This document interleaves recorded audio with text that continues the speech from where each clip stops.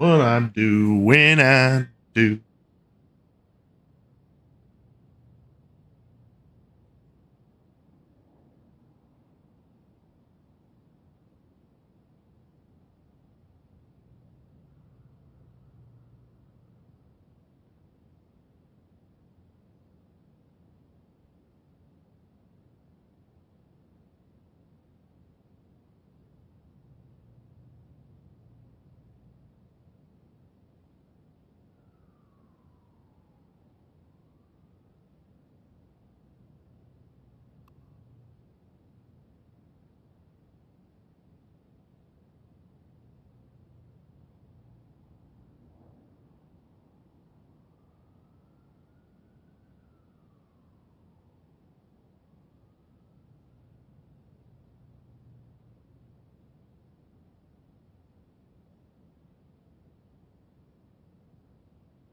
When I do,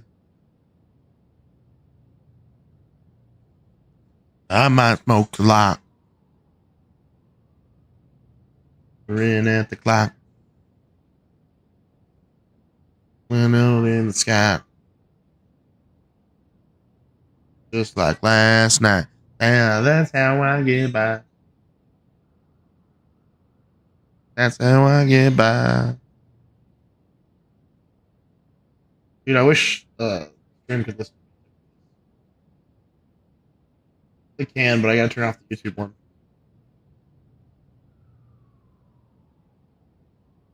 Not really.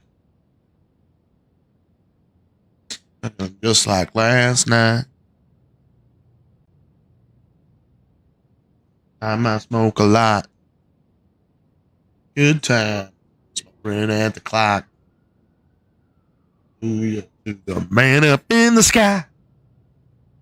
The morning looking just like last night. Yeah, that's how I get by. That's how I get by.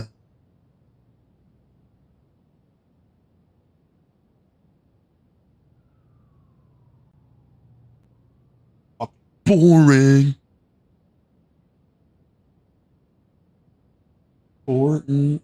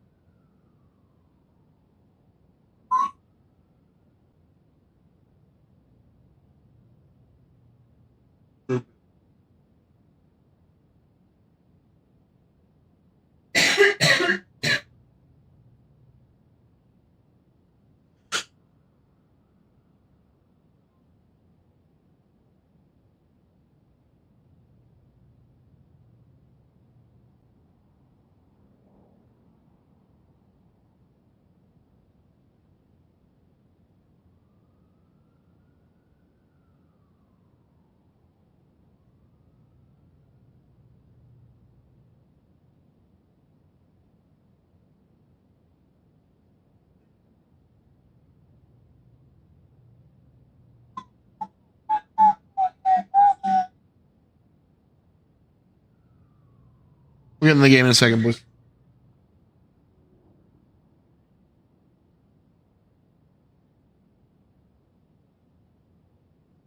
Today. He said today.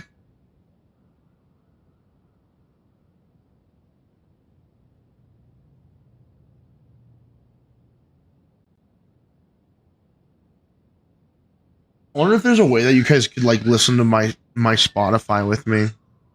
I should look that up.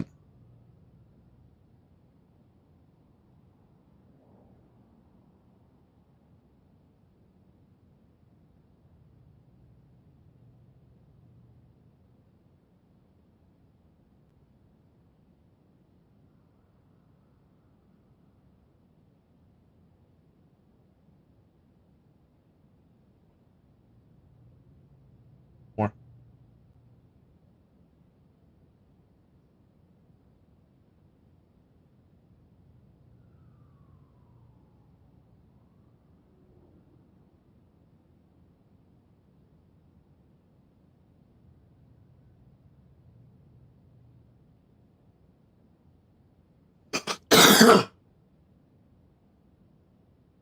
Back to what we had. Don't get high like we used to. Get away. Brand new. Or been the same. Back to what we had. Yeah. Yo, what's up? Real Tal. Dude, we're gonna watch your video tonight. Like we used to.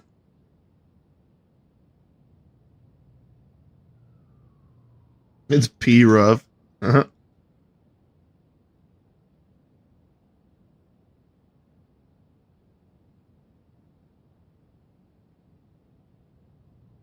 Go back to what we had.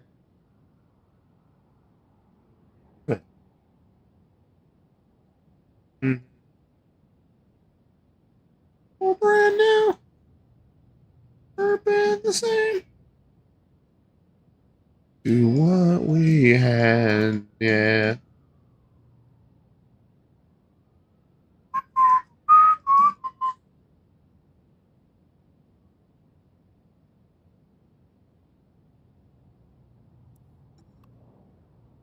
We don't get high like we used to. Is my audio coming through too loud? Am I peaking?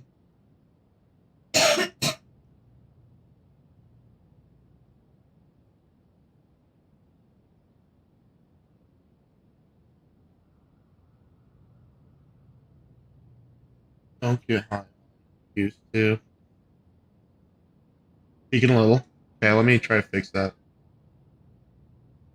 All right. Hopefully that's a little better. Right there's. That should be perfect. Hopefully it's not peaking too bad. There we go. That should be just about right.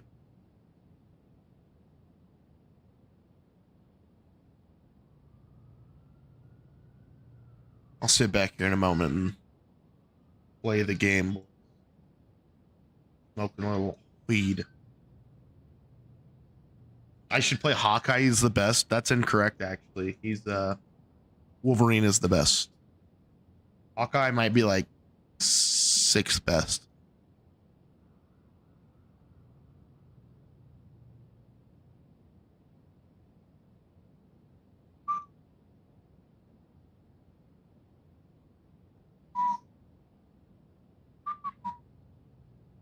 We're gonna see. Hopefully the game even runs.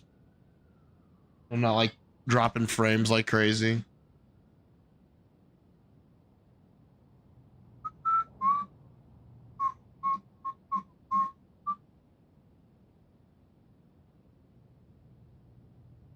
Dude, I got the good Iron Man skin, dude. So sick.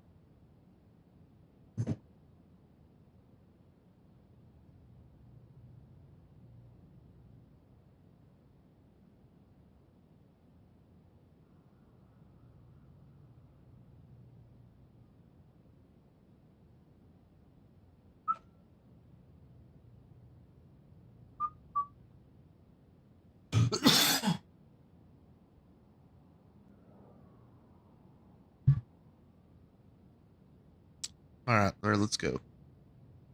Play some games. Get out of silver.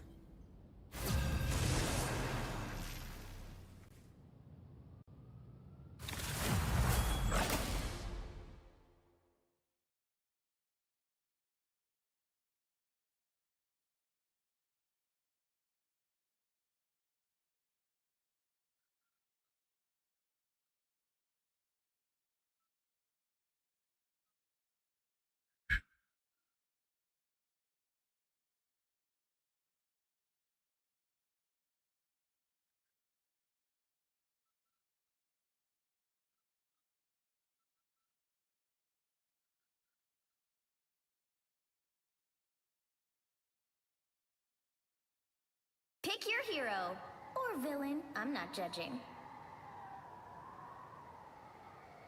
Man, that bong dong. Hate that motherfucker.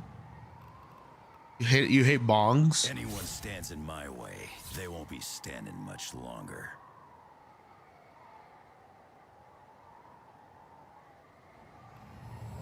I'll just show you my Iron Man skin. Oh, look at this tasty Iron Man skin, dude. Oh man.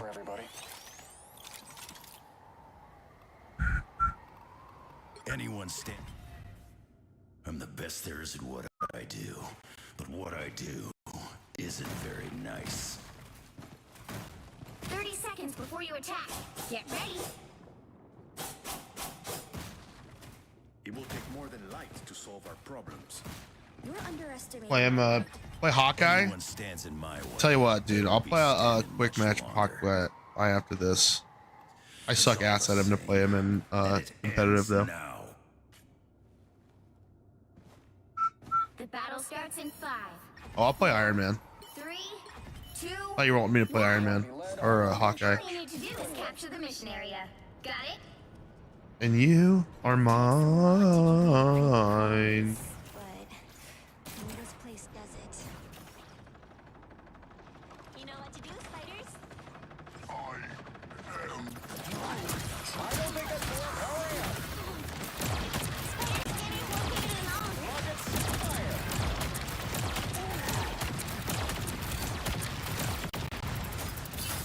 Looks like the mission area is yours to capture now.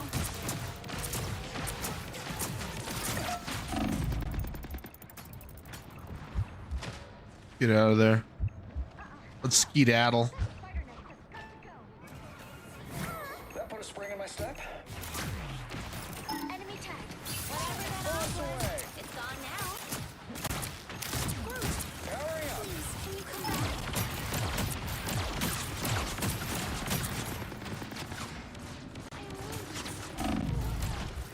Capture the mission area. Good again.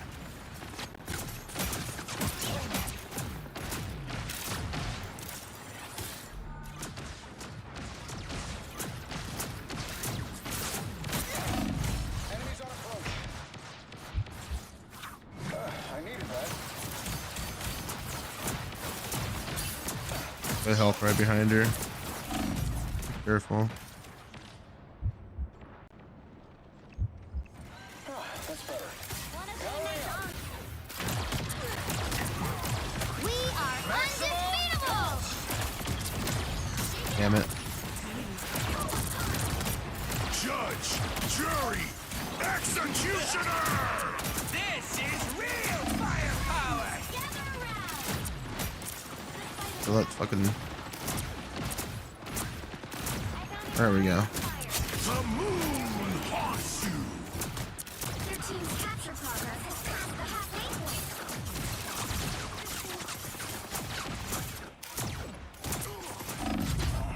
Shit. Whoever they are, they don't look friendly. Iron Man, operational Yo, again. regroup and push in as a team. Y'all heard?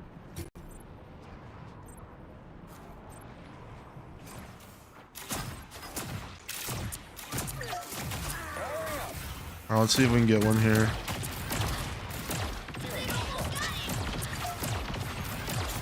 Bombs away. Arachnophobia time. We are Dude, Iron Man's good, but him with Hulk's gamma ray is just on another level of good. Damn it, man. That, bro.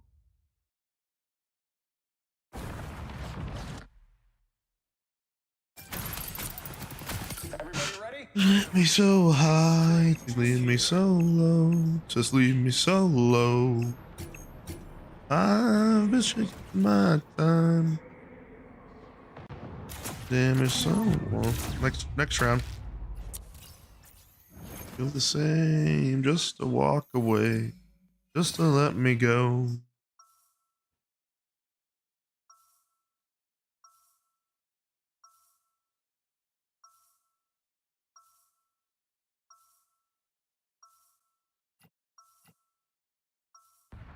We got 3 tanks. That's a good question why we have three tanks. I won't shy away from a fight, but I'd rather be in the lab. 30 seconds before you Let's attack. see. Get ready. We swap it now. Your idealism refreshes a battered old soul. Doctor Strange, wow. Astral projection makes me feel old. Whoa. Wait, who the hell is that? I never wanted to be Iron Man, but it worked out for everybody. The battle starts in This 5, character right here. 4, 3, Huh? 2, 1. All you need to do is capture the mission area. Got it? The occult Oh no, here forces she of the is. world are many, and they grow stronger.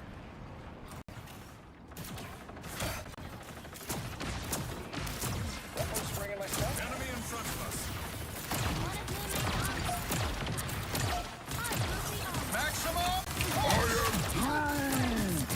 Nobody hang with the pulse cannon. The mission area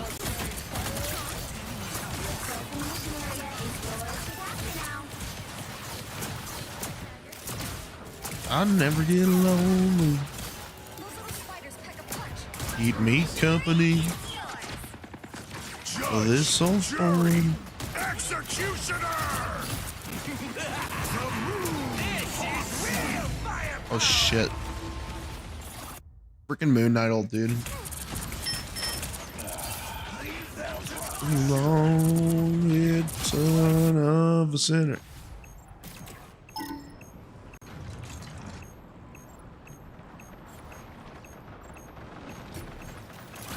Powering up.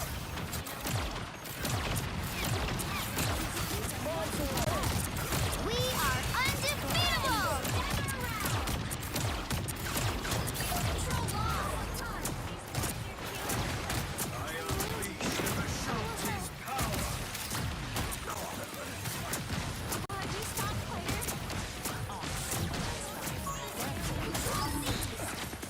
Bro, they be talking on the right of us, bruh. I can't be a healer attacking her. To the right of y'all. I needed that. Last time. Alright, let's kill some people here.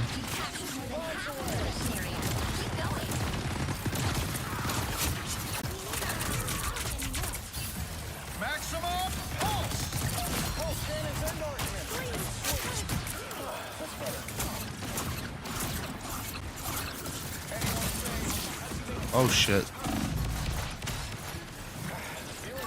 Not me to do that. Write these songs. Judge, jury, executioner! Fury is almost yours! This is real firepower! Shoot. Dude, Punisher's ult, when you're playing Iron Man, you just get absolutely melted. Look at this. Tap. Huh? I didn't. I rezzed. It took away. The moon haunts you!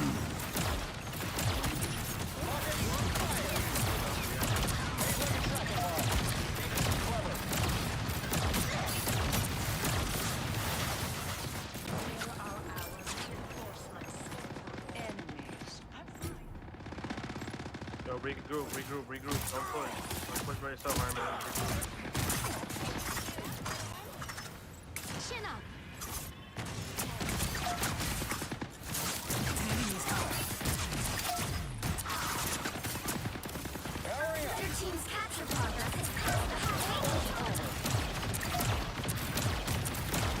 Hey, this could be big.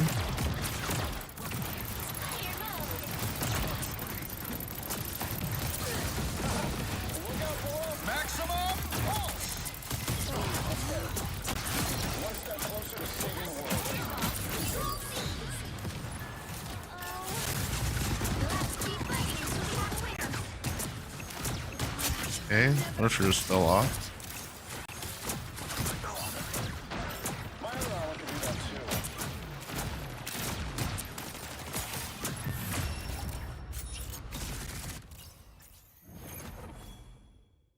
Let's go, dude. We got that one. That team was way better.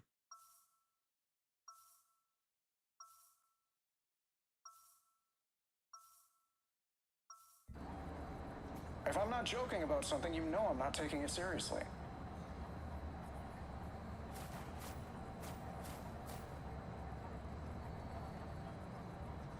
Seconds before you attack.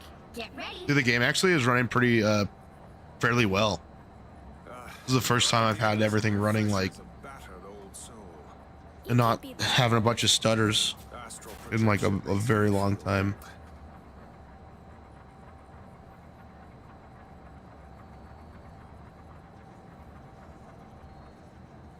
The battle starts in 5, 4, 3, 2, 1. All you need to do is capture the mission area.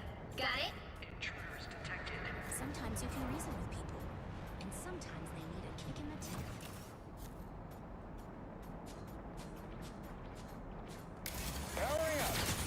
Yeah, right now. 50 seconds, I might die. Judge, jury, executioner!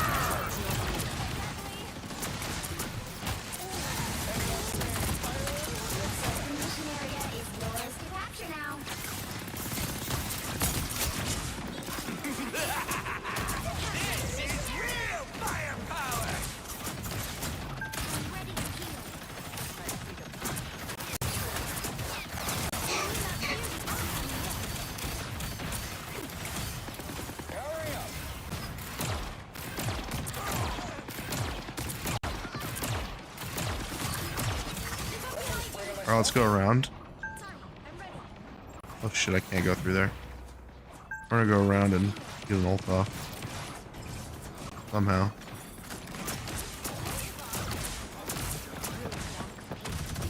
The moon haunts you! Alright. Full power. Let's go. Enemies on approach.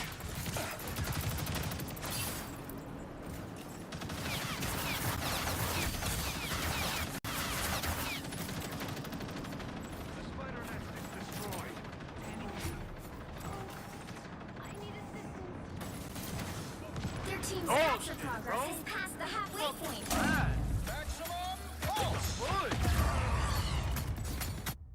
The hell just happened to me?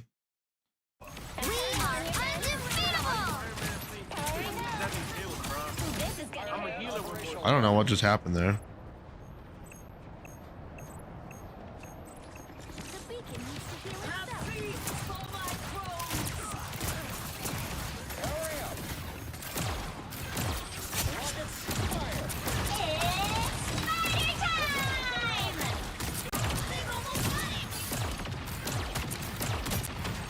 Where's that nest? This is real firepower!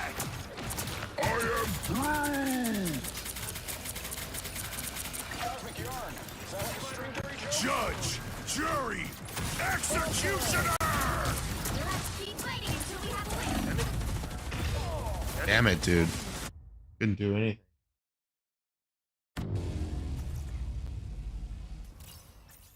That niggas gotta go fucking kill yourselves. Fucking dirt. Useless. Waste of fucking life. Really good. Suck my dick, nigga, you're trash. That question mark. Well, you can't expect to win them all.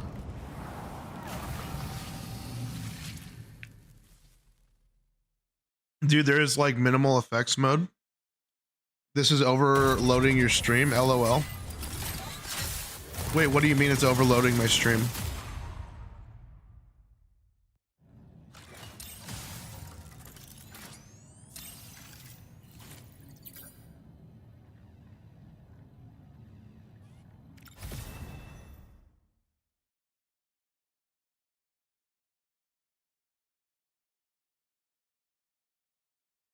Like as soon as there becomes too much going on, the frame rate takes a hit, massive hit. The stream itself or like the gameplay?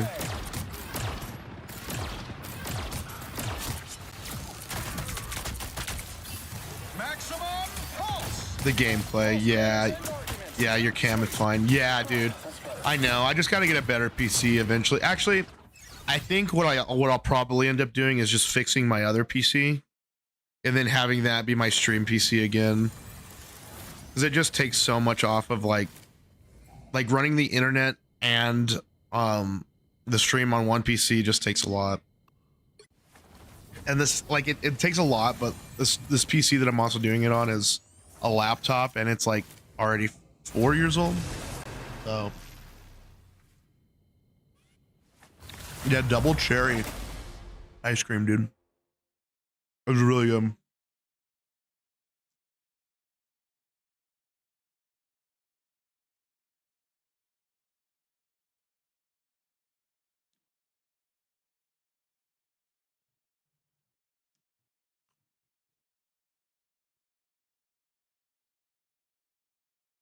Yeah, dude. It's very good. We have this place here in town called Calichi's. And they make like a frozen vanilla and chocolate custard. And Could make all the then they make like concretes and shit out of it. They call them Calichi's here though. And because Calichi's is like a hard dirt, just like concrete. But they're super fucking good.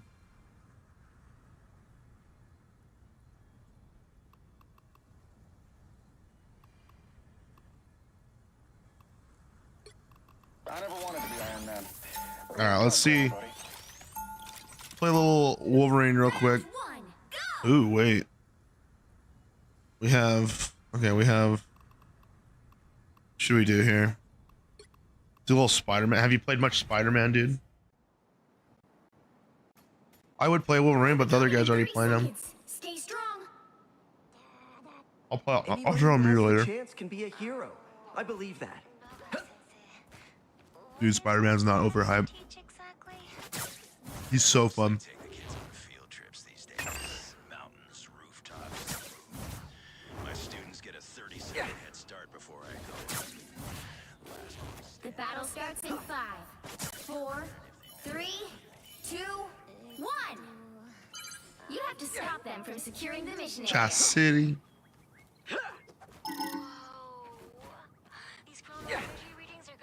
All right, let's see if I can show you a little decent Spider-Man gameplay here.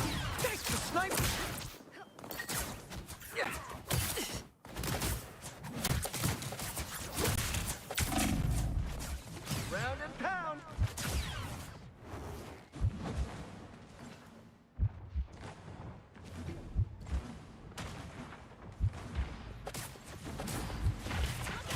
Shit. I didn't see her there. How did she see me?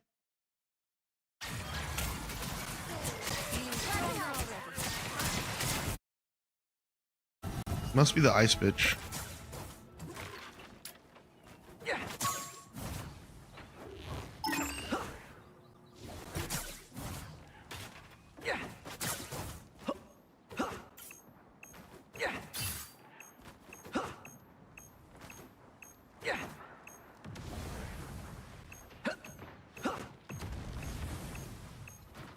Us against the world.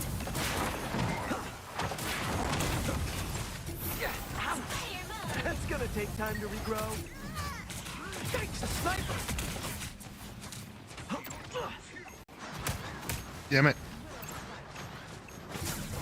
I didn't get used to the frame difference.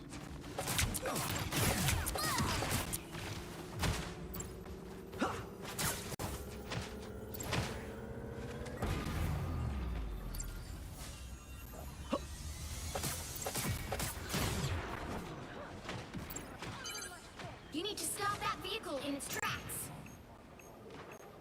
Co-op time. See what I can do here. Oh yeah, I forget it doesn't come through here.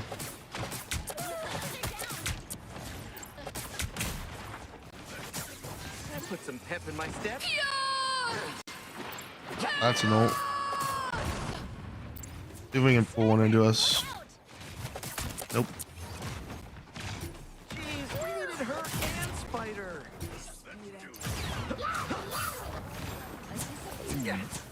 Oh, that was a big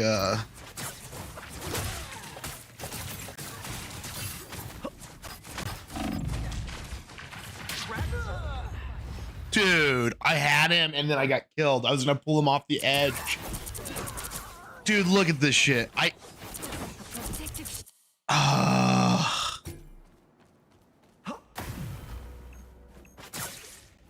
Dude, I was almost almost close to showing you something cool on Spider-Man.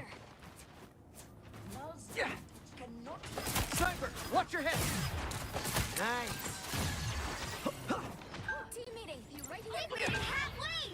Stop them. Better stop that. Fuck. I'll be honest, Iron Man's pretty hard to play without 60 FPS. Iron Man's probably gonna be the easiest for me to play on stream. There's still a chance to stop them.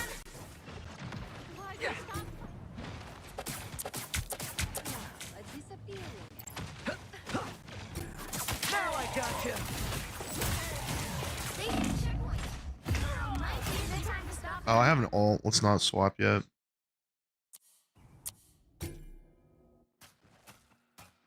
Doesn't say it a dollar I'm not a bits. vengeful person, but today I'll make an exception. Baby, but the ground. Thank you.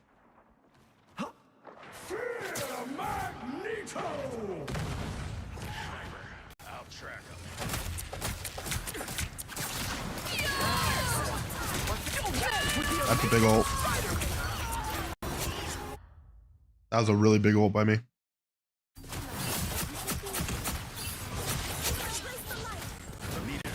Now I've got something to prove. This baby, let's make a red tonight. And shooting star. What's in what's in our heart. You stop them in their tracks. For everybody. Get on the ledge. Who's hey, little is heaven, baby. Just living on the edge. Loving me. Oh, Take cover. you. We got a sniper. They love of you. Ready to punch. Ooh.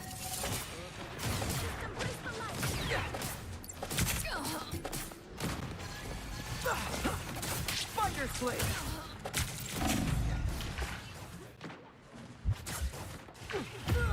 Ah, bullshit. You see how close I got to that health pack? Coming at you. Nothing, we got nothing to This lose. time. It's now or never. Ain't always heaven, baby. This living on the edge. Living me in the old view. It's a hell of a view.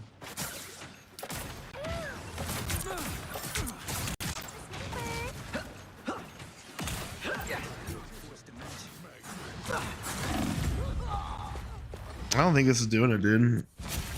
We need more damage. Just go full melee. Us against the world.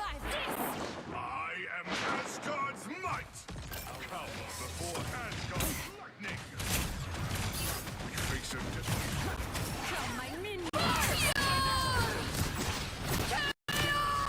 Oh, Jesus.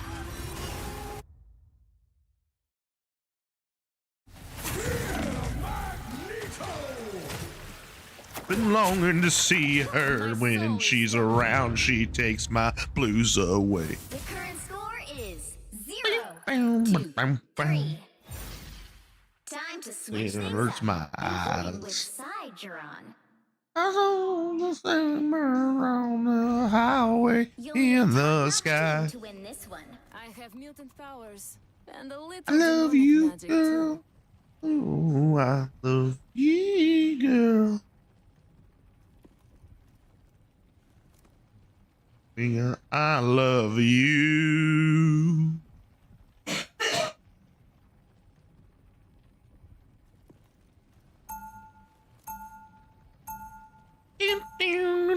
2, go! I'm in the round to make back my piece of my. What? Who should I? You know what? Maybe. Once an Avenger. Honestly, 30 seconds before you attack. Get Callie, man, with this team, I set my soul free I like think I a. was chosen to do some good. Hawkeye might be good. Wish this bitch wasn't playing my my Wolverine. Guy's playing my Wolverine. Bitch, The battle starts in 5, take 4, me away. 3, 2, 1. Forget, securing the mission area is your top priority. I cannot let Doom do any more damage to the weapon. Punch in the hole.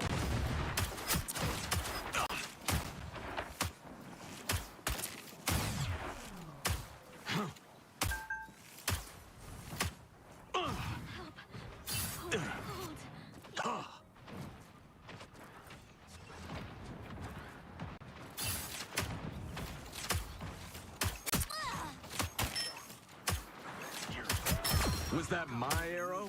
That's a dead.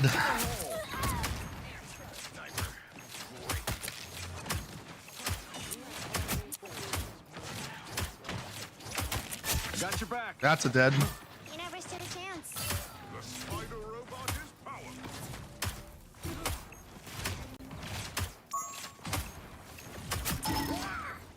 Ronin Ooh, beats that's a Sniper. dead. That's a dead. Just what the doctor ordered.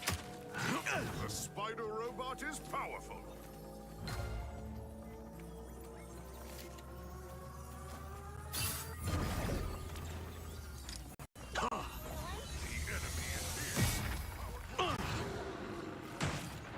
Oh shit, Iron Man's almost dead. Destination.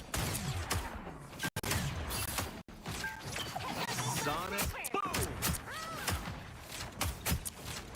I'm trying to help. I am too good at this. I never miss. I see you, sniper. Happy to pitch in. I'm a Oh, better sniper did you than see that sniper. shit, dude? Oh,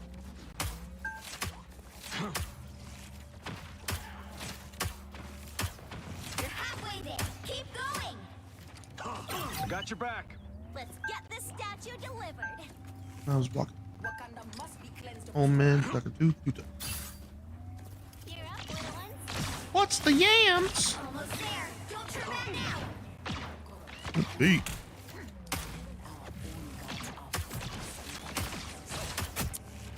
Us against the world. Just what the doctor ordered. Oh shit. Sonic boom. I got your back.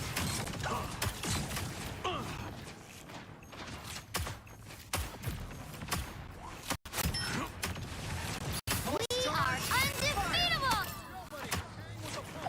Nowhere to hide. Was that my arrow? I got your back. Pink tutor. Checkpoint. Keep up the momentum.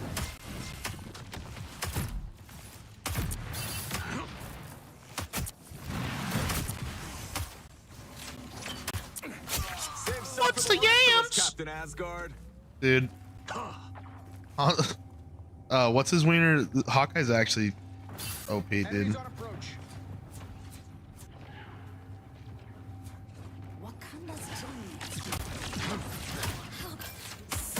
Was that my Oh! arrow? That's it. Don't let anything stand in your way. New lusts. One ancient panther totem coming right up. King tutor.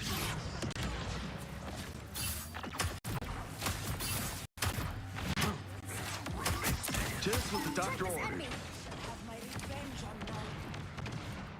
So close. Here's your big chance. Maximum pulse. Sonic boom. Fire mode.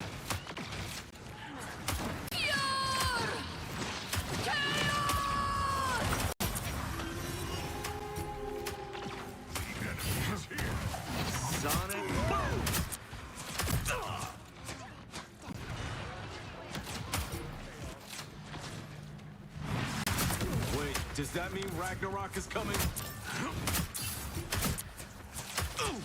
T'Challa does not want to be kept waiting, people. Just what the doctor said. I never miss. What?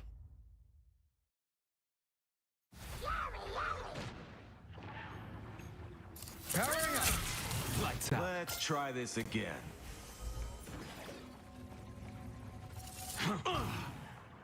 Hey, what the fuck? Pulse charge, fire!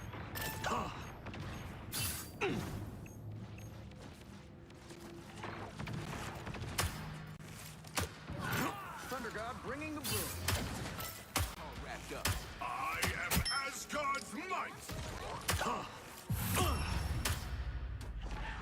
The current score is 3-2-3. Time to switch things up, including which side you're on. Oh, jeez. Kaylee's playing Vehicle! The right Mario heroes can Kart make and trying to all get the all the difference. stars. Once an Avenger, always an Avenger.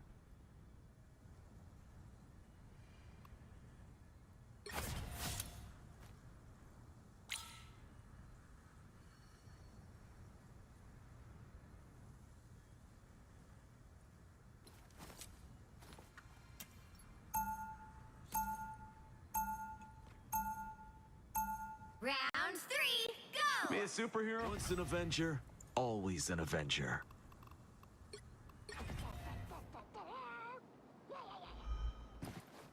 Been doing this a long time. Ain't about to stop now. They'll be coming in 30 seconds. Stay strong. Logan Sensei, what is it that you teach exactly? Mostly take the kids on field trips these days. Mountains, rooftops, the moon. My students get a 30-second head start before I go on. Last one The standing battle gets starts an in A. 5, Extra 4, credit if they manage 3, to hurt me. 2, 1. You have to stop them from securing the mission area. Good job, Somebody tell me this isn't some kid's birthday party again. Got eyes on some fogies. Let's do this. About time I started healing.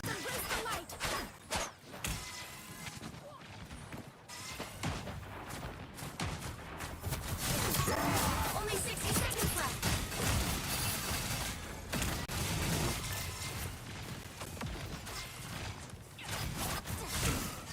Please, we're hurt.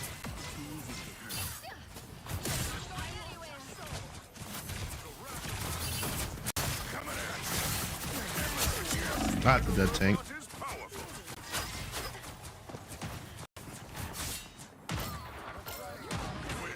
We are in the sights of a sniper. Down to 30 seconds. Stand fast. We have nearly won.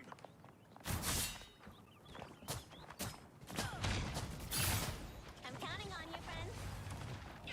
Whoever they are, they don't look friendly. Pulse charge, fire!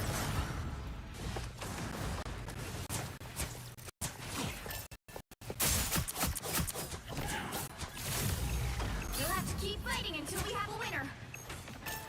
Friday got that on video. Against the world. Turn around, they're on your backs.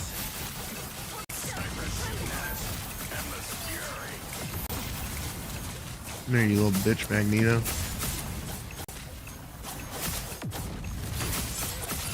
Is that ours? Yeah. Ex-sniper, GG. The current score is 3-2-3.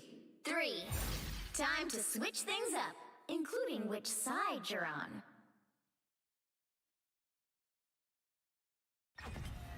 You'll need a top-notch team to win this one. Anyone stands in my way, they won't be standing much longer. Oh.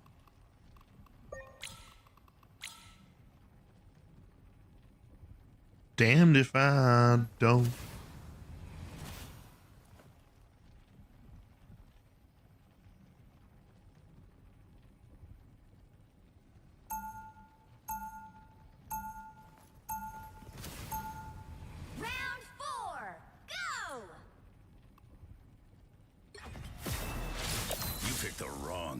drag All me right, into Holt. this mess, bub. Throw my ass. 30 seconds before you attack. Get ready. Give me a boost! What is shark thing with feet? Ha! Hulk likes shark thing.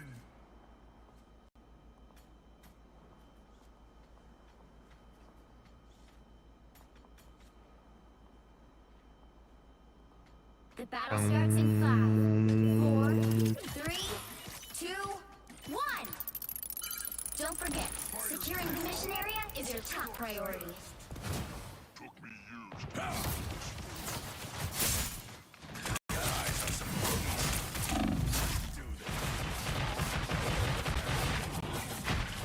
Ain't over yet. Health boost.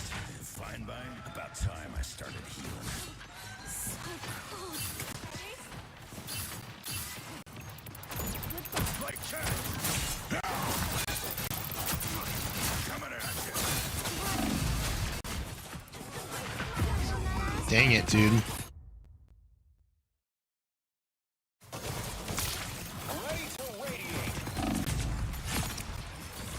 Like a bad penny, I just keep coming back.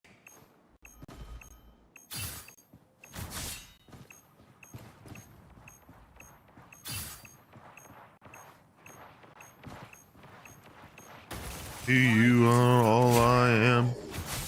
I'm supposed to go. Oh my god, I'm gonna die again.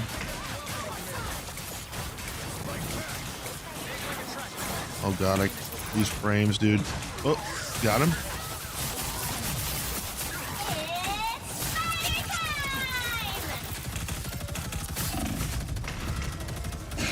Fuck.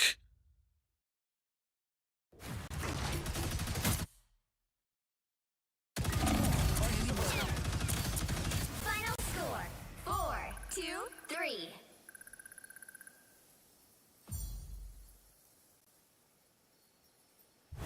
Another epic victory. You mean am I winning competitive? Yes. That's what I'm.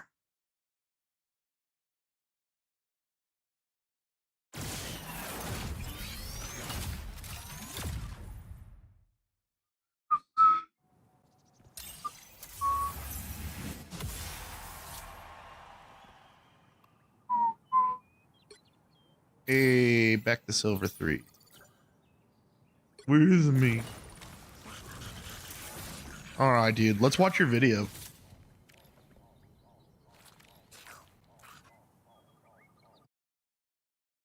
Let me put this over here. Pop, pop. There we go.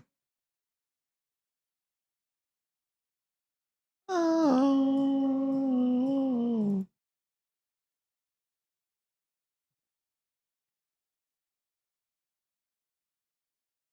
Oh, wait, I should probably get it from Discord.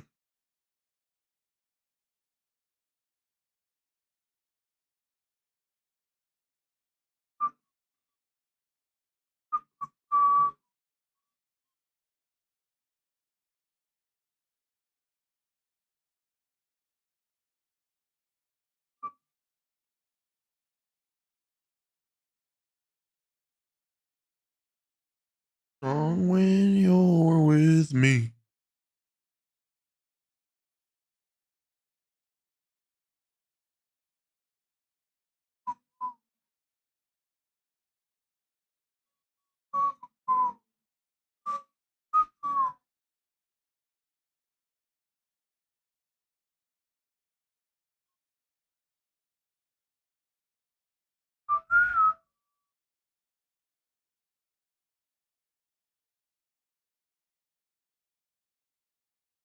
Wait, where are our messages on Discord?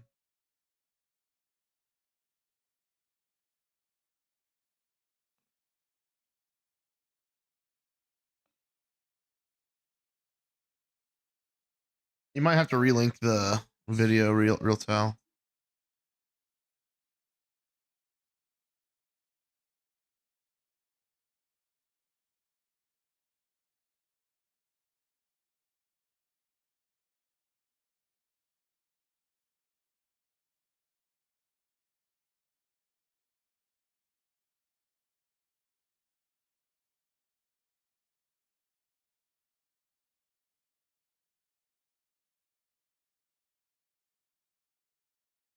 Oh, got the guy when I need a favor. And God, I need a favor.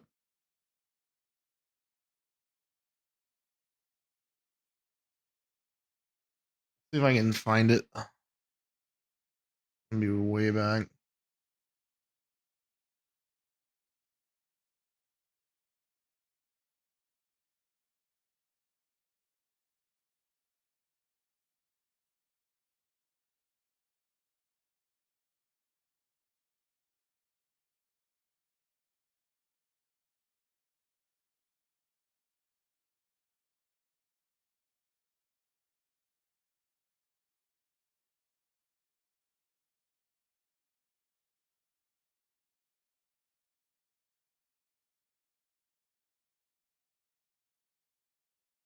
There we go. All right, let's watch this shit. So this YouTuber might look normal right when you first look at him, but he's not. Okay. I can't believe I'm saying this, but I actually feel bad for this guy. Everybody knows me as the YouTuber who hates on YouTubers, and I'm always hateful, and I always just make fun of people, and I'm so rude, blah, blah, blah. But I actually Wait, who is this feel guy? bad for somebody. What's his name? All the way back DJ on May Loves 30th, Turbo. 2023, this guy right here uploaded his first ever YouTube video. The video says, drinking soy sauce until I get a girlfriend. Day 1. In the thumbnail, we can see a guy in a pretty messy room, and when we click on the video, we can see that he doesn't say anything at all. He grabs a bottle of soy sauce. So for context, for anybody that's watching this after the fact, this Real Tal is a YouTuber and a chatter in my chat that I hang out with all the time. And this guy with over 1 million subscribers made a video about his content, and so let's watch it. He pours it into this little cup, and then he drinks it. We can all agree that that's a pretty weird video, right? Why are you drinking soy sauce? What? The very next day, he uploaded another video, drinking soy sauce until I get a girlfriend, day number 2. In this video, we can see this guy in the same room. Everything seems the same, but he's wearing a different shirt. He goes ahead and he grabs this bottle of soy sauce that he had yesterday, and he pours it into the same cup, and then he drinks it. Once again, he doesn't say anything at all. There's no words, no nothing. He just looks at the camera, drinks it, and then ends the video. After he posted this second video of him just drinking soy sauce, not saying anything to the camera, people started to wonder if he's doing this as a joke. I mean, he seems like a normal, like, 25-year-old guy that you just see at Walmart and wouldn't think anything about. That's what people thought. People thought that this guy was just joking around, but as you're gonna see, this guy's probably 30 and he looks like he's 17, so. Once the next day came around, he posted another video. This one says, drinking soy sauce until I can get a girlfriend, day number 3. Everything about this video seems pretty normal. It's just him drinking soy sauce again, but he's wearing the same shirt as yesterday. Now, it depends on who you ask, but wearing the same shirt back-to-back days is not. By the way, what the fuck is this? People wear the same shirt all the time, 2 or 3 days in a row.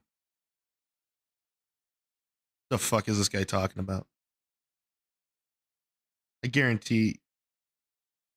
Let's see what he's wearing twice. This guy actually probably isn't wearing stuff twice.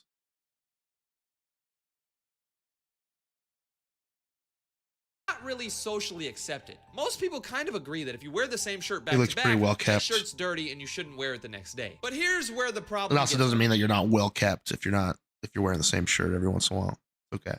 worse. He didn't just wear it 2 times in a row. He wore it again. On day number 4, he made another video wearing the same shirt. Number 4, that's in okay. this video, once again, he's just drinking soy sauce, Day 4, not saying anything at all. I've been there. But he's wearing the same shirt again. That was 3 days in a row of him wearing the same shirt. When day 5 came around, he was wearing the same shirt. When day 6 came around, guess what? He's wearing the same shirt. When day 7 came around, he was wearing the same shirt. That's 5 days in a row where he's wearing the same shirt. Now, a lot of people just assumed that this guy was just recording videos back to back to back to back and then saying day 3, day 4, day 5. But in reality, he just did it over and over and over again. But no, he didn't. Because if you take a look at his bed on day number 2, you can see that his bed sheets are like this. But then on day number 3, his bed sheets are different. On day number 4, his bed sheets are different. On day number 5, they're different. On day number 6, they're different. Also, if you take a look at his hair, the way that his hair is like mixed around, his hair's different in every single video, which makes me believe that these are actually different days. This guy actually went 5 days in a row wearing the same shirt. Now, Now, I Okay, well normally here. wouldn't Okay, here's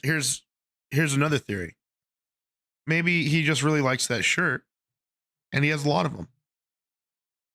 this up because sometimes SpongeBob people stuff. aren't as privileged as other people. Some people have 100 different shirts. Some people only have 5 or 6. So maybe they have to wear the same shirt over and over. But 5 days in a row is crazy. It's even more crazy considering that this guy's trying to get a girlfriend. This guy would go on drinking soy sauce for another week. He did day 8, day 9, day 10, day 11, Oh, the same day shirt 12, thing day is not 13, gonna day get you a 14. girlfriend. But then on day 15, something happened to this guy. worry Instead of about just that. staring at the camera, drinking the soy sauce, and then just staring, he decided to do this. What the fuck? What is wrong with... After day 15, this guy started to get a lot weirder. For the next 30 days, this guy uploaded 30 videos in a row of him drinking soy sauce until he got a girlfriend. Video after video after video. They were all pretty much the same. He would sit there, stare at the camera, drink the soy sauce, Different shirts. and then end the video. Then when the next day would come around, he'd do the same thing. On day 45, Maybe he was on Christmas break or something. changed. Right when you click on the video, you notice that this guy got a haircut. Now, if we compare what he looks like now Wait, when to was when he this? looks on the video, you know do the same thing. On day 45, something changed. Right when you click on the video, you notice that this guy got a haircut. Now, if we compare what he looks like now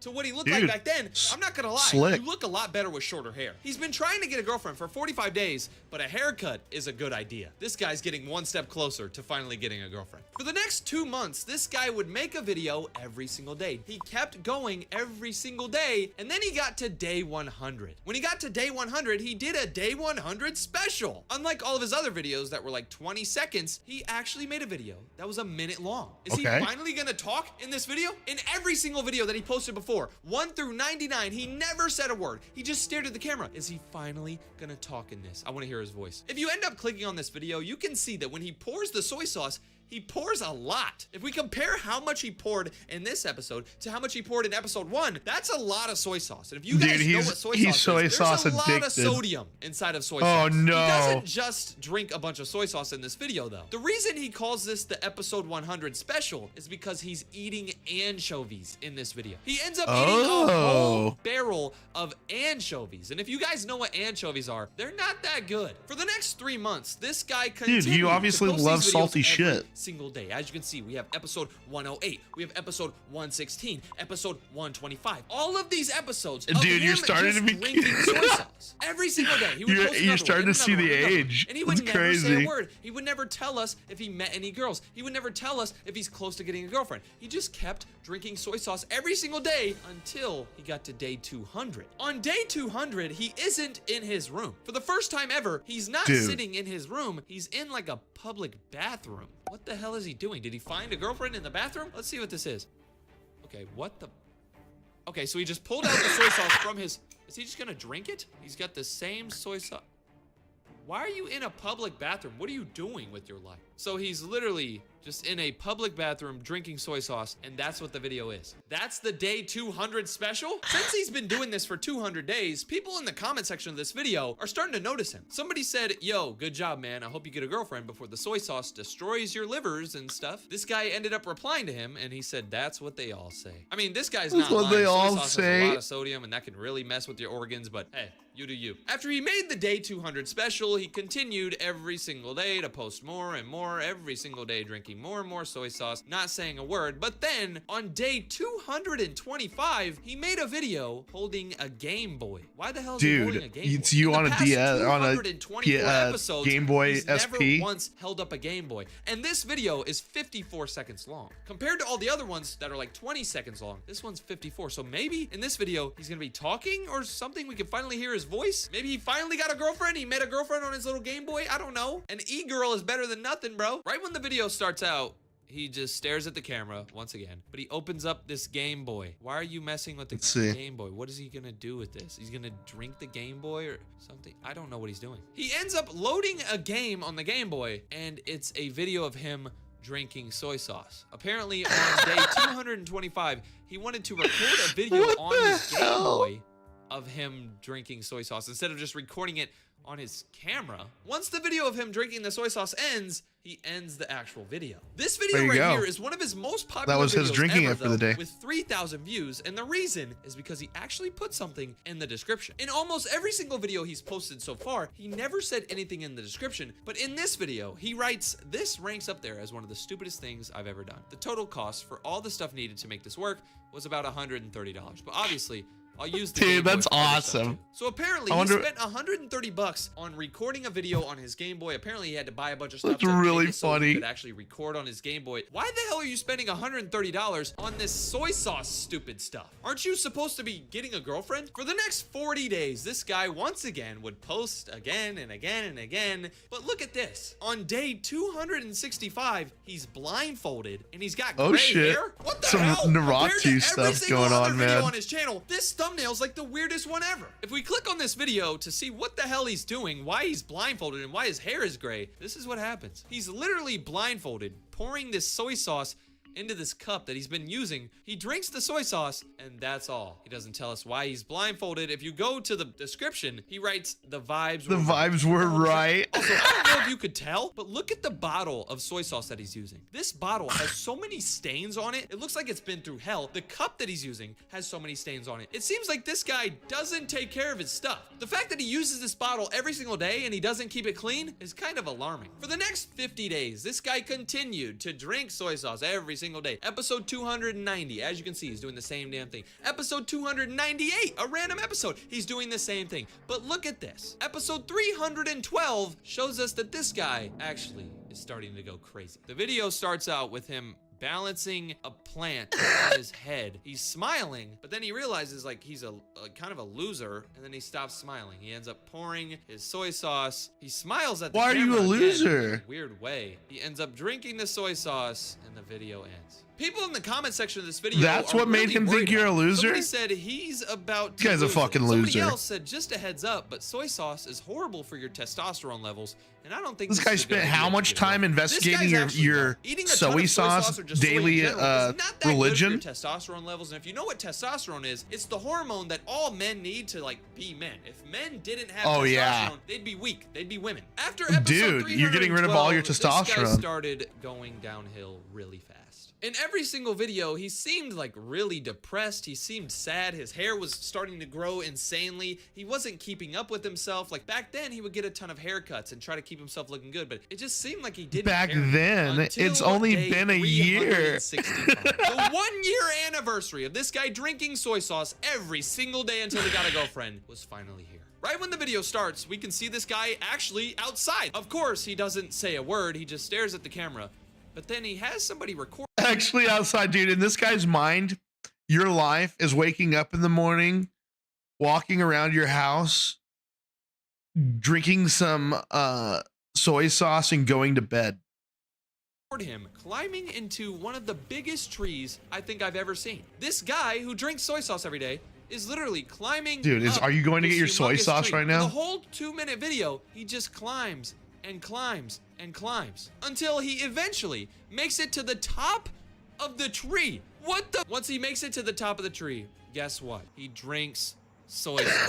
What are you doing with your life? After this 1 year mark of him making these videos, this is where he really actually, like, for sure started to go downhill, because in the next 100 videos, we can slowly see this guy decline. His hair is getting longer and You're not as, declining, dude. nice. His facial expressions are dwindling. He just doesn't seem No, all the way how are you there. gonna get a Almost girlfriend like 100 days this? after the 1 year anniversary, he uploaded this. On day 452, he uploads a video of him holding a bunch of stuffed animals.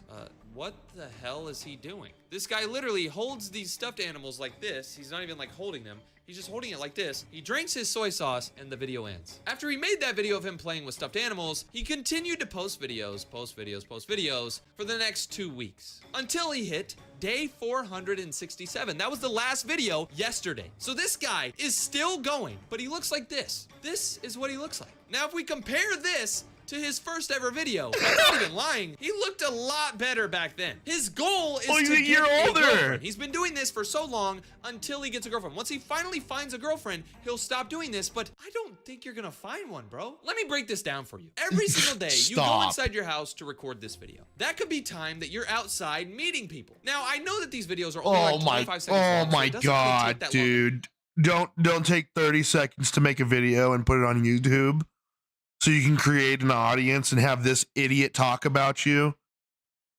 Don't take that 30 seconds out of the day, dude. Don't farm idiots. Don't do that. Go get a girlfriend, dude. To make, you could literally go home, make the video, and then go hang out and meet people and try to meet a new girlfriend. But I don't feel like you're doing this. Just by looking at you, you seem to have kind of pale skin, and you know what pale skin means. It means you don't go outside. You also haven't gotten a haircut in a very long time, it seems like. It seems like your hair is extremely long. So that also kind of tells me you're not taking care of yourself. In a lot of these recent videos too, Dude, is this guy racist? He just called you pale? Is he calling you white?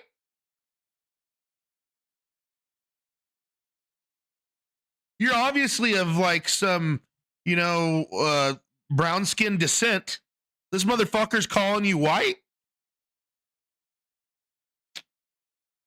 your drawers are all open and dislodged, and there's clothes everywhere, and it just seems like you're not even keeping up with your room. You got food on the ground, you got a bunch of stuff on your dresser, your lamp is literally leaning at a 45-degree angle. It just seems like you're not taking Dude, this care is of a yourself, modern bro. day Now, I'm man. not gonna sit here and act like my room's completely clean, because I mean, I got stuff on the floor right now. You see this right here? This is my old mouse pad. When I got a new mouse pad, I literally just dropped it on the floor. I'm not a super perfect person, but it's obvious that you're not taking care of yourself. Think about this, bro. What if you actually did meet a girlfriend? What if you met somebody who really liked you? Dude, then you'd you get her to told clean your about room. this channel. Oh, hey, I've been drinking soy sauce every single day for the past Obviously. 467 days. Yeah, that's a year and a half, bro. Any girl would leave you. I honestly don't even think this guy will get a girlfriend, because take Dude, a look at this. trust me, this guy doesn't have any. This guy may get girlfriends. This guy, if he ever gets married, this guy's wife is going to leave him. I don't want to put that on him, but imagine waking up to this guy's face every day and realizing that you have to talk to him and interact with him. Look at his face. Look at his face. You want to be friends with that person? Disgusting. Has a YouTube short. The title of this short says Jeff's Love Note, and if we read the video, it says, "Praise the Lord, he shall be your only solace. You know I would slobber over anything for you." I don't know what he's talking about, but I think this is his love note that he's making for the girl that he meets. If you go to the comment section, you can see people saying, "What happened? Like, what is this? Is this your love note? what Like, happened? what is this?" Somebody was just so confused. See people, your only solace. Jeff's Love Note, and if we read the video, it says, "Praise the Lord, he shall be your only solace. You know I would slobber over anything for you." I don't know what he's talking about, but I think this is his love note that he's making for the girl that he meets. If you go to the comment section, you can see people saying, "What happened? Like, what is this? Is this your love note? Like, what is this?" Somebody was just so confused, and look at what he replied. He said, "Don't ask." And sometimes when people say that they want you to ask, don't ask. This guy's getting butthurt that somebody asked him what this is. So he's not only beating himself up by drinking soy sauce every single day, not taking care of himself, Beating not taking care of his himself room, up, dude. He's also not in a good spot mentally. If somebody asks you what's wrong and you're like, "Don't ask. Sometimes you shouldn't ask people," you're just being a baby. If you go to this guy's community tab, you can see more proof that there's just something wrong with him. 4 months. Dude, I should ask this guy what's wrong with him, why he wakes up and decides that he needs to put on this diamond necklace and go and record videos criticizing people just having a good time. Well, why is that? Not only beating himself up by drinking soy sauce every single day, not taking care of himself, not taking care of his room, but he's also not in a good spot mentally. If somebody asks you what's wrong and you're like, "Don't ask. Sometimes you shouldn't ask people," you're just being a baby. If you go to this guy's community tab, you can see more proof that there's just something wrong with him. 4 months ago, he posted something that says, "Time passes you by and it feels like I'm just straining it through my teeth like a baleen whale catching Little memories and nuggets of thought along the way. Too young to have time to be going this fast. It feels like a cast of molten cheese all around me, and I can only see little gaps through when it drips, and those become my memories. I can't even choose what I remember. What is he talking about? This one right here is really bad. 5 months ago, he posted this extremely long essay. I'm not gonna read all this, but you only have to read the first 2 lines to realize that this guy's kind of cuckoo. Bro, I'm trying to trace the path of my thoughts back to what I was originally thinking, but it's like paper cuts on my brain. Every thought is a hydra. It escapes and replaces itself twice over. I try to get back, but it's lost. What is he talking about? Later on in this seems essay, really, he starts talking about well omelets. read. He starts talking about a 4D brain. He even starts talking about a packet of Splenda. You know what that is? It's sweetener. It's like the sweetener stuff you put in your drink. What does an omelet have to do with Splenda? How does a 4D brain have to do anything with these Splenda? cuts This are guy crazy. needs The some fish serious islands. help. If you want to find a girlfriend, bro, go outside, do things that you enjoy, do things that make yourself better. Even if you don't like doing those things, you just got to do those things. Sometimes I don't like going to the gym to work out, but I do it because I know it's good for me. Sometimes I don't like cleaning up my room. You guys might agree, but when you do it, you feel so good. You guys can probably agree with me on this. Sometimes you don't want to clean your room, but when you do clean your room, you feel so good after. You feel like a beast. If you want to get a girlfriend, you got to be a better version of yourself. That's all. Also, You just clean your saying, room. if I Just met listen a to girl Jordan and she Peterson. told me that she's been drinking soy sauce for 400 Clean your days room, straight, you'll get a and she's been girlfriend. waiting to meet me, I'd never talk to her again. This is weird.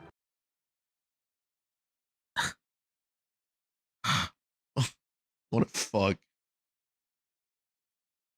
Let's see. DJ loves Turbo.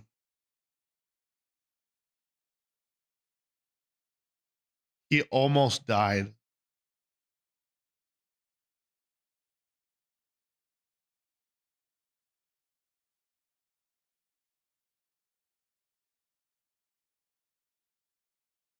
Jesus, man.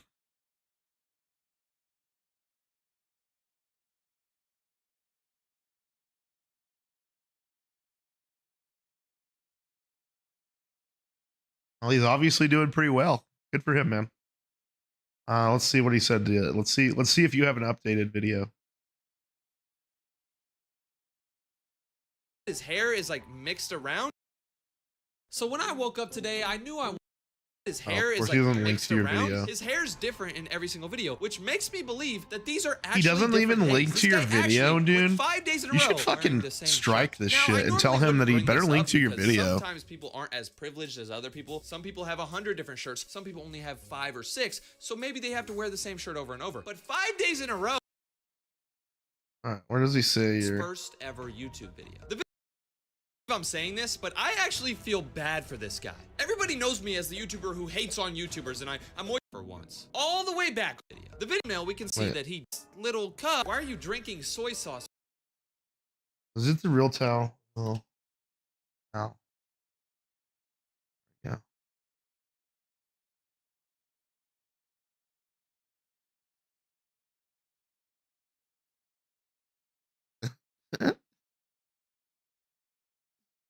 So this video came out when? Let's see when this video came out.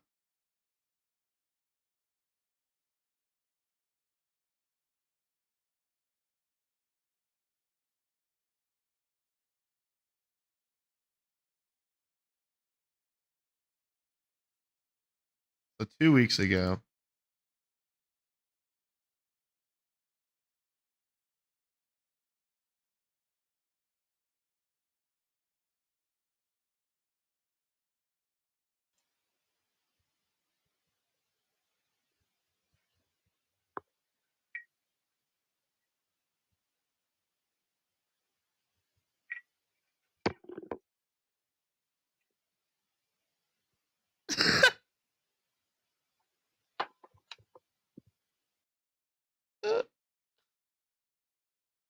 See the newest one.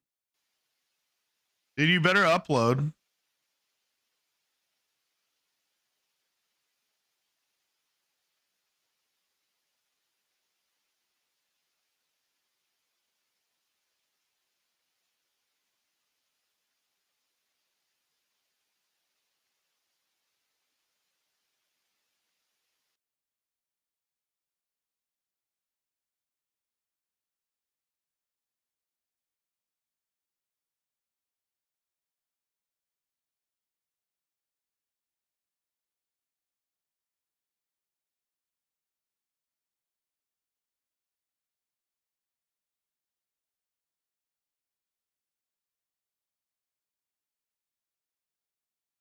All right, let's Oh go see my what's going on god, with it's this the Valve year stuff. of the Linux desktop.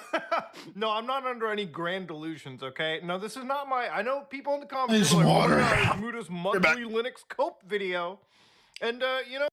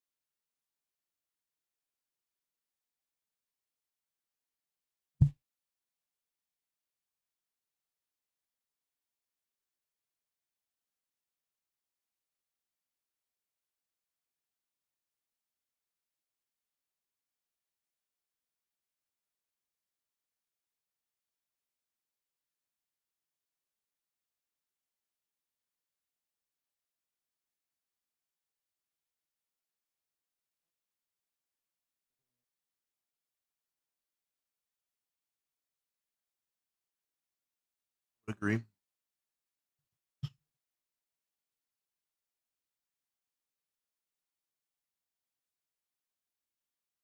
Oh my god, it's the year of the Linux desktop. No, I'm not under any grand delusions, okay? No, this is not my... I know people in the comments are gonna be like, oh my god, it's Muda's monthly Linux cope video. And, you know, yeah, you can write that in the comment section. And you know what? I'm not going to be offended because, you know, honestly, I like sipping on a good cup of Hand me the opium stuff. every once in a while when I talk about Linux. Now, when it comes to things like computer operating systems, I have been a real big complainer of Windows, as have plenty of other channels, okay? I think in the last few years, Microsoft and their push for artificial intelligence and just constantly bloating their operating system to the point where it resembles something out of the Sonic Inflation series is a bit insane, okay? And yes, I did in fact play Sonic Inflation on my channel. You should go check those videos out. It is in fact a very traumatizing experience. And speaking of trauma, it was obviously pretty traumatic for Assassin's Creed players to one day wake up after a Windows update and realize, whoa, their game was non-functional.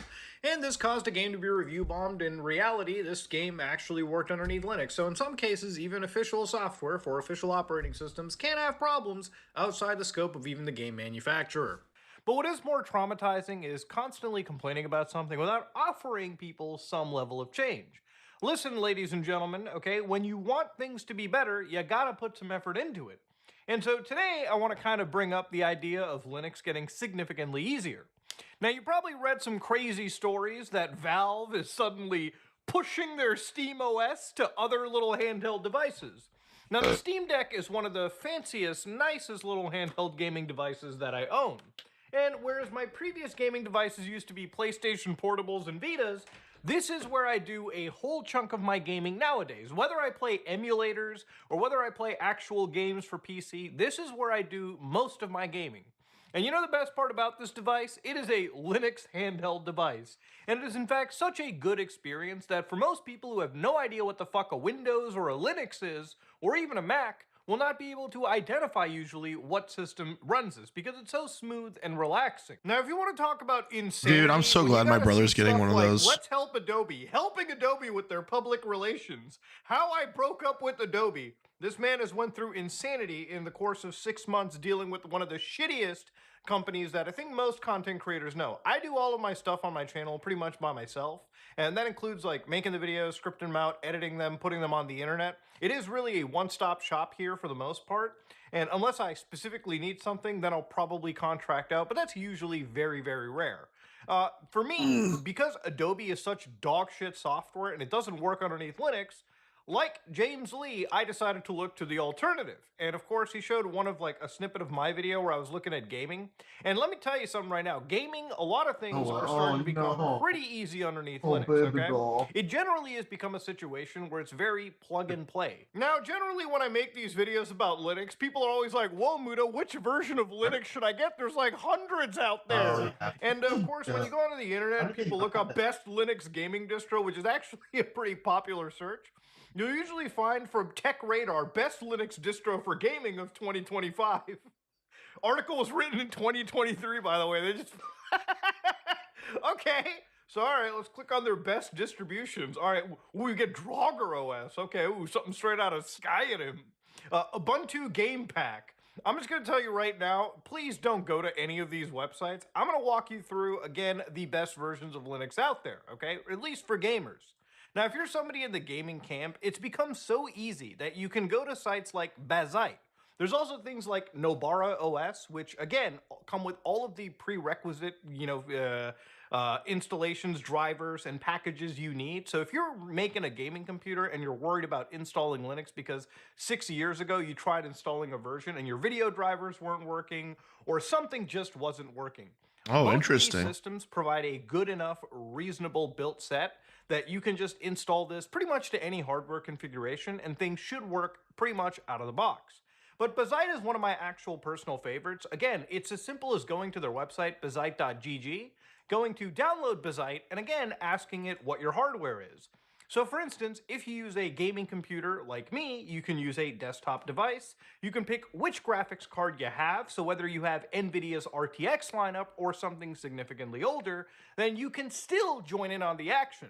Are you somebody with Intel HD graphics? Well, there's the option for you. Do you have the ARCs? Options galore. AMD, anything above the 400 RX. Dude, I honestly might swap to this eventually. Button. And then, of course, you pick which actual environment you want. So do you want KDE, something that resembles SteamOS, or GNOME? You click what you know, and of course, you can ask if you want Steam Gaming Mode. And Bazite is so awesome that I have been using it for like 2 months now. I have a computer set up in my basement, which I've basically turned into the Muda box, the Muda Station, the Muda Station 6, where I love console gaming, but I want the simplicity of my PC games on the console. So by using something like Bazite, I can basically set up a computer, hit the power button, it starts up like a console, I connect a PlayStation controller to it, and lo and behold, I'm playing my entire PC library, plus emulators, plus anything else I throw at it, on an actual Linux device that really has cool. the same user interface as my Steam Deck. It is, without a doubt, one of the simplest ways to get into Linux.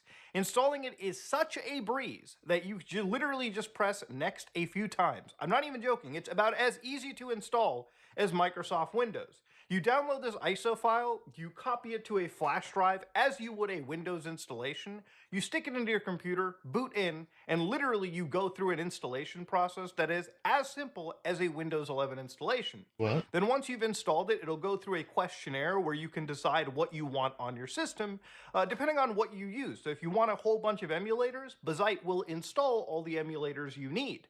If you want things like RGB software, it will install exactly what you need. Steam, whatever other game launcher you need, it will have that provisioned and ready to go. Which is, again, one of those things where people always say Linux is confusing, but it's gotten to a point where even for people that are gamers, which a lot of people on my channel are, this is literally a distribution designed to make your life as easy as possible when you switch over to the Penguin side of computer systems. Now, as somebody that believes that Windows' dominance pretty much exists from the fact that most people who go to stores and purchase computers, or even build computers or have people build it for them, will usually just have Windows installed as a default because that's where they're at. It's not like there's hardware manufacturers that don't exist. There's companies like System76 that produce powerful Linux laptops and desktops. There's companies like Tuxedo that create actual laptops designed for people who want to use Linux and play some of the most updated recent games as well. Even when it comes to things like recent games, you can play pretty much modern day releases day one. There used to be a period where, like, not even so far ago, like 3, 4 years ago, when some games would release on PC, I know that in my head I would have to wait like a month to play them. But because Linux has gotten so good with Valve's involvement in the community, because remember, Linux is a community effort. It's not just big companies, it's a community wide effort. Because we've all come together and made our experience better, playing games like Final Fantasy VII Rebirth is a day one possibility when it used to be wait a month for this game to work underneath Linux's layer, which is not good if you want to convince gamers to switch over. Imagine telling somebody they have to wait an extra 30 days to play a game underneath an unsupported operating system. But Valve has made it so easy that for people who are typically gamers, they're not going to notice any substantial difference unless they're playing something like an online-only game. Now, the thing about it is, if you go to Bezite's page and all of these Linux gaming variants, it's not going to be easy to get somebody to switch over to the Linux side if this is basically their entry point. Now, I personally recommend to anybody new in the Linux camp that they should get Linux Mint 22. It is one of the easiest versions of Linux to get installed, and it has such a compatibility, boon, that I find it the easiest to drop into any set of hardware, and people just instantly go right from the get-go using this for their daily tasks. But I think beyond all of these, Valve for Gamers has something super important. Now, this is SteamOS's page, and this is not the current SteamOS that's part of the Steam Deck. This is actually from back when they were making Steam machines, and this is based on Debian, which is like a different entire version of like Linux that isn't even Arch-based like the current day SteamOS is. I feel like Valve has to come out with this actual operating system to make it incredibly easy to switch to actual Linux. And not only switch, but also provide that level of like brand understanding. I think the reason the Steam Deck has done as well as it has is because of Valve's association. Steam is pretty much a gaming pillar. And I think if anyone's going to have a dent and actually make some serious changes, it's going to be Valve. They've already done a lot of work with Proton and basically fixing up Linux gaming to the point that it's so good now. I really feel the only way to move beyond and actually get this beyond just Steam Decks or handheld gaming PCs is to release an ISO file that will allow Valve to at least spread their operating system to other systems, because SteamOS is usable like a regular desktop operating system anyways. Now, unfortunately, when it comes to online stuff, this is where I think Valve is really needed. Now, Valve has produced SteamOS, which is still not public in any capacity. And while Valve is, I think, working with other vendors, I think there's a long game in the process. Now, Valve is not involved in Linux for completely nice reasons. Remember, Valve is a big company, and for them, it's about making money. Valve doesn't want to have any of their sales threatened by Microsoft one day coming in and saying, yeah, we're not going to treat you the same way. We're going to have, Microsoft Store be like the primary option. So for Valve, having something like Linux means... Dude, this makes me really think about swapping to Valve or to Steam or Linux. Especially if it's less intense on the overall OS or like the system. Like if it'll run my games a little better, if it'll run them just a 1% better, I will swap. Means that down the road, if Microsoft decides to get a little funny, they have an actual out, which they've produced right now. So for companies like Valve, having Linux is incredibly important so that people who use their storefront are not also required to also use Windows. But the big problem here is there's a lot of games on Steam that have kernel anti-cheat, specifically multiplayer-oriented games. So if you go to a website known as Are We Anti-Cheat Yet, I've shown you this before. Unfortunately, according to this metric, 59% of games are still broken as of today, and there are 41 games that are actually denied, meaning the developers have straight up said to Linux gamers, we do not want you in the community. We cannot trust hackers using your operating system to infect our games. Which hurts to hear, but in reality, if you're somebody in the concept of gaming, then you can always move to vendors that support you. For instance, one game that I absolutely used to play almost on a daily basis was Rainbow Six Siege. And unfortunately, while people are still kind of arguing with Valve, or not Valve, but Ubisoft, and I find it pretty humbling that even in this situation, people are bringing up videos from me showing, again, somebody who has an issue with their anti-cheat. And the problem is, Ubisoft could fix this by simply flicking a switch on their end, but they choose not to. And there is a reason. It's because the anti-cheat underneath Linux is not as invasive as the Windows version, which is what Ubisoft needs to protect Rainbow Six Siege from hackers. Not to say that hackers don't exist underneath Siege. I mean, they clearly fucking do. But the reality is they're trying to kick us out just because they're trying to make this as secure as they possibly can in their eyes.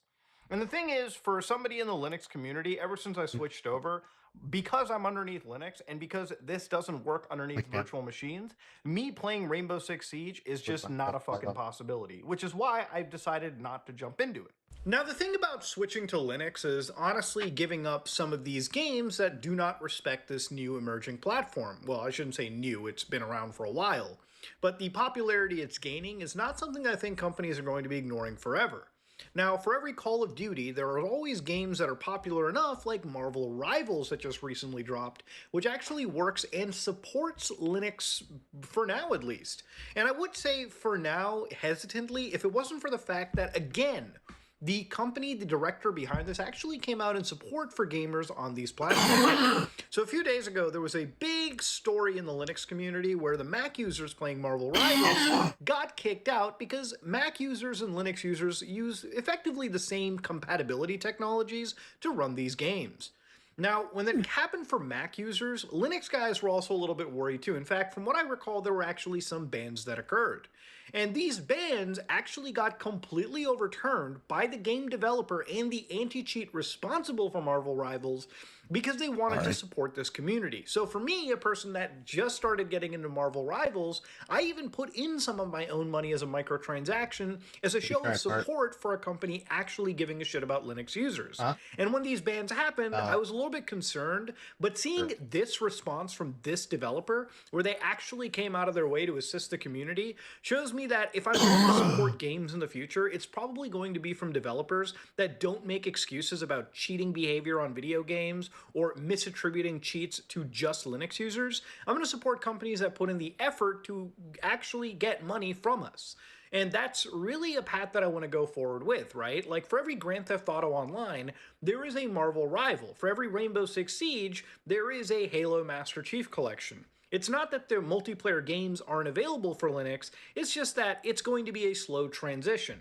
And I don't doubt as the market share grows, some of these developers will find a way to actually get these games working underneath Linux or Mac. And the other reality of it too is if you really think about it, Valve's SteamOS has a real strong option of providing a specific proprietary way of supporting these anti-cheat solutions in a specific Linux distribution that Valve can certify themselves as opposed to people using, other Linux solutions. There could be a way of certifying, these operating systems so that developers know that a untainted version of SteamOS and its kernel is being used, which therefore can be used to run anti-cheat games like Call of Duty down the road. Maybe if they don't support every single distribution and kernel version of Linux, they could go down the road and support Valve's version of anti-cheat and Valve's version of Linux. I think that could be a great compromise going in forward, and honestly, if that is what Valve is planning to do, then it could be one of the biggest fucking blows this year that any control Microsoft has in gaming, okay? And honestly, beyond gaming, the case used for software slowly being developed for Linux is growing as well, right? There's a lot of hardware stuff. There's a lot of video editing softwares like DaVinci Resolve that can easily replace Adobe if somebody puts in the time and effort for it. So I don't think that Linux is a dud. I think it's just starting to emerge. In the last couple of years, we've reached a point where using this operating system has become almost feature complete in many common cases. And as those specific cases start to dwindle, as modding becomes easier in video games, as game compatibility becomes better, I really don't think that Microsoft is going to have as much of a dominance in their space as they once really had. In fact, if anything, it is a waning prospect for them. And when it comes to, again, using software, you probably have noticed that I've probably stuck in a little bit more editing mistakes than usual, and it's because I've actually made the conscious decision in 2025 to cut the Adobe subscription and go entirely to DaVinci Resolve, which is supported underneath Linux. So because I don't like using Windows and I don't like supporting software that doesn't support the Penguin, I have made the decision to, again, take time out of my life, take time out of my day to relearn things so I can actually support software that actually cares about me, which is sort of the energy that I think people should have That'd be the real if they problem, want right? things to actually Having to move reset forward. everything. If you want Linux to succeed, then you probably should be supporting the developers that actually put the effort into supporting you versus the developers that just outright shun the community. And it's because of that that this community will evolve, and at some point, the developers that once shunned the Penguin may eventually invite it into their domain. And that is, again, one of the beauties of Linux's freedom, right? It's become so easy lately that switching to it is actually a viable option for a lot of people. But I think, generally speaking, for at least big things like gaming, Valve has done such an amazing job that for a lot of gamers who have thought about switching to this years ago are going to notice that in the span of, again, even like a year, Linux has made such strides that it has become a far more usable operating system. And again, it's only going to get better. So yeah, we're sitting in a world where, again, 2025, Windows continues to get bloated, and people keep complaining. But honestly, I think the complaints don't need to be happening anymore, since for a lot of people, Linux is pretty much there. It's pretty much feature parity in a lot of cases. Now, there's going to be a lot of people that will say, but my specific software doesn't work, and I get it. Obviously, you are the exception to the norm, and I don't expect you to even think of switching. There's going to be a lot of people that say, I play Call of Duty Warzone, I can't switch to Linux because this one specific game I really play doesn't have support, which I totally get. I understand. Unless you're willing to quit those games like I've done, which is not an easy task because some people really do enjoy certain games, this is not a platform for you. But I think it's going to get better. I think 2025 might be the year where a lot of these anti-cheat solutions start to show up underneath Linux through the help of Valve and numerous other companies. And that will finally allow most people, especially in our sphere of gaming, to finally make that switch. Because some of the most popular games are multiplayer titles with, again, Windows requirements. But the moment you strip that one thing away, I think people will finally have a reason to drop the Windows cord and switch entirely over to Linux. But, ladies and gentlemen, this is me, Mutahar, and if you like what you saw, please like, comment, and subscribe. Dislike if you dislike it. I am out. I'm really curious as to what my brother ends up in like if he ends up liking his Steam Deck or not. Because he'll be using that Steam OS on that thing is Linux based, I guess.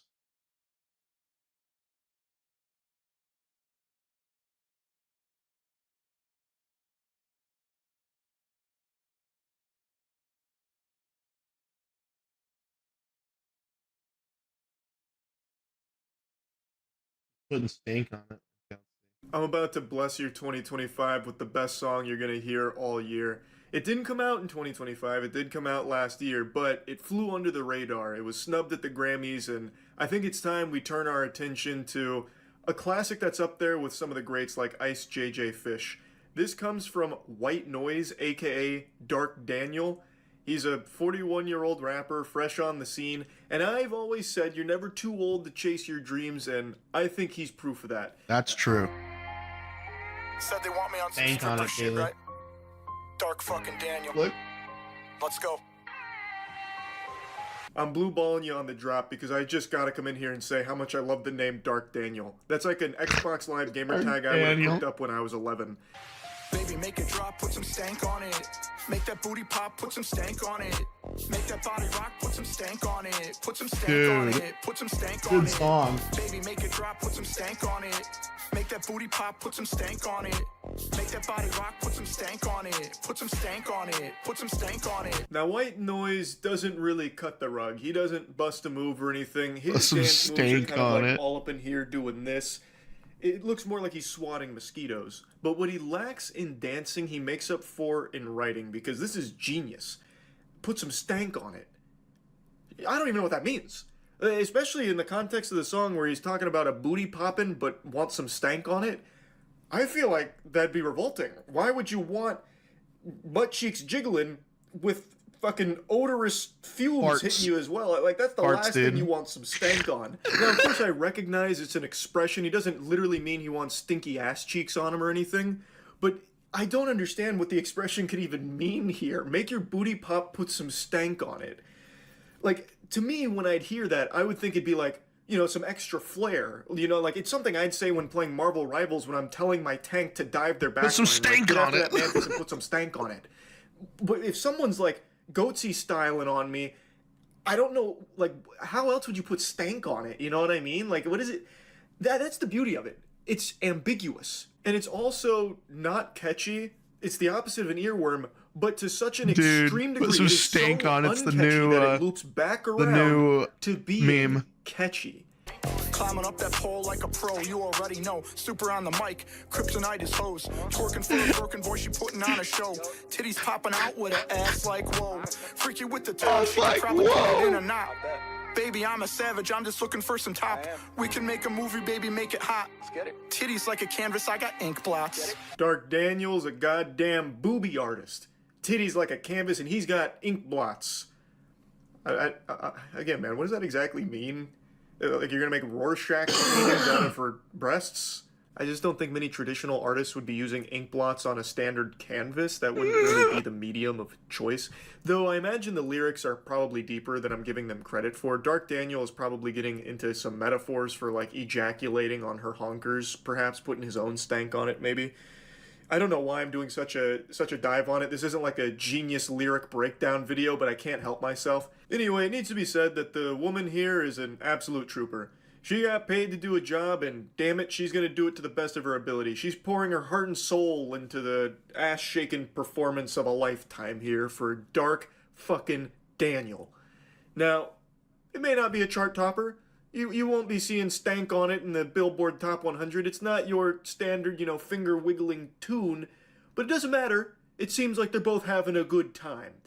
It also seems like Dark Daniel's fighting the urge to look at her keister while it's gyrating. Now, I think he should have went even harder here. Instead of just hiring a dancer and a cameraman, he should have also hired a choreographer. Fucking hire me.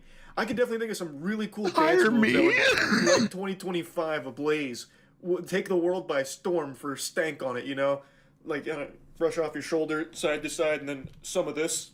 There's definitely so much. If Charlie remasters Stank on it, with a song it might be the biggest song of the year. This shit could have got stanky quick. But instead, he wanted to kind of just stay up here, like, throwing out his hands like he's making political statements. He's doing gestures like a politician would do. And he has the woman just kind of shaking her ass around, which, that's fine. Like, I don't think she needs to be out there doing, like, a full choreographed dance routine or anything, but I think he should have had some moves. Something that, when this song inevitably starts playing at a club, people can start busting it out like, Crank That Soulja Boy, So something on that level. Baby, make it drop, put some stank on it. Make that booty pop, put some stank on it. Make that body rock, put some stank on it. Put some stank on it, put some stank on it. Baby, make it drop, put some stank on it. Make that booty pop, put some stank on it. Make that body rock, put some stank on it. Put some stank on it, put some stank on it. Little mama bad, love the way she throw it back. I want you to get up on the motorcycle and act like you're humping it. That's what that was. Rushing to the stage just to drop a couple stacks. Everybody cheer when she make her booty clap. Shorty hella thick, rest a drink on that ass. I think Dark Daniel was starting to run out of bars because verse 2, he had one line and then just repeated it twice, which takes up the majority of verse 2, and then he repeated a line from verse 1 to close it out to bring us back to the chorus. He knew the moneymaker was in the chorus, so he kind of just speed ran the verses. They're not very inspired, You gotta do what you gotta do. Freaky with the tongue, put it in a knot. Baby, I'm a savage, I'm just looking for some top. We can make a movie, baby, make it hot. Let's get it. Titties like a canvas, I got ink blots. Baby, make it drop, put some stank on it. Make that booty pop, put some stank on it. Make that body rock, put some stank on it. What is he wearing? Put some stank on it. He's just wearing a polo? Make that booty pop, put some stank on it. Make that body rock, put some stank on it. Put some stank on it. Put some stank on it. My wife goes, he wants to look nice. I used to be such a nice That's young a sick man. jacket. Third leg problems. Yeah. A heartbreaking conclusion. God bless Dark Daniel and his third leg problems. Guy looks So I like watched me when an I try to interview dress with up him. for my I went kinda grandma. deep on the Dark Daniel rabbit hole. I'm not gonna lie to you. I watched an interview. So he is 41 years old, and he talks about getting into the rap game a little late and just wanting to chase his dreams, True. which I think is just kind of a wholesome message. And at the end of the day, he went for it. He said, fuck it, we'll do it live. And he he invested in a cameraman to film this, a location, some lights, the lady that's dancing with him, and he said, let's try it. And I respect that, I really do. Also, Dark Daniel's got no fear. He is not afraid to get stanky live in front of an actual crowd. And it definitely videos at 18K views on YouTube. It definitely stinks. Hey. Some big stuff. Put some stank on it. Hey. Put some stank on it. Go. Baby, make it drop, put some stank on it. Make that booty pop, put some stank on it. Make that body rock, put some stank on it. Put the ass like low. Do them heels click as you drop it down low. She could be a pop or a thought. Titties bouncing up and down. Don't matter if they're drops. I'll make that walk trip. Don't forget the mop. Creaking with the tongue. She could probably put it in. That is not an easy thing to do, to get up in front of a bunch of strangers to perform your song in front of them. It's hard, dude. And he's done it quite a few times. He has a few live performances, and some of them have like crowd shots that Maybe I want it to seems see like all the people in the bar stank were on having it. a really good Live. time listening to it. Now, of course, I'm sure there's some people that were like making fun of him for it or whatever, but at the end of the day, everyone was still having fun, and he seems to be like really self-aware. Like, there's a lot of people in the comments that were talking about it being really bad, but from what I saw, he was just kind of like rolling with the punches, just having a good time about it. So he seems to have a nice attitude that, at least from everything I've seen. And like I said, at the end of the day, I'll probably start saying, put some stank on it. And it Put some has stank been a on that, song that's dude. been stuck in my head a little bit. So, mission accomplished, really. Hey, baby, I'm going to put a That's little about stank it. on this See ya. one. Wait. All right. I kind of want to watch. Let's see. I wouldn't mind watching that Soldier 76 thing, but I feel like we need to mix it up. Need to mix it up.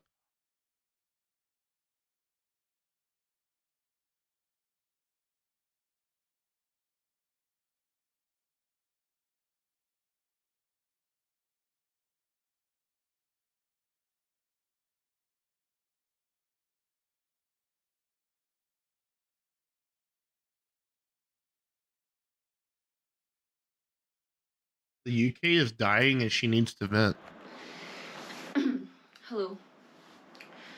My name is Kate, and I'm 29 years old. I am Scottish. 3/4 Scottish, 1/4 Irish, but I spent my whole life in Scotland and consider myself Scottish. However, since June of this year, 2024, I haven't lived in Scotland or any part of the UK. Firstly, I lived in Greenland for 4 months, which is very random, but I had a really cool job opportunity there. And then that was basically a fun folly, with afterwards the plan being to move to Hong Kong to teach English, which is where I've been for the past 2 months. And this is now my home.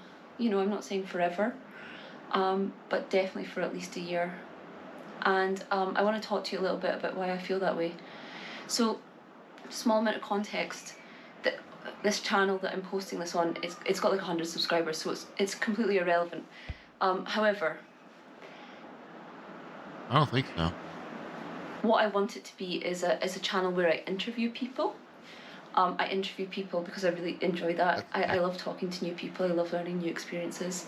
Be right back. I'm gonna go feed the dogs real quick.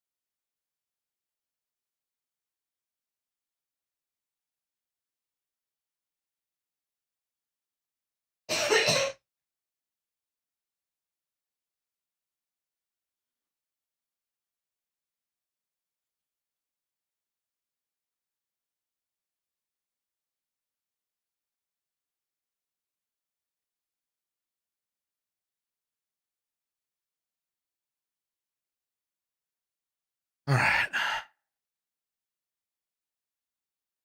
Why I'm kind of breaking the mold today and just talking to the camera is because the last person I interviewed was a guy called Daryl Solis. And Daryl, apologies, I've not talked to my GoPro before. And Daryl did a viral video about leaving the UK and why he chose to do that. And as I was having that conversation with him and reflecting on it afterwards, I realised there was so much more that I wanted to say as someone myself in a position who's chose to leave the UK. So let me tell you why I chose to leave the UK, why I feel better already for it, and why I would, with a heavy heart, and I mean that seriously, I do love my country a lot, but with a heavy heart, I would genuinely recommend that if you're watching this as a young person in the UK, you consider moving. So the first reason is that you're genuinely paid shit. Like, even if you think you're on a good wage, half of that goes in taxes. That's if you're on a really good wage, right? And if you're not on a good wage, the reason you don't pay half in taxes is because the government knows that you need that money literally to survive. So the money you're making isn't to have fun with, it's literally to get you through the month so that you can work for the next month. We live in a country where if you try to better yourself by going to university, the interest you pay on your education means that it's basically guaranteed that for the rest of your working life you're 10%, 9%, so 10% of that is going to be taken away from your salary. And if you're someone who isn't making that much to begin with, or did a degree that's completely vital for the economy, you might resent that for the rest of your life 9% of your education but is taken away because of your education. Your choice to better yourself costs you so much money. And if you're like me, then you will have graduated but never had a graduate job. So you'll be paying 9% just for the experience, which quite frankly is bollocks because, you know, for me personally, half of my experience of university was during COVID, so the experience wasn't there. But also just in terms of how I feel as someone with, you know, an open intelligence, I don't attribute much of what I've learned in life to my university experience at all. You got silver. It's just not worth it. It's very frustrating to owe a government so much money when you just don't feel that you've got much back in return. You know, and it's the same with taxes. Look, I grew up left-leaning. I'm still left-leaning in principle, in theory, but it's if you can't see where your taxes are going, it's so stressful. It's so stressful that such a high percentage of your income can be taken away from you when you Kobe know Jordan, what dude. you could do with Pull that up to Night better Slayer your life. Horde. And in the process of bettering your life, One sec, I will. better the lives of the people around you and society. You know, if you could get a house and if you could, you know, invest in some skills. Let's see.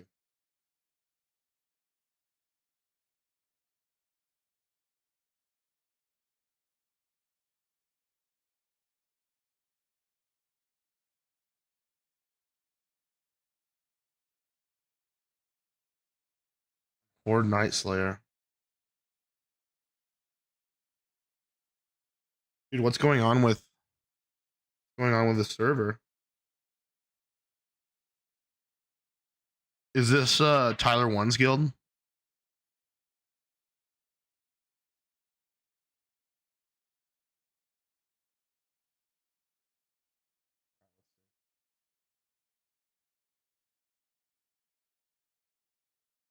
been trying to make a character on for a while, but it's grayed out. Are there enough players, new players? Are there enough new players post launch to realistically expect that Horde will end up unlocked? Should I wait until next week or something?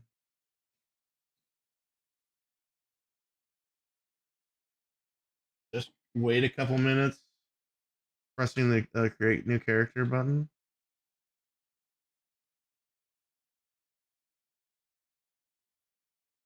Wait, so what's going on with this thing, Lakobe Jordan?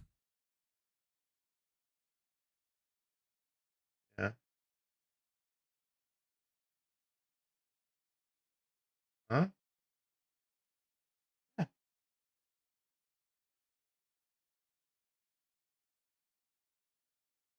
Is there videos?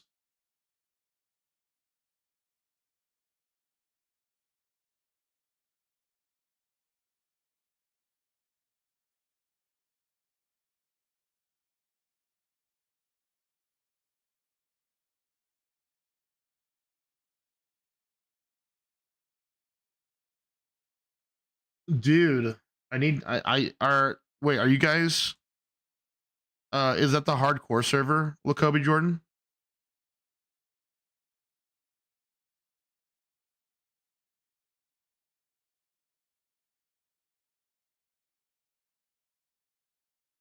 No, the PvP server?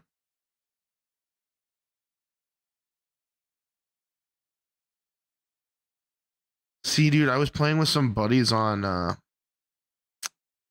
what's it called? Here, let me pull it up real quick.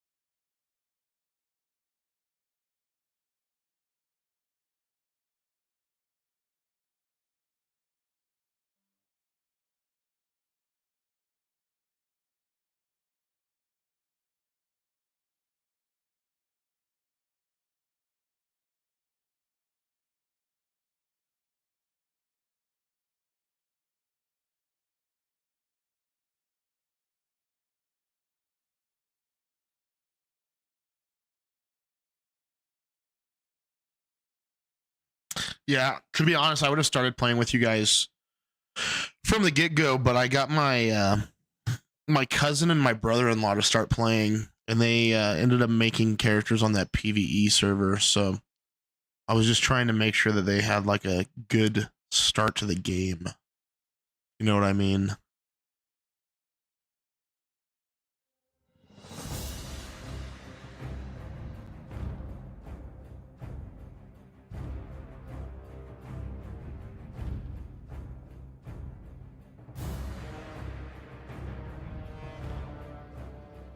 Yeah, dude, I'm down. I'll make a character over there. I'll make one right now.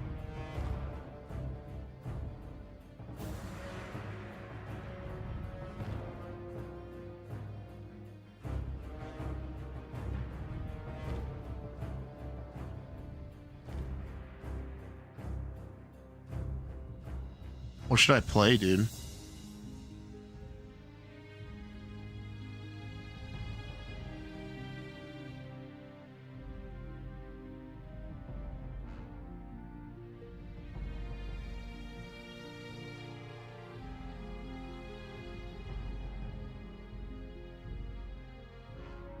Dude, imagine classic WoW taking this long to open on your computer.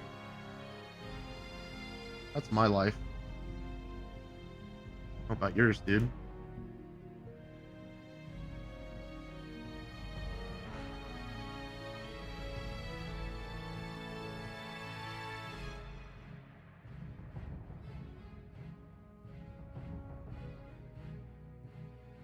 So have you been, Lakobe? Been a while since I've been streaming, so I had to take a little bit of a break for some family stuff, but then also my streaming computer gave out, so I had to figure out how to get everything set up and working on this one PC.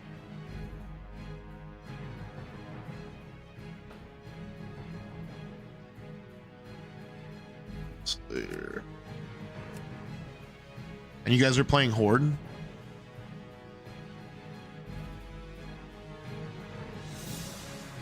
Dude, I still can't play it.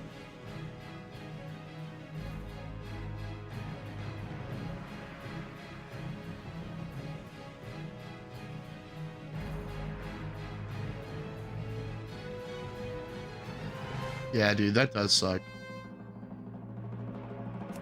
I'll keep checking back, Lakobe, and make a character. Have you been playing any Marvel Rivals at all, dude?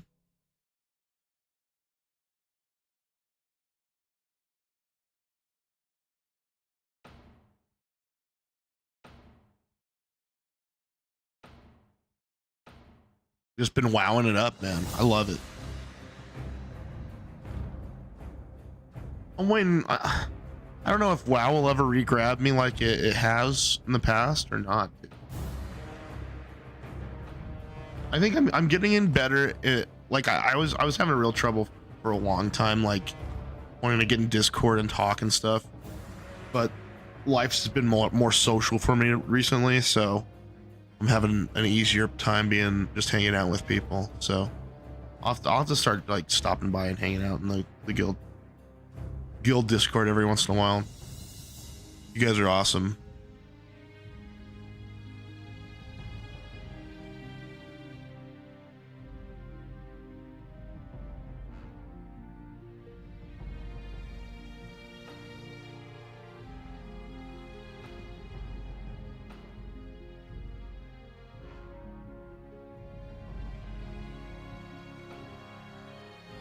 I'm wondering if the new sod patch is actually going to get people to come back.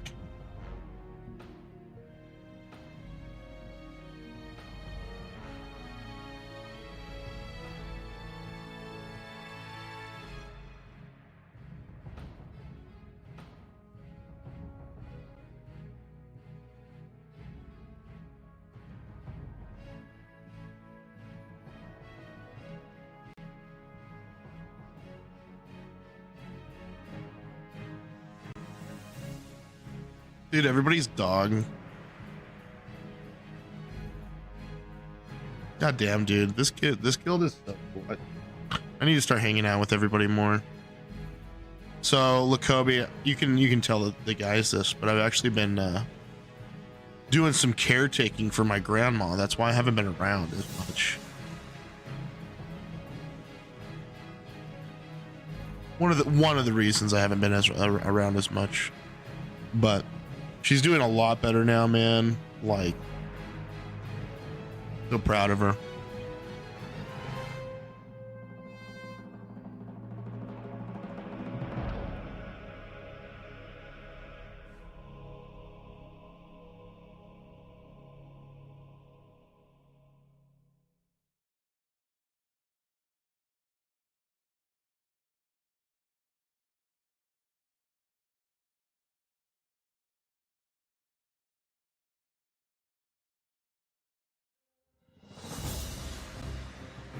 You guys want to watch the rest of the Zelensky interview? Antonov. So I asked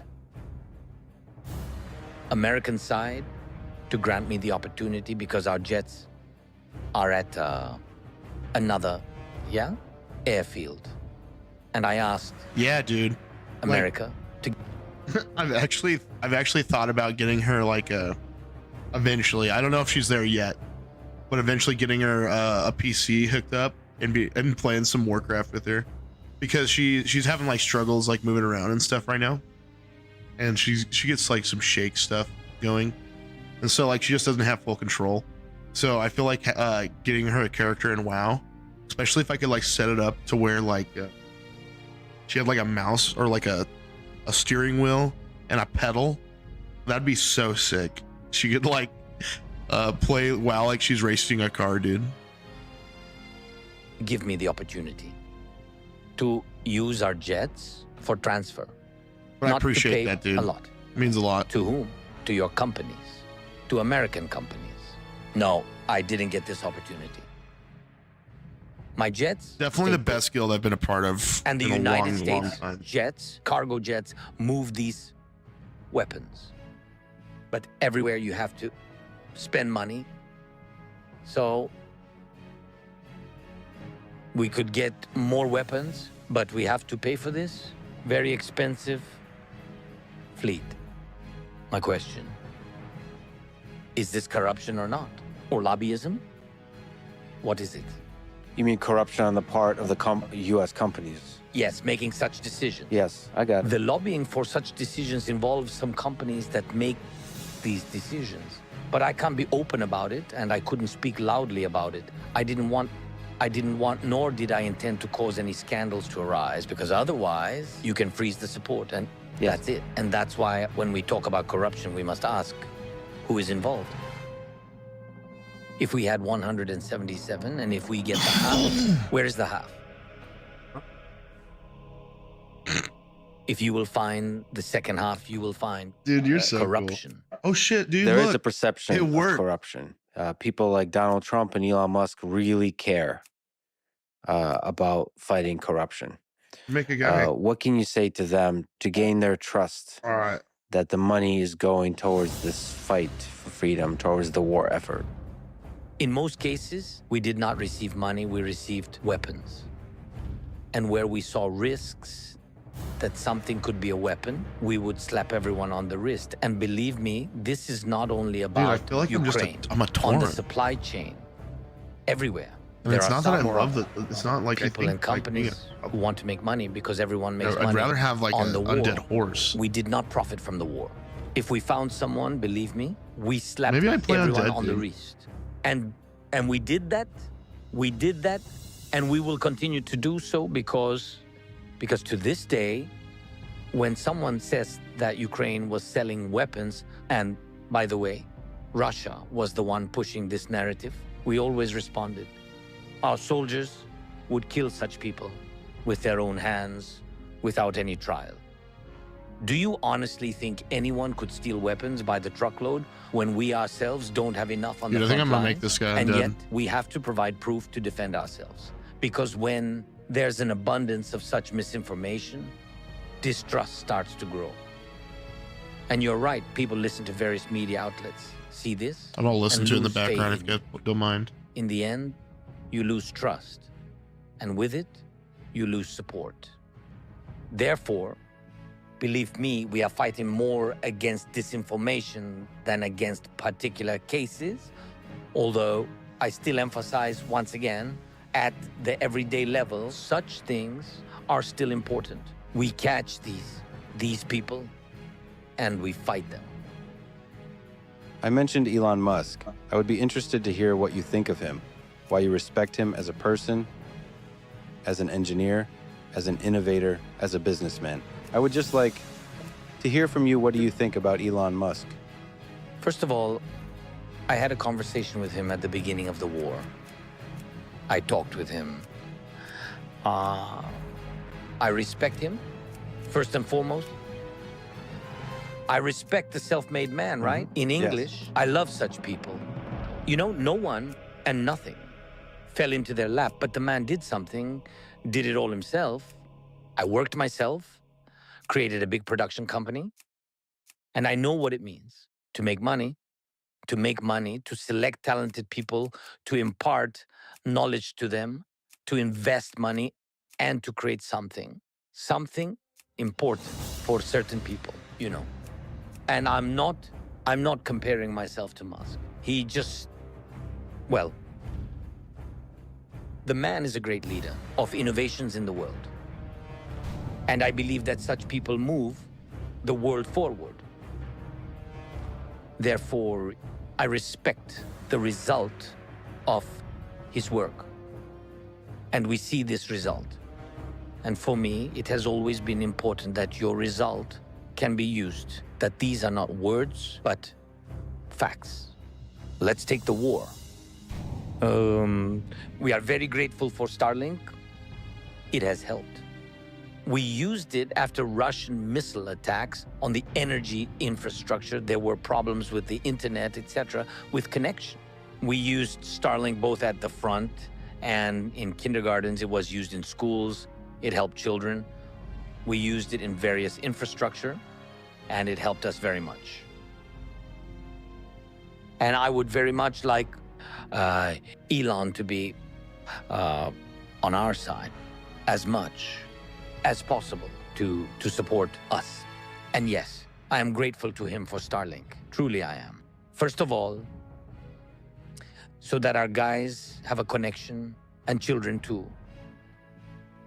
And I am really grateful to him for that. I would like him to come to Ukraine, to talk to people here, and to look around, and so on. Has Elon visited Kiev or Ukraine yet? No. I hope the Kiev airport will open soon. Then it will be easier to fly in. Yes, I am looking forward to it. Maybe we will open it, but only. And you must understand, if the war is over, there must be sustainable peace and air defense systems, to be honest. And we must ensure that they are long-lasting and effective. Let's take the airport, for example, and let's focus on the airport in Rzeszów, which you know very well, as it is handling important cargo for Ukraine in Poland. Okay. And there are Patriot systems there, because everyone understands what the risk is. Well, Russia is a risk, and therefore we need air defense systems. And today take, for example, the air defense system of one city or another that is being shelled, and move it to the airport. Well, that would be dishonest. People are more important than planes. But there will be a moment. And Trump, by the way, I think that the war will end, and President Trump may be the first leader to travel here by airplane. I think it would be symbolic by airplane. Again, January 25th, around that date, right? Flying in, meeting the Air Force One. That would be cool. Elon Musk. I will meet you there for the second time, too, on the plane. With pleasure. And you, by the way, before I forget, let me ask, are you coming on January 20th for President Trump's inauguration? I would like to, of course. The vast undead. I will be considering what is happening then in the war, because there are moments of difficulties, escalation, many missiles, etc. But honestly, well, I can't. I can't come, especially during the war, unless President Trump invites me personally. I'm not sure it's proper to come, because I know that in general leaders are, for some reason, not usually invited to the inauguration of presidents of the United States of America. Well, and I know that there are leaders who can simply come, want to come, and will come. Yeah, I know. And I know the temperament of some of these people. They can come at their discretion. This is very, very difficult for me. I am the kind of person that cannot come without an invitation. This is Putin. We did not invite him, he came to us, so to say. And me? I can't do that. No, but didn't he publicly say that? It would be great if you came to the inauguration. Or you mean, did he invite it officially? No, wait, look. Listen, I am against any bureaucracy. I get rid of it as much as I can. But, well, you know, there are some complexities involving security. I decide and I fly. And the United States of America officially provides security. Not that I need this, mind you. I do not ask for helicopters to fly around and protect me, but they will simply do it themselves, the security service itself. They had to do it, I don't want it, and sometimes I don't need it, and I'm asking them. It was, for example, before the war, I think, yes, it was before the war. I had a meeting, yes, with President Trump. It was in 2019. I just wanted to go for a run early in the morning because I really wanted to exercise. And those tall bodyguards, a lot of them, they decided to join me, but I couldn't really do it because they were in suits. And I was in sportswear. I said, no, I can't. It's always funny.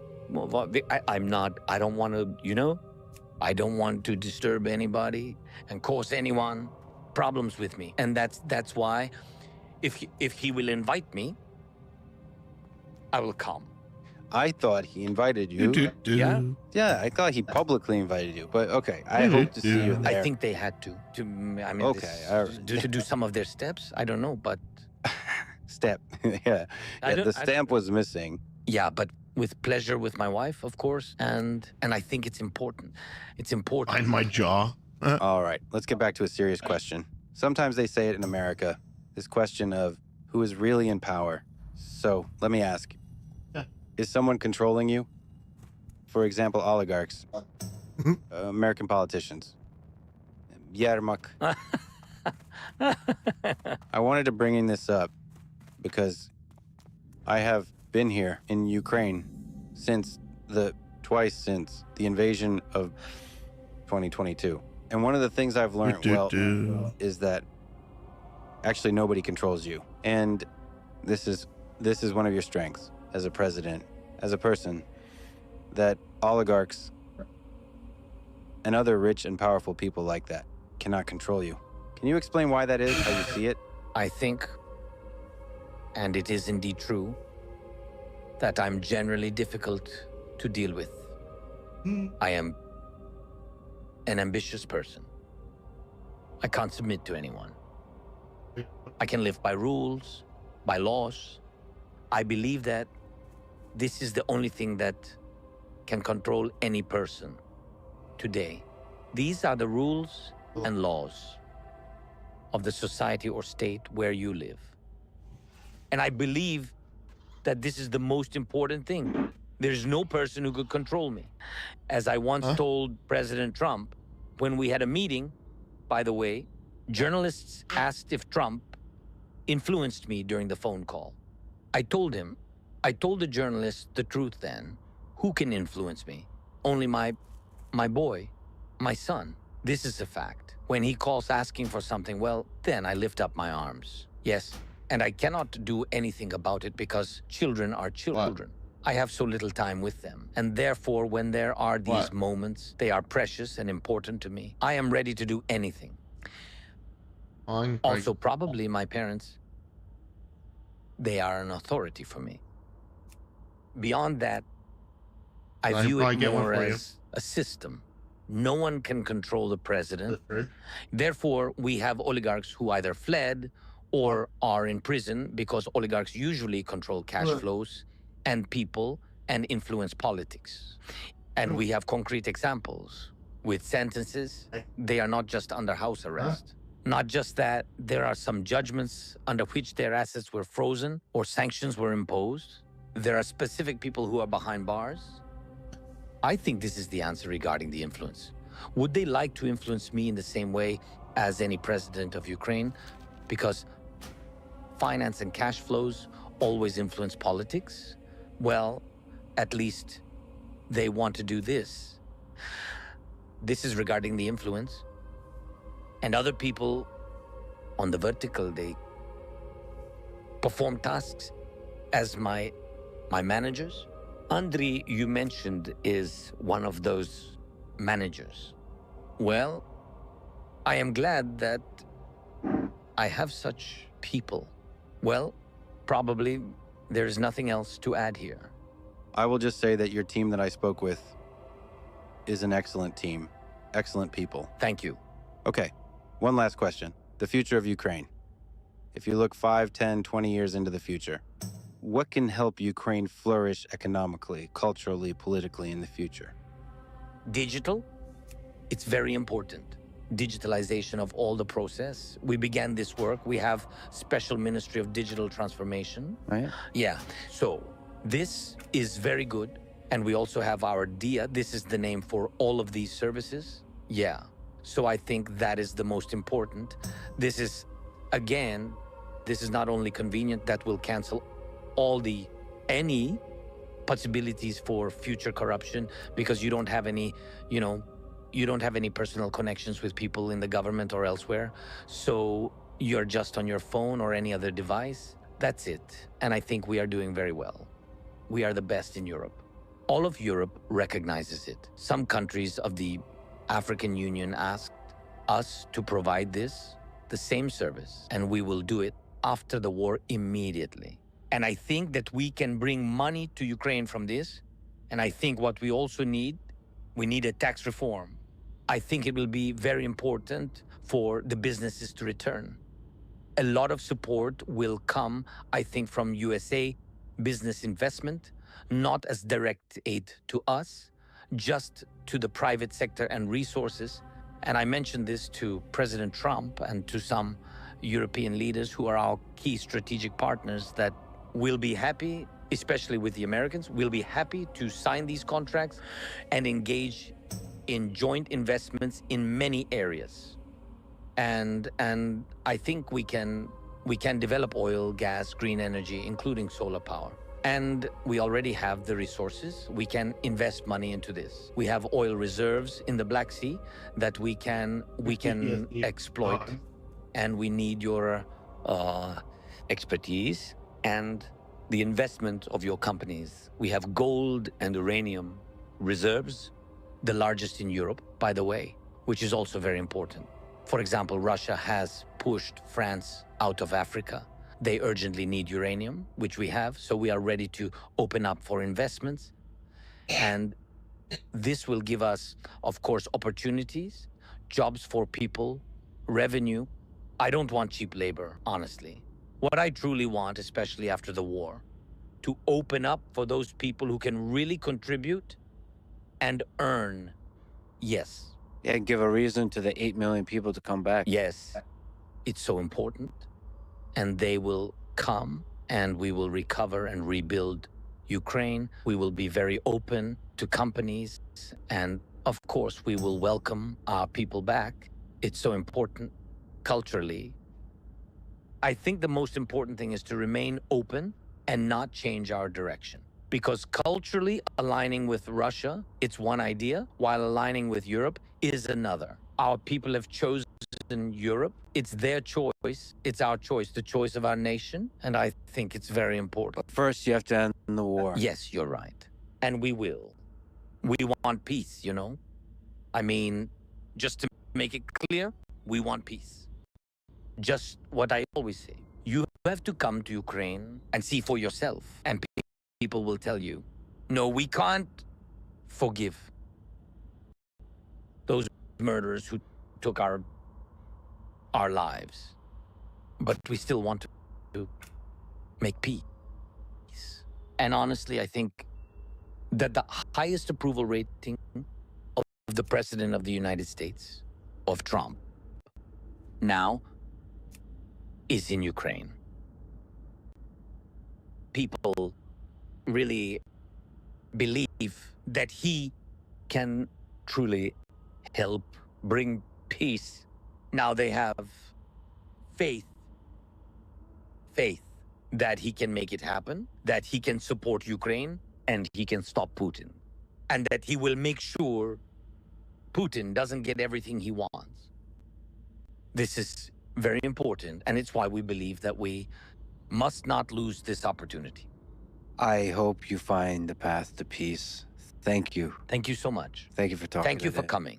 Спасибо. Дякую. Я забыл. Дякую. Yeah, you started. Thank you very much. Thank you for listening to this conversation with the President of Ukraine, Volodymyr Zelensky. And now, let me answer some questions and try to reflect on and articulate some things I've been thinking about. If you would like to submit questions, including in audio and video form, go to lexfriedman.com/AMA or to contact me for whatever other reason. He's telling me I have more add-ons than anyone he knows. Contact. First, I got a bunch of questions about this. So let me chat about the topic of language and, let's say, the mechanics of multilingual conversation. Perhaps the details are interesting to some people. It also allows me to reflect back on the puzzle of it in this episode and what I can do better next time. I already explained in the intro the symbolic, historic, and geopolitical complexity of the choice of language in the conversation with President Zelensky. As I said, the Russian language is one that the president speaks fluently and was his primary language for most of his life. I speak Russian fluently as well. It's the only common language we are both fluent in. So any other combination of languages required an interpreter, including when I spoke English. He did need an interpreter when I spoke English. And just like I was, was visibly encumbered and annoyed by the process of interpretation. This is why I tried to speak in Russian to the president instead of English, so that he can directly understand me without an interpreter. I'm willing to take the hit for that, as I am for everything else. I'm not trying to protect myself. I'm trying to do whatever is best for the conversation, for understanding. Though it has been getting harder and harder to stay open, vulnerable, and raw in public, while the swarms of chanting internet mobs stop by with their torches and their color-coded hats, flags, frogs, pronouns, and hashtags. Anyway, there is a lot of nuanced aspects of the conversational language that I would like to explain here. I'll try to be brief. I can recommend a lot of books on this topic of language and communication that reveal just how amazing this technology of language is. For example, for a good overview, I recommend John McWhorter's books, and especially his lecture series for the great courses on language. There are several. In the Story of Human Language series, he gives a great discussion on spoken language versus written language, and that spoken language often relaxes the rules of communication. It uses shorter packets of words, loads in a bunch of subtle cues and meanings, all of which, like I'm trying to describe, are lost when there's an interpreter in the loop. Let me also describe some relevant characteristics of my peculiar language abilities, in quotes. I was never good at speaking. I listen, think, and understand better than I speak. For me, this is true for both English and Russian, but it is especially true for Russian. The Russian language allows for much more room for wit, non-standard turns of phrase, metaphors, humor, rhyme, musicality, and, let's say, deforming of words that create a lot of room for creativity in how meaning and emotion are conveyed. You could do the same in English, but it's harder. I actually find that Brits are sometimes very good at this. Like, one of my favorite humans to talk to is Douglas Murray.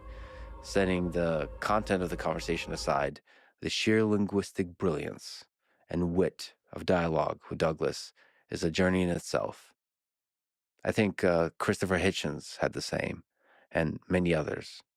Like I said, especially Brits. Anyway, I'm able to detect and understand a lot of dynamism and humor in the Russian language, but I'm slow to generate it, in part because I just don't practice. I have very few Russian-speaking friends.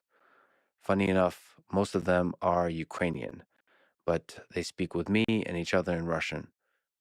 But of course, as I mentioned, this is slowly changing due to the war. But I tried to speak to the president in Russian so he would avoid needing an interpreter as much as possible. One of the things I want to improve for next time is to make sure I get very good equipment for interpretation and arrange for an interpreter I trust to be exceptionally good for the dynamism and the endurance of a 3-hour conversation in the style that I tried to do. Just to give you some behind the scenes details of the experience. So equipment wise, funny enough, it's not actually so trivial to set up wireless connections from us, the two people talking, to the interpreter, and then back to us in a way that's super robust and has clean audio. The audio I had in my ear from the interpreter had a loud background noise. So the whole time I'm hearing a shh sound with the voice of the interpreter coming in very quietly. What a wonderful experience this whole life is, frankly. Plus, his translation was often incomplete, at least for me, so I had to put together those puzzle pieces continuously. But again, it worked out, and hopefully our constant switching of languages and having a meta discussion about language provided good insights as to the complexity of this fight for a nation's identity and sovereignty that Ukraine is going through. Behind the scenes, off mic, on a personal level, President Zelensky was funny, thoughtful, and just a kind-hearted person. And really, the whole team were just great people. It was an experience I'll never forget. After the conversation was recorded, the next challenge was to translate all of this and overdub it and do it super quickly. Like these words I'm speaking now have to be translated and dubbed into Ukrainian and Russian.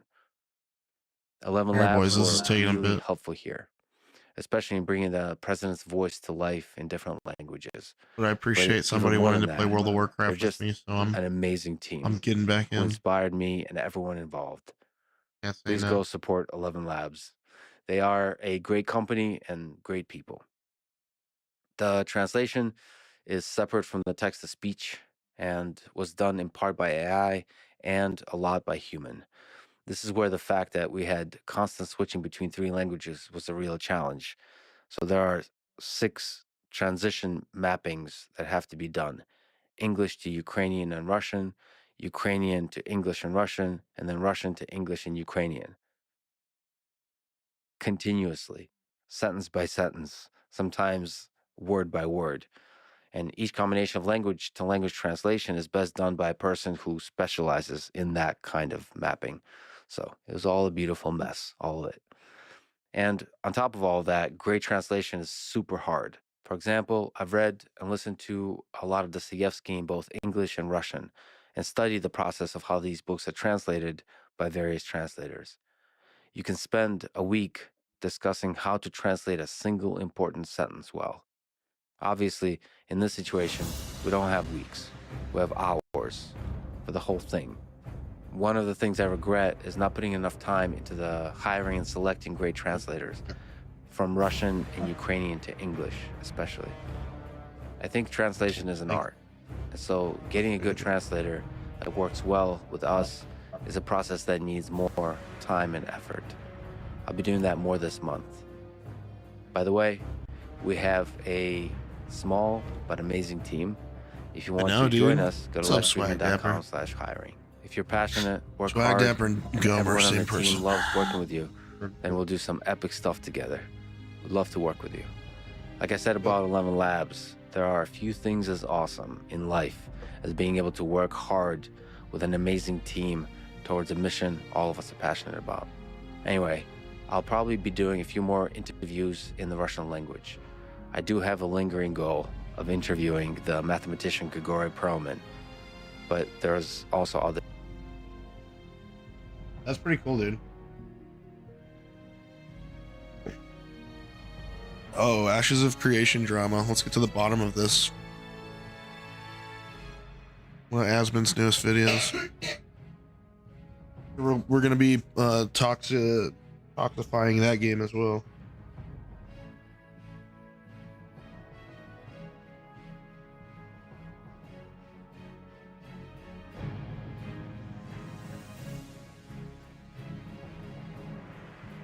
Bum, bum, bum, bum, bum, bum, bum, bum, bum, bum. All right, let's hear about Ashes' creation. Let's see what Asmon the Gold's found I guess out. it's like a few hours ago, and by I mean the editors uploaded. If you read the comments in this video, the majority of people in these comments are getting angry. Obviously, like, this has been a lot of negativity for the game, and so Steven came out and made a response to the video that I made talking about the game. Here we go. I just watched your video reviewing Narcs. Very unfortunate video about Ashes, and I wanted to take just a moment to go through a couple of the things that he says that I feel are really disingenuous and unfortunately paint a very negative light on myself, on the team, on the project. And I think If you guys don't know what Ashes of Creation is, it's a new MMO that's been in the works for quite a while. We'll have to make a toxic company guild in it once it comes out. If it's any good, we'll see. That's what this controversy is about. think that it's very intentional what he did in his video.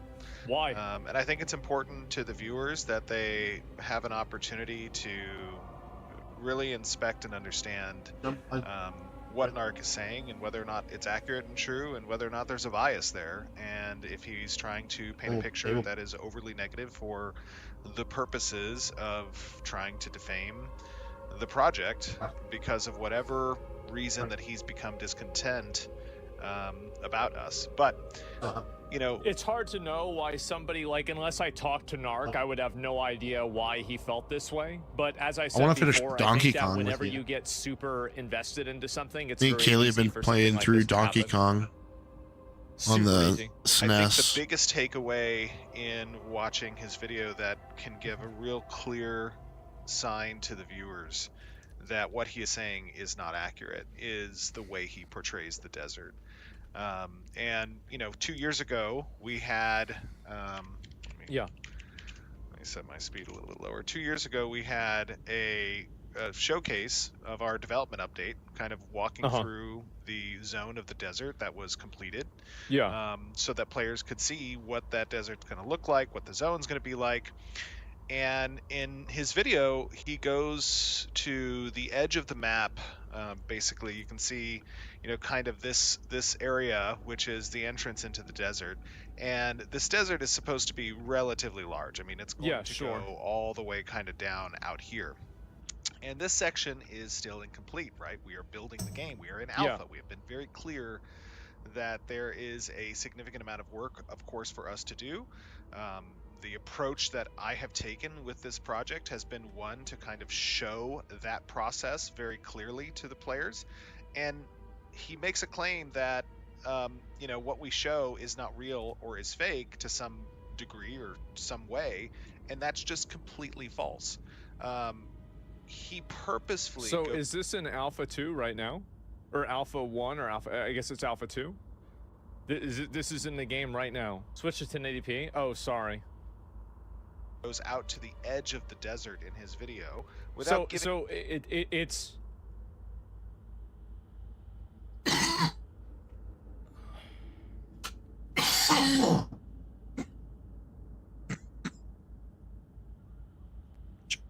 So the area was in the game. Any context to the viewers that this whole section of the desert exists, right? This is some 26 square kilometers. That's true. No, Steven's right. Like, I would have 100% got the impression that the desert didn't have this on there. The area is in the game that Narc showed, but it's just the edge and it's not fully finished. So, well, so both things are true. What Steven said, what Steven is saying here is true, and Narc saying that part of the desert is unfinished is also true. But from my video that I watched of Narc, I got the impression that the things that were being shown, and correct me if I'm wrong, for those of you guys that thought this from the original video, that the desert showcase that was showcased 2 years ago or whatever was not in alpha. That was my impression that I got.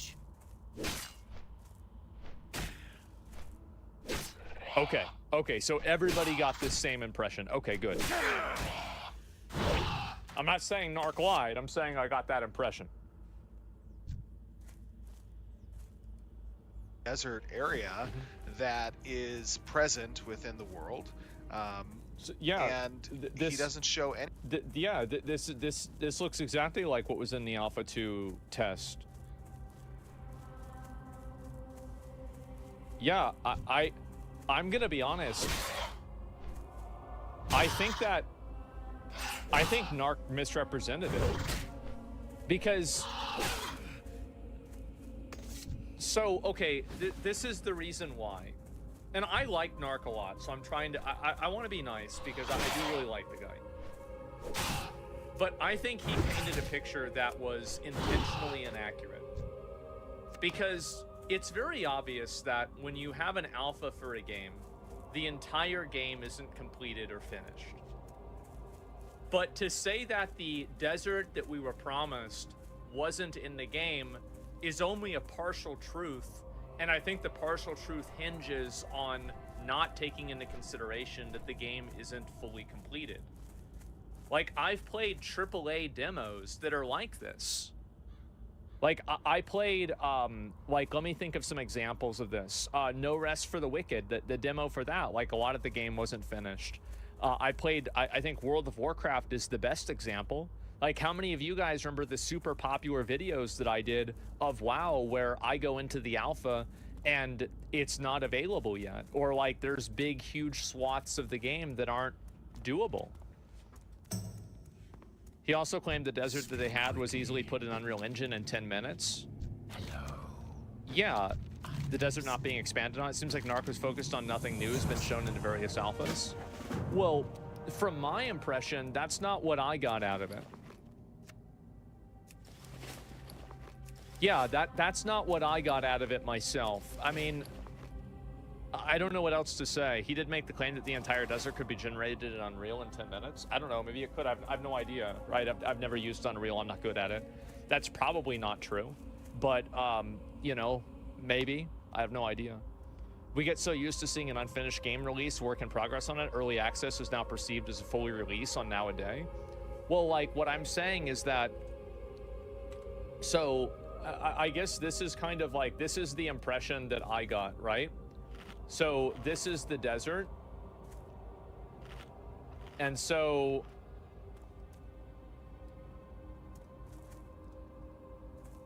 So basically this is the good part of the desert and the red is the bad part of the desert, right?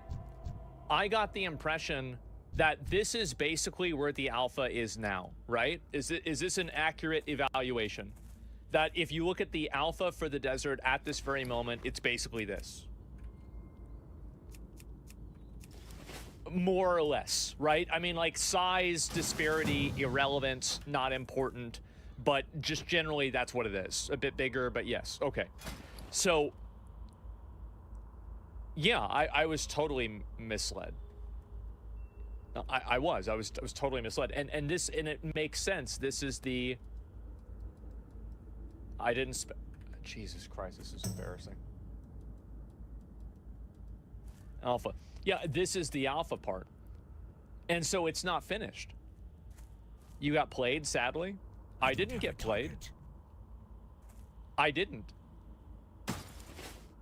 No, that's the thing. Is that I didn't get paid or played. Yeah, that's the problem. A lot of other people got played, and people got mad at me because I wasn't played. This point is misrepresented by Steven. Pull me up and I will explain. Okay. I'm still trying to learn how you and then we'll do my continue the stuff. video. I apologize. It's been a very contentious thing for me, and so I'm very caught up in Yo, this. I'm back. You win any Rivals games? I don't know. I did, but I also watched your video reel, That's a Tal. really good idea. You have to go watch my reaction on YouTube, So let's dude. listen to what he said. Actually, wait a minute. Let me go back to the chatter. Sorry. You know, a lot of going on. Okay, this person still hasn't responded. So let's listen to what Narc said. Bye, Lolly. For developers Thank to you. do this. This is simply not true, because developers that do this receive a lot of negative backlash, selling promises and pre-orders on a showcase that an expansion. I am just going to be talking about what's going to land on December 20th. We're going to go through what systems are going to land come December 20th. Let's talk. The desert is probably going to receive a little bit more love than the tropics will, given that it's... This prompted people to finally expect some remnants of the desert showcase that was shown in 2022. Yet, But what your we cam received over was chat, I this, can do that. an empty wasteland that could be generated in Unreal Engine 5 in seconds, with the Winstead and Mirrorleth nodes being copy-pasted onto them, slightly rotated. The Where's state my of the cam? desert has obviously There it sent is. a lot of people into a confused There, but it doesn't frenzy, cover with it all Reddit the way, posts so popping up careful. expressing this concern. This isn't just isolated to me, guys. This is what everyone in the community feels. However, these posts are now being locked by Steven Sharif himself, and people are being... So this is in the alpha, right? And this is the desert? Okay, so how did this get misinterpreted? The part Steven said is complete already in the game for the most part, and Narc got mad that they said launch They phase could 2 of probably the move it full over to- desert, and they didn't add anything. There we go. There we go, boyos.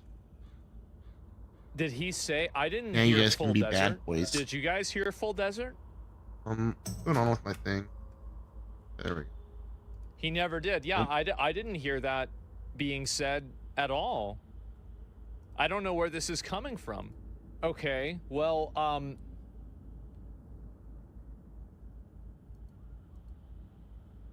I mean... Dude, no, I don't have any questions for you. I just think you make good content. You know, for what you're making good content and it's funny. It probably brightens people's day. And you know, if you're doing anything on YouTube, that's the best thing you can do.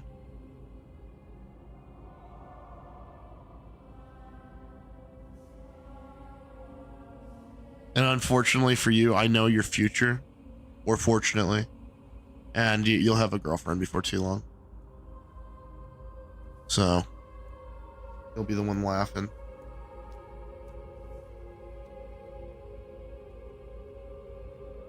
Alright, why isn't my console port taking?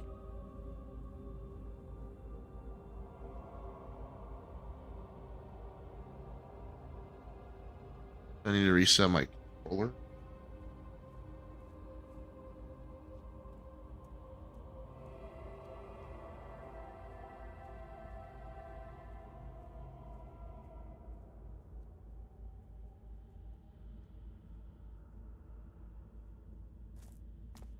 There we go. I just needed to reset my controller. Alright, I don't want to kill dustbacks though. So let's go. Alright, required single. Okay, so we want to. It wants us to sell here. I'm listening. Okay. Ooh, let's go ahead. Victory for Sylvanus. I'm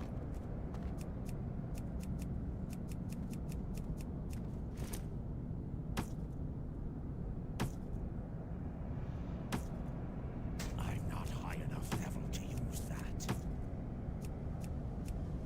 Nice, we have all kinds of good stuff, dude. Dude, I'm gonna be banging. Lolly hooked it up.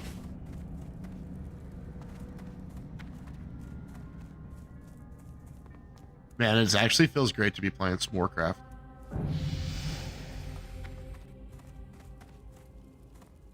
What is it? Victory for Sylvanus.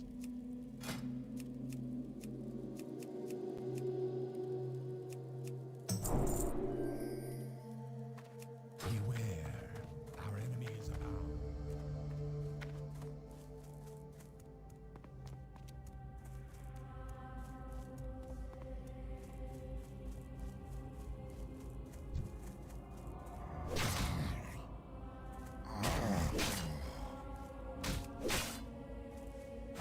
I'm getting his ass.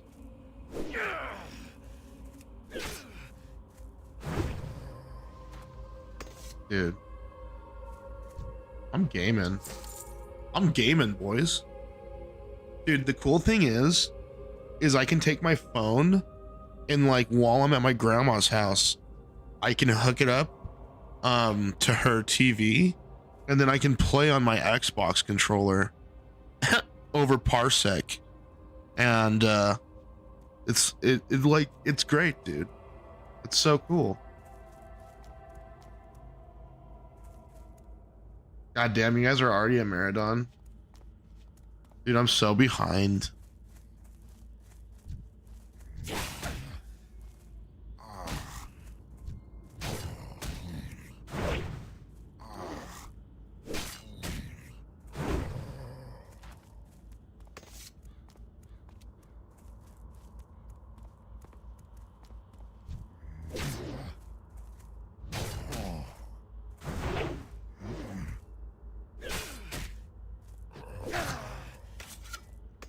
Change this guild name to Pussy Company.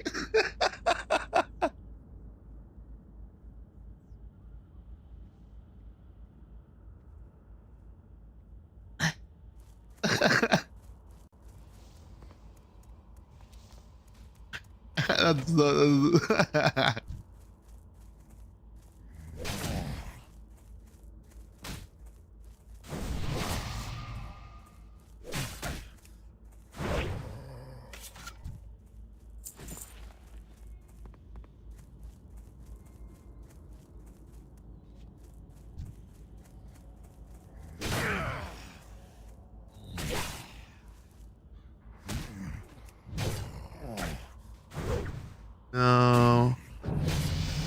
literally got second instead of first. Huh?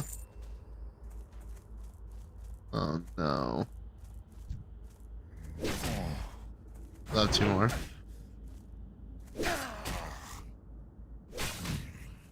Nice.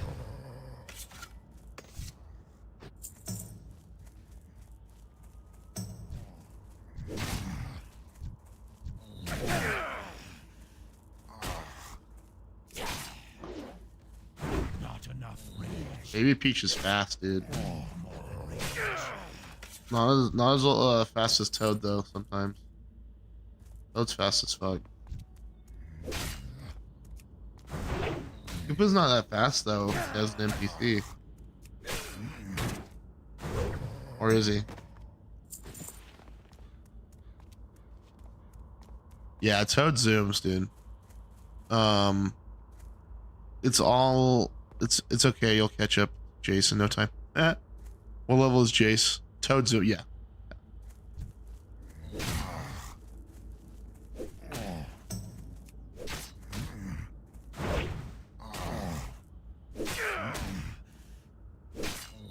Yeah, dude, definitely.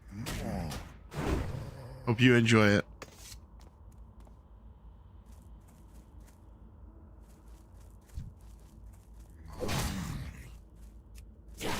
I hate that the guy doesn't even link your video or your channel.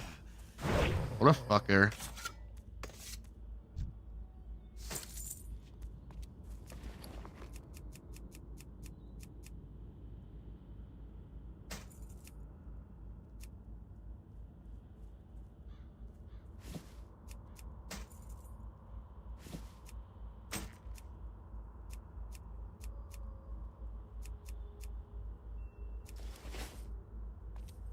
What?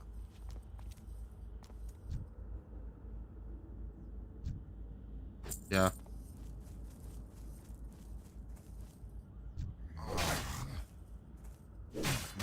Oh no. Not enough rage.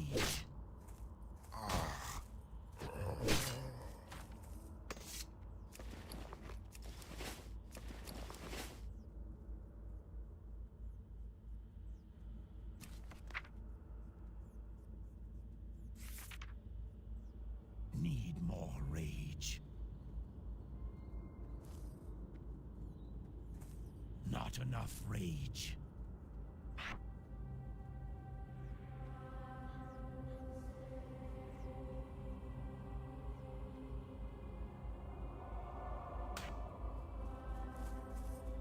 Okay. Cannibal eyes.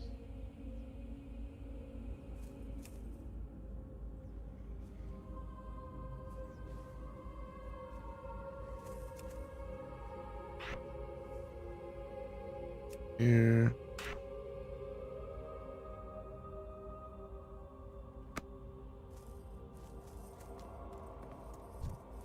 Need more rage. Sick.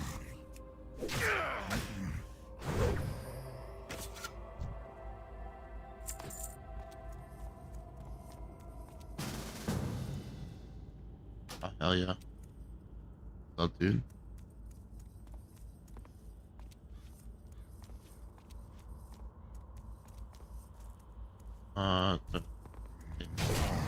Gotta remember A.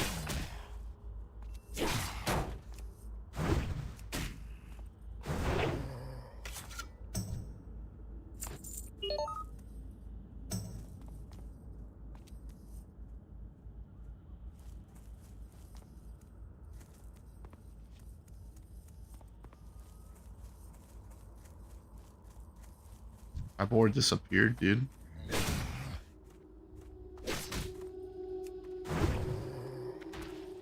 How's that?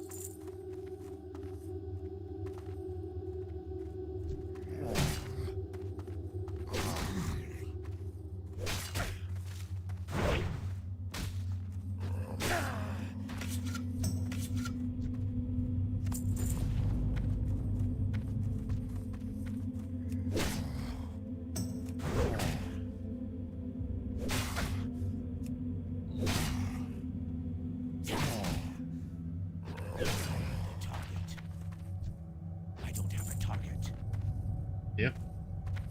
Let's go. Damn. I thought it was good. Not a good news.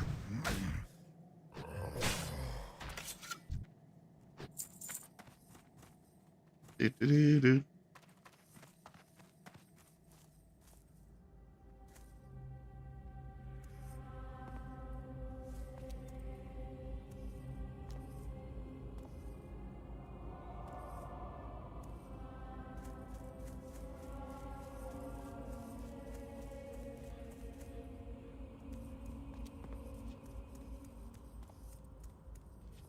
What now?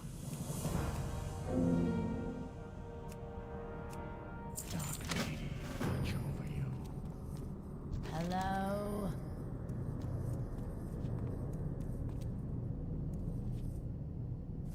Dude, I always question sometimes my my pick on my like my class choice, and then I just think of myself tanking as a warrior, Nefarian, and I'm just like, dude, I gotta go warrior, right? There's no chance I don't go warrior. Yo, what's up, Creech? How do I talk? Guild invite you? How do I do that? Let me see.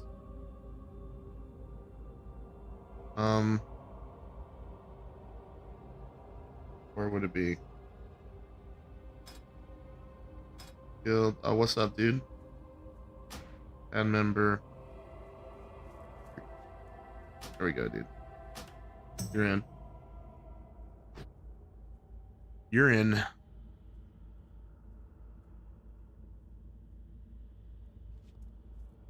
Fuck you, all of you. Oh my god.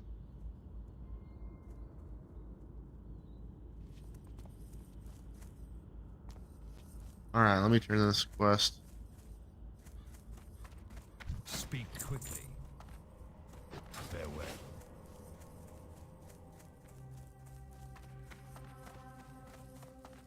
This had better be good. Embrace the shadow. Speak quickly.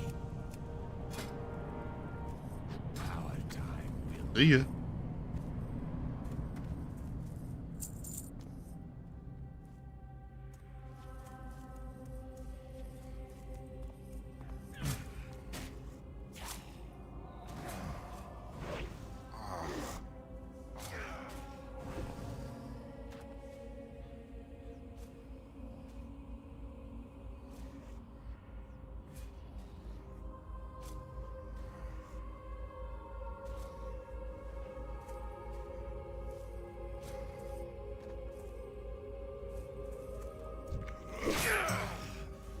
I'm getting his ass.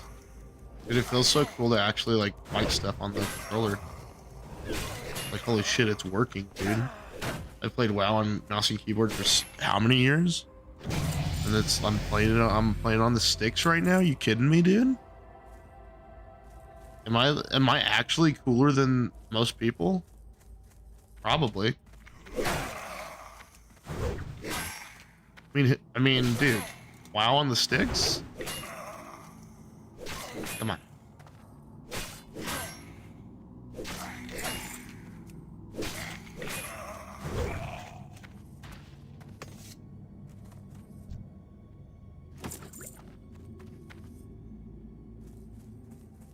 Oh shit, I've left the torch on for like 20 minutes. Let me warm up my wife and I. Sorry guys, this is why I level so fast, because I'm a pothead.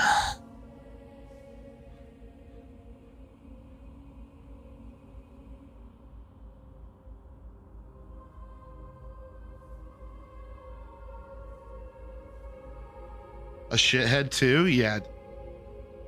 I definitely get shit out of my butthole and rub it all over my head.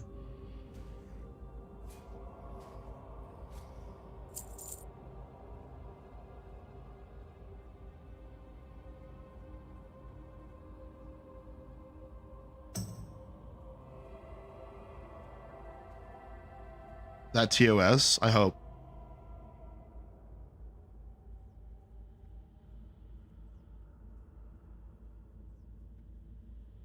Dude, my wife showed me this TikTok of this woman who was trying to find the smell of poop in her house because she thought her kid had shit somewhere. And she goes and finds her kid holding the shit.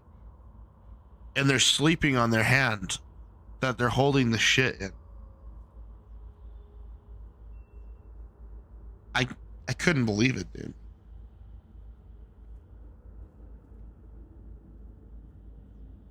Like, imagine taking your own shit, like, even as a kid, and, like, just sleeping with it.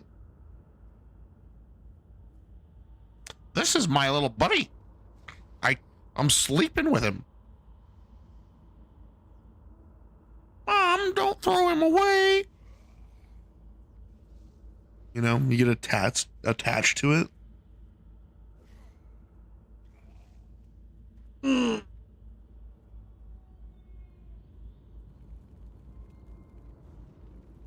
Dude, I bet there's definitely that type of stuff, Spank.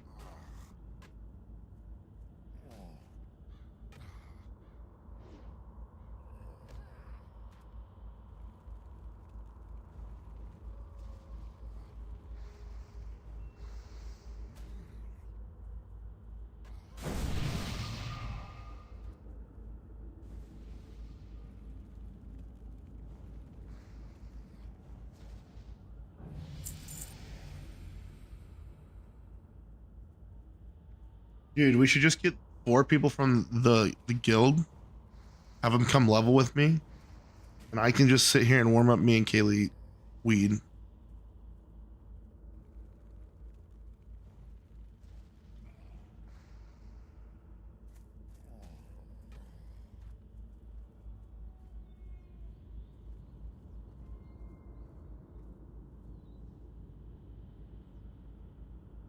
Like, you come kill these zombies. Alright,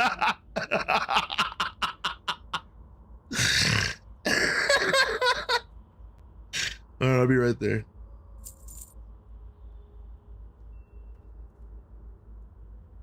I thought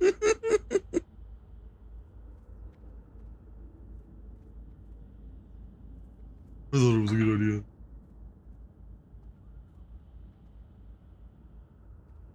Oh gosh. Don't play Spotify.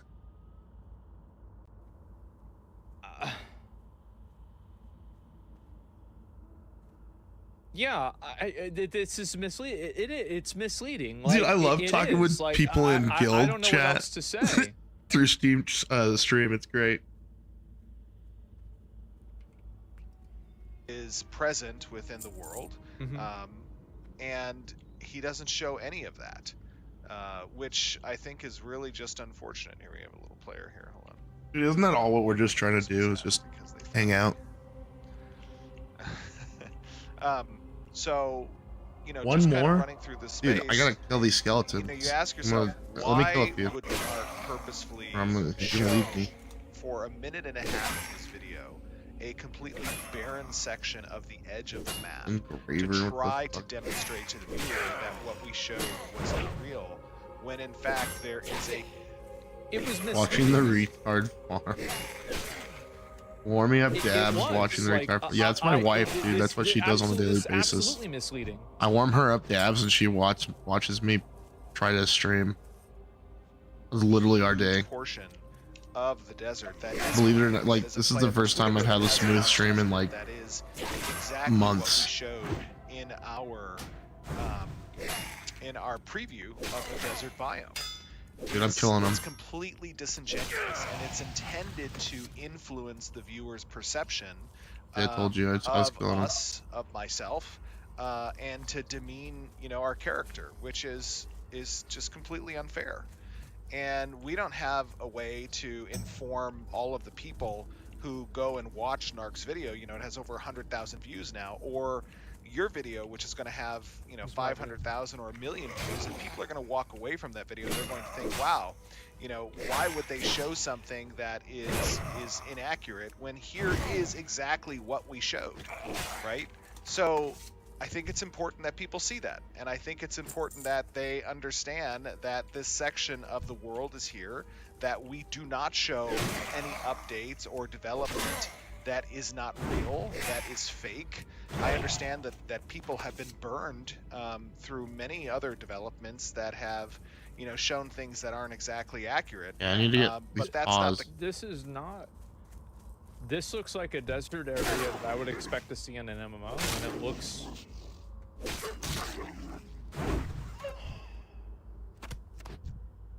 Lol. It's I have good reactor aura. Really Hey, good. thanks, Yeah, dude. I Appreciate the compliment. Stevie is I was also sitting there the whole time going, "Oh my gosh, no, he's people." not. So I'm such an Steven's idiot. saying the desert is incomplete, and Narc saying the desert is not what we were promised. One of these statements is true, and the other one is simply not true. Oh, thanks, dude. The alpha was never advertised to be 100% Your channel is so asset or funny, feature man. complete. This was never a promise. It So was what's your end goal with it, dude? What are you gonna do after the soy sauce inevitably ends? Single game, this is what happens. And if you play any game in an alpha state, you see situations like this. And if you don't believe me, mention look day at me 32. playing games in alpha states. All right, I'll look up day 32 real quick. And you'll see me playing games that are like this. No shit, yeah. Yeah, PoE 2 doesn't have 3 acts, exactly. Steven is also misrepresenting this. They stated on December 20th that the alpha in the desert was expanded, but everything that Steven was showing was already in the game, and the expansion is what Narc was playing. All right, let me pause Asmin. That's a video I wanted to finish later too. All right, sorry, Gomer. I'll be right back. I'm gonna watch this video real quick.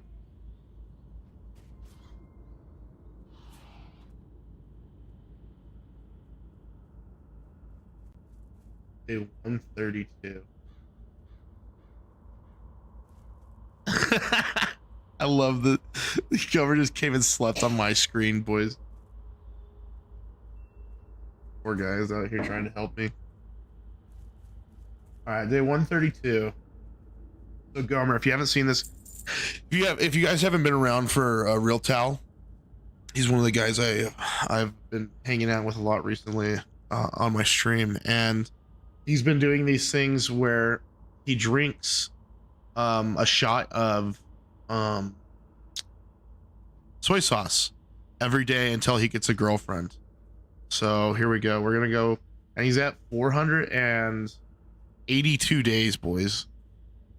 So, and he's saying that 132 is really fun, pretty funny. And he had a reaction, like a YouTuber with like over like 1 million subscribers, like did a full like analysis of his channel and shit, and like was criticizing him for like the stupidest shit. Like definitely not stuff you should have been criticizing this guy for. If anything, you should be criticizing him for like, you know, the type of soy sauce, or you know, the not cleaning out of the soy sauce like shot thing. It's gross as fuck. Like at a certain point, this guy's like pointing out all these other flaws that are just stupid because he doesn't seem to like this guy, or he doesn't like to seem to like Real Tal.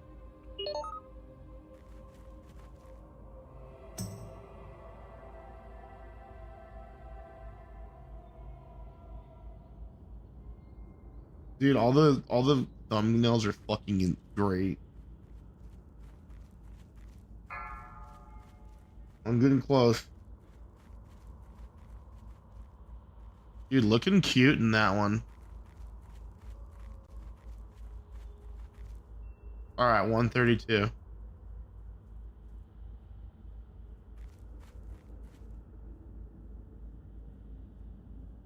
Wait, I want HD. Dude, are you kidding me? Do you have a pet rat?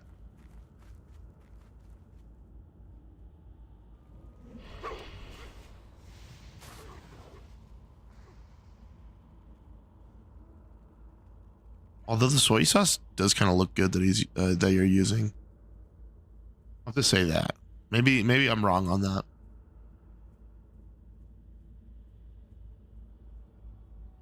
Looks like almost like an expensive one.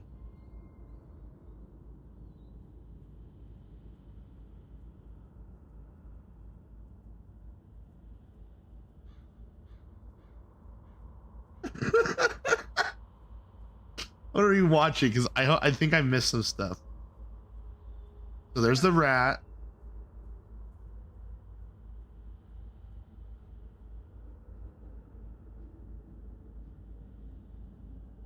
Okay.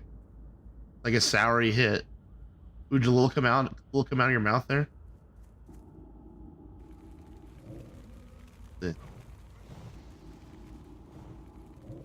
A little bit did.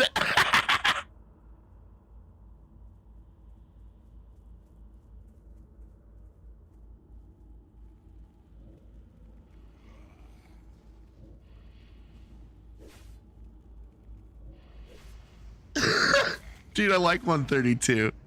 Dude, but you can imagine he has rats in his room. I was just saying he didn't mention that one. I thought he would. Yeah, dude. I wonder how many actually of him that he actually watched, or if he has like some guys that help him watch stuff. But the guy seemed like a real cunt. Definitely somebody I don't think I'd hang out with.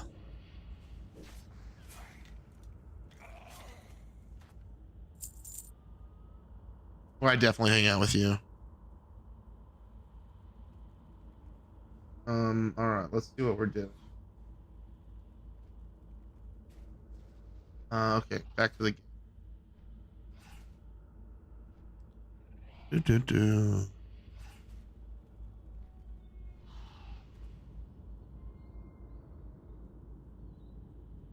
Triumph only hangs out with the peak of humanity. Yeah, dude. I hang out with some pretty awesome people. Dude, honestly, that's why I stream. So I run into people. When I do traveling, especially when I was younger and playing World of Warcraft and getting to meet people like within my guild and stuff, it was so like enlightening. Went to BlizzCon with people for like 4 years and shit. This is definitely like the closest guild I've been a part of in like probably 10 years.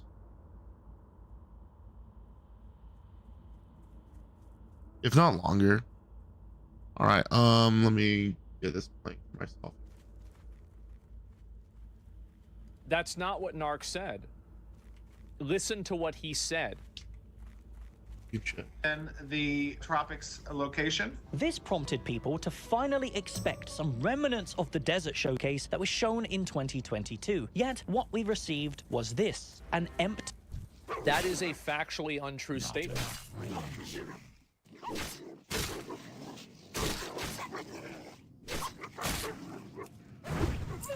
I don't know what else to say. I need these paws. Wasteland that could be generated in Unreal Engine 5 in seconds, with the Winstead and Miraleth nodes being copy-pasted onto them, slightly rotated. The state of the desert has obviously sent a lot of people into a confused frenzy, with Reddit posts popping up expressing this concern. This isn't just isolated to me, guys. This is what everyone in the community feels. However, these posts are now being locked by Steven Sharif himself, and people are being banned by Steven Sharif himself for simply stating their concerns. There was a beautifully written post about this, talking about how the project is not the open development that we were promised, and it's Steven's reply to this thread that made me Somebody says, yeah, I mean... So, what is this? You want me to go back? What am I going back to? Cheeseburger? I think there's an option for like $1 double reward. For a deal. What do you want me to go back? Gonna get me what McDonald's. am I misrepresenting?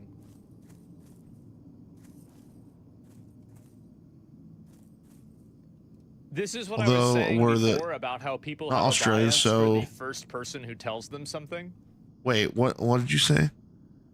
I was just saying he didn't mention that one, and I thought he would. Okay, yeah, although we're not Australian, so we're not supposed to say that word. Oh, you locked in with WoW homies? No, I'm not locked in with them. Or I mean, yes, I am locked in with these guys, definitely. But I'm more than willing to chat. I'm just chilling, dude. You're locked in now. Yeah, dude, I'm locked in now. I'm gonna hand Kaylee the weed soon. So she cannot warm up it. Going to get up technology. That's true. Yeah, but I think I want more than that. Cash wallet. I want like a small feast.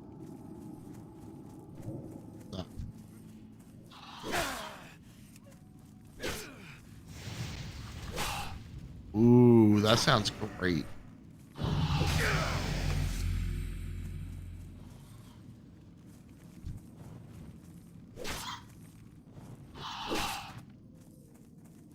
Real tell, have you ever played WoW, dude?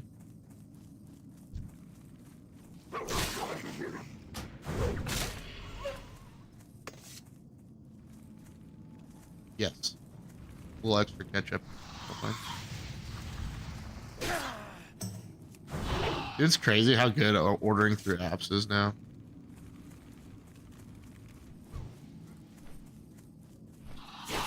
With my nuggets. Yeah.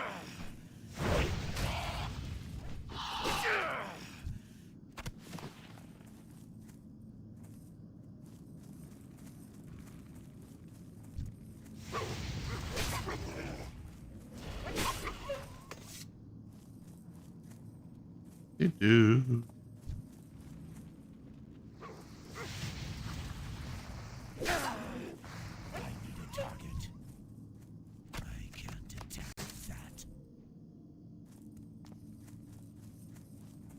All right, what else do we need off these guys? Do we still need these? Yeah, we still need these guys.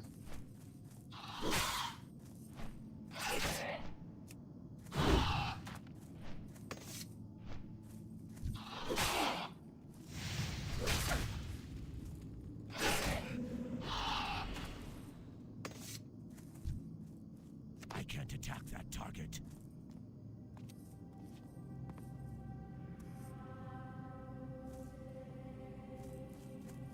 All right, I'll play Asma.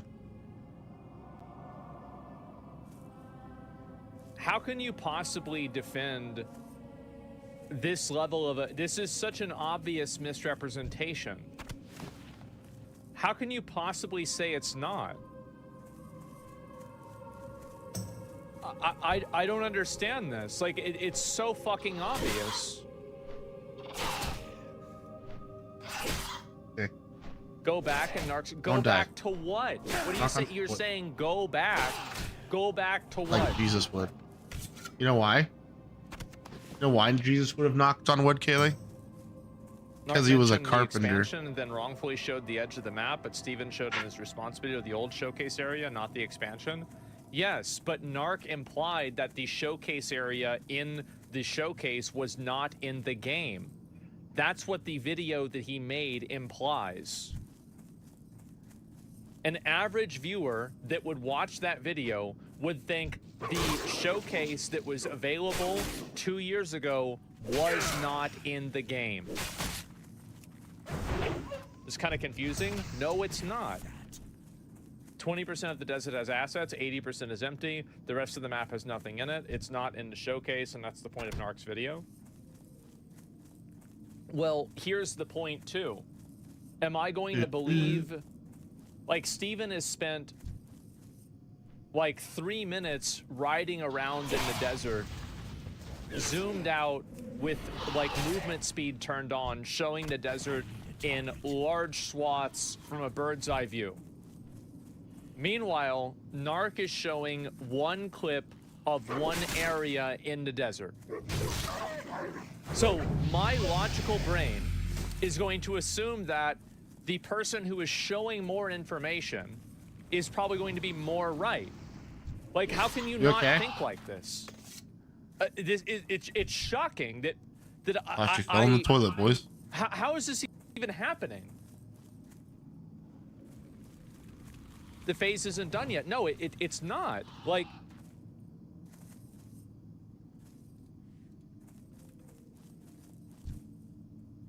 log into the game. How much of phase did you plan? Didn't get banned, chatters? Nice, we got you're it. not gonna get banned. All right, what do I still need? You're I need one why paw. you're not gonna get banned for disagreeing. You're kind of annoying, but like, and you're not gonna get banned for this. Log into the game and go look. Nope, nothing on that. Oh, Where's Narc's minimap? It's not shown. nice. Let's do it. Vids 2 is being rolled out in patches. This is the test server stability. Thor did the same thing this morning. He debunked all this on stream within the first hour while bug testing. They were in your pocket earlier. Top right? No, it's in the Narc video. There's not an indicator of a... Like, look. This is how long the clip is. An empty wasteland that could be generated in Unreal Engine 5 in seconds, with the Winstead and Mirrorleth nodes being copy-pasted onto them, slightly rotated. The The state of minimap isn't shown. Anyway, let's go back to this video.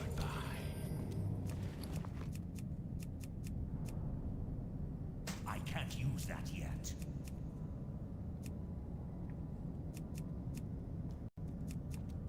Case for us. Here's our scorpion mama. It's a big boy. Let's take a look at her. How's she doing? You mad? Nope. Oops. Okay, she got a little angry. Oh. Definitely got a little angry. But we'll leave her behind. So that's an important point. The other thing that I wanted to talk about for just a second was that we're 230 plus people that are working on this project.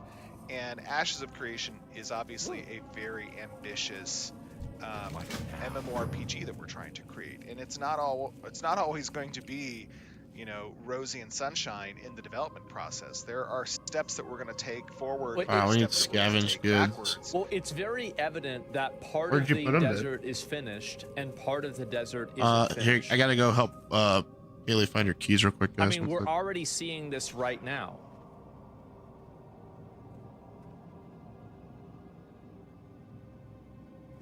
Like, it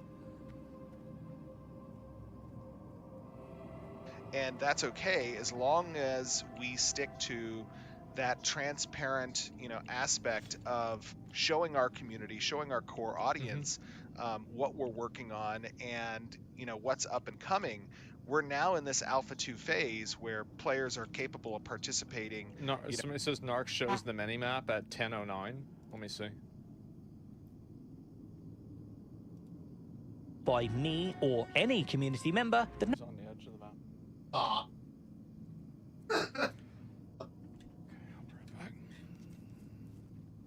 I'll be right back. Give me a minute. You can quite literally say the populated part of the desert behind him. Yeah, well, what I'm saying is that... Dude, Gomer's taking over the stream. Using on an alpha not being completed? Yeah. All right, go. I mean, I don't know what narrative is that it's just an alpha, and therefore it's okay. It's not okay. It wasn't okay for all previous Kickstarters to do this, so why is it okay for Ashes of Creation? For Steven... Because it is okay. The difference between...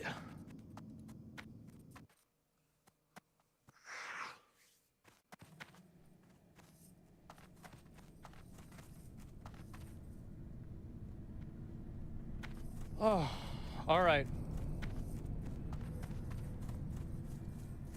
5 days a week, although we've been up for the past almost 3 weeks now. I love that you've already found 6. In phase 2, and not I everything. found none. We have a roadmap, a very clear roadmap of when additional systems and features are going to be included, and we're going to obviously try to stick to that feature roadmap. But there are things that can happen in development that can set you back, and we are open and honest about what. I love you, bro. I can explain. I think Steven and Narc both have a miscommunication. No.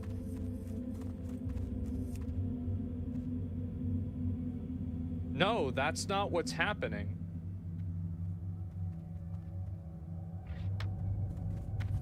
Like, no, like, look, I like Narc, but that's... Find you, cock. That's not what's happening. I'm trying.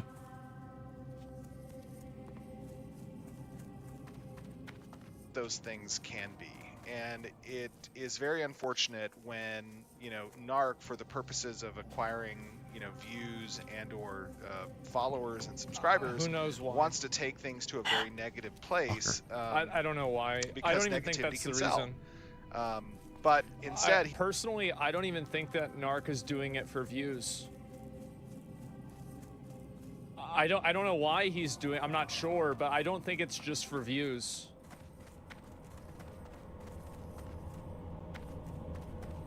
he had an opportunity to expand upon what we're doing to kind of educate, you know, people as part of this transparent development process, what it takes to make an MMORPG. And for many years he did that, but you know, over the course of the last year he went to a very negative place, and because of that we didn't engage with him at all as a content creator. And I think that led to, you know, him creating this kind of negative echo chamber, which he became beholden to, which is unfortunate. So anyways, I heard your like I just negative place. I don't know what happened between him and the company. I have no idea.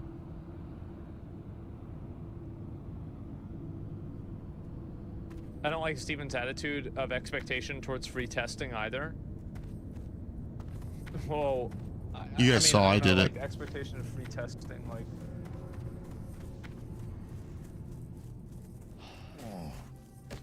Sorry, dude. I was doing a quest for a jump puzzle real I quick, think dude. that people are doing mental gymnastics to justify what very clearly was a misrepresentation that I think people took it and they ran with. And I don't think people want to admit that their initial impression was wrong. So instead of admitting that that impression was initially wrong, I just they're wanted to trying prove it do to myself that I could do it on gymnastics to justify why the initial impression was still accurate. on Xbox even controller. though we've just spent 7 minutes in this video looking at the fact that it's not accurate. Dude, I'll be right back. I gotta back. Like, I think that's what's happening. I think people are going into this like massive fucking like, oh no, I'm not going to change my opinion. I'm going to double down on what I already thought.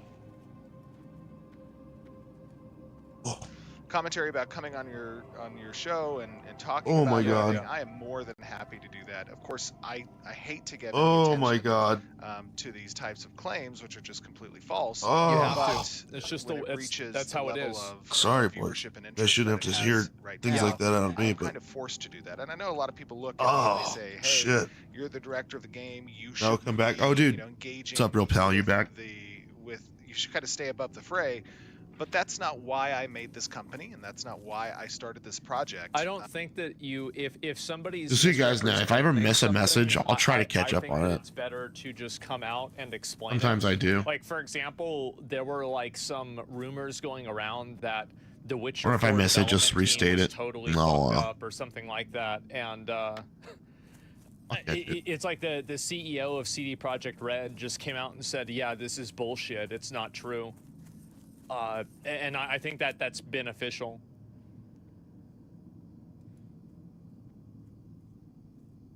You know, I have. I don't know why you're so invested in a topic. It's not your responsibility to fix other people's problems. Why I'm so invested in a topic? Well, I want to see the game be good, and I think that, I mean, at the end of the day, I am just talking about stuff. I do find it to be annoying that this is happening, but I don't find it to be annoying for the reasons why a lot of people think that I do. What would you ask? The reason why I find it to be very annoying is that I think that people have like this weird hate bias that sometimes they create where if you're not playing into the narrative of just blindly getting mad and frustrated about everything, that then they just create a narrative and a conspiracy about how it's like you're being paid not to do it. And so it seems like unnecessary drama. Well, it's basically the reason why is that on a very fundamental level, it is people coming to conclusions without, I'm gonna have to in my opinion, make a macro for authentically reload. and logically evaluating evidence and doing mental gymnastics to justify a bad first impression. That's fundamentally why it bothers me, why I don't like it. It has nothing to do with the game. It's a type of behavior that I don't like. It's about ego more than anything. Yeah, I think that's basically it. It's a dog pile. Yeah, people love getting their pitchforks out. That's it. People are YouTuber. Yeah. Previous convo was about people hating YouTubers for causing hate. Yet here's the reason Asma gets attacked. It's because other videos we're discussing. Yeah. It's a lot of words. People don't like to authenticate. Yeah, it's herd mentality. Exactly. Oh, I have to get Samuel's remains. Oh, okay. Yeah. Put his remains in the graveyard. Okay, dude. Very humble beginnings of just 1 second. Wants me to enter the building. When we first started to what it is today. You have to look at what's happening. You have to look at reality. You have to be able to why. accurately assess and evaluate what you're seeing in an authentic way without letting your personal biases and your previous opinions about something color that opinion. It's not about whether something is good or bad. It's about whether something is accurate or not. That's what it mainly is. It's not about hating on games or not hating on games. It's about looking at the evidence and making an informed decision based off of the most information possible. That's the, and I think that Narc's video did not lead us to that conclusion.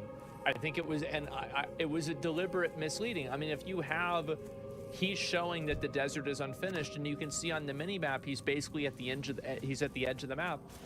I think that this is a misinterpretation. Like, I don't know what else to say.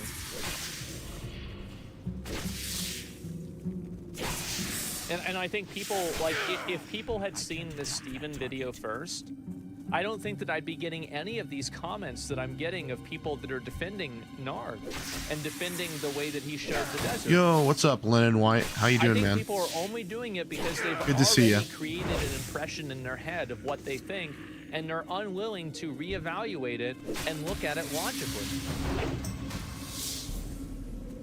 Which is a very large Can't project handle the that truth. works Yeah, and there you go. trying to accomplish something that I think players want. How you doing in today, man? space, which is, you know, an honest team that is not going to be introducing pay to win, that is going to respect the players' achievements and integrity, that is here Good? because we I'm want good, this man. game Just chilling. So that's something Playing a little that I think Warcraft with the boys. important, and it really How about gets yourself? lost when creators like Narc, What are you or others gaming get on to a tonight, dude? platform that is just simply completely false, and it's so I think hard it's important, like, hard to bear as. All right, So sounds my good. perspective with giving things a platform is that I think it's always better to address things head on. Always address it head on, talk about it specifically. You can never hide in the shadows. You can't ban it or anything. You've got to address it. You've got to talk about it. That's it. It's a person who is very invested, Yeah. Invested both monetarily, emotionally, and in my life to creating something for a group of people that I affiliate myself with, which is, the gaming community, the MMORPG gaming community. So, anyways, I just wanted to make this quick video just as a response and post it into your channel, and then I will be very, very happy to join you and talk about anything that you'd like to. Yeah, Alright, maybe we'll thanks, do guys. that. Bye. Okay, well, there we go. So, what about Narc's other points? I think that's a real. I think you bring up Just a chilling. very good point. So- now let's talk about some other things. Yes, banning Oh my people off of gosh. the subreddit, etc. I wish my thing would lock in. So I've been streaming recently if I can. Been trying to stream some Marvel Rivals. But to be honest, my computer kind of has a hard time streaming and running that game at the same time. So but I stream a lot of Warcraft. But I also stream just like a lot of other stuff. Like me and my wife were playing Donkey Kong the other night, and yeah, I'm a gamer. I enjoy lots of games. So, but what do you like playing mostly?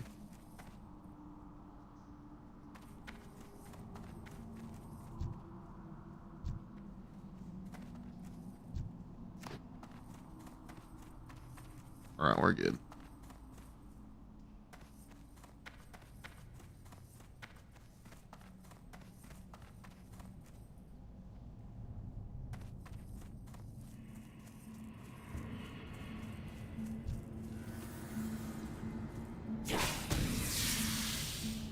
You stream mostly Marvel Rivals and WoW. Oh, that's sick, dude. Or we'll have to exchange names before you leave. In Marvel Rivals and WoW. I'm playing on Night Slayer right now. I don't know where you're playing on WoW right now, but we're playing on Night Slayer Classic Anniversary at the moment.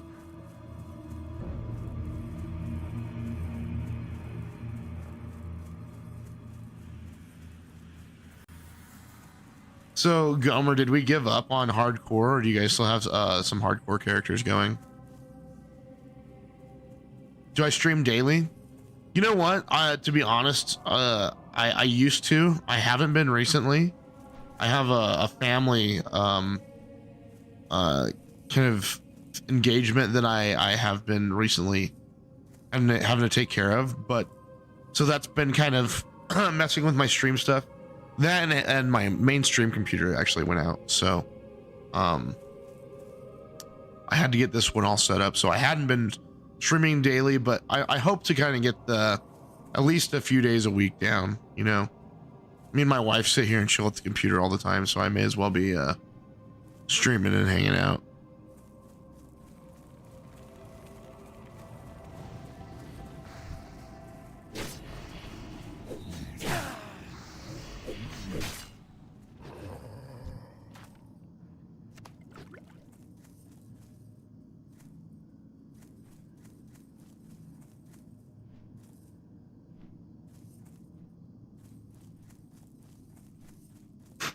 Hi. Call me. I want to come and help you.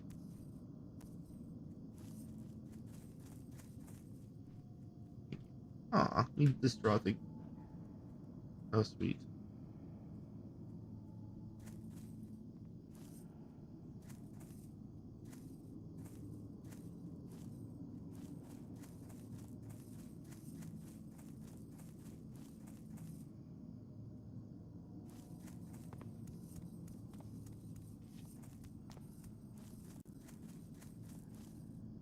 Yeah, I'm from New Mexico.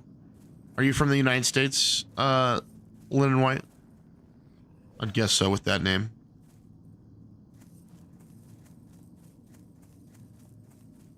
Do you what?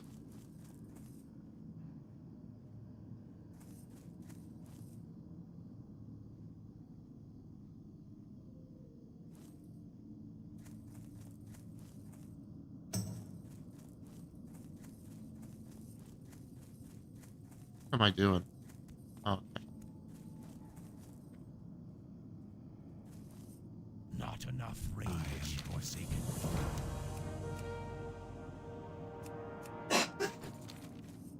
Beware the living.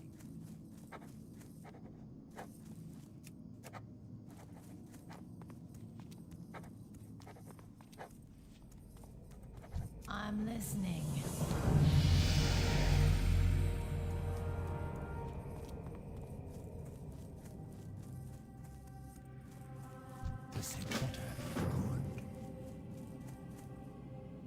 All right, little break, Gomer. I gotta eat.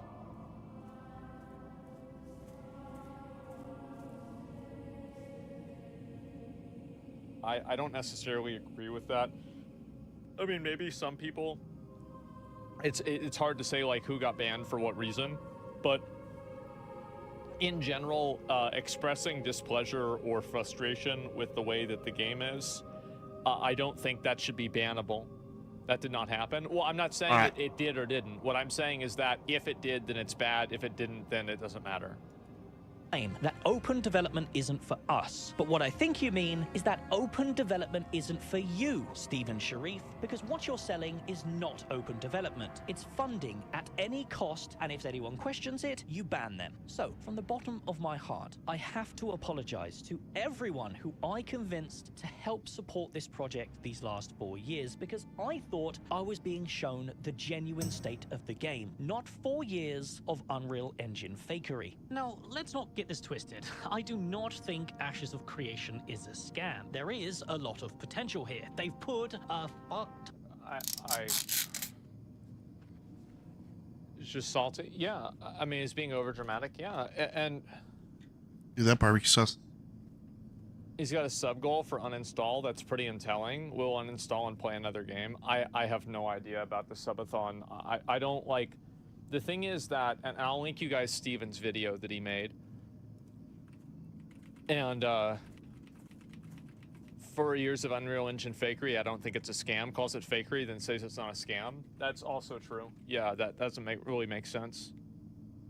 So, Steven is acting unprofessionally.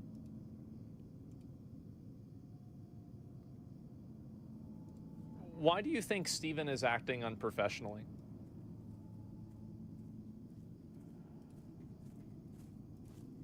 Why do you think that? Double cheeseburger, boys.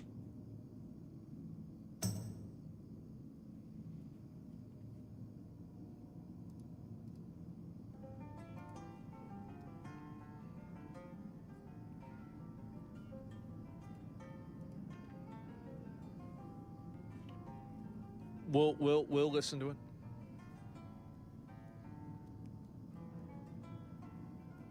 It's okay. We'll listen to it. It's fine. It's in the prior message. Why? I want to make sure that, like, if that's the reason, then I'll address that. I just want to make sure that that is the reason. But if your previous message is the reason, you can just say that, and then I'll talk about that.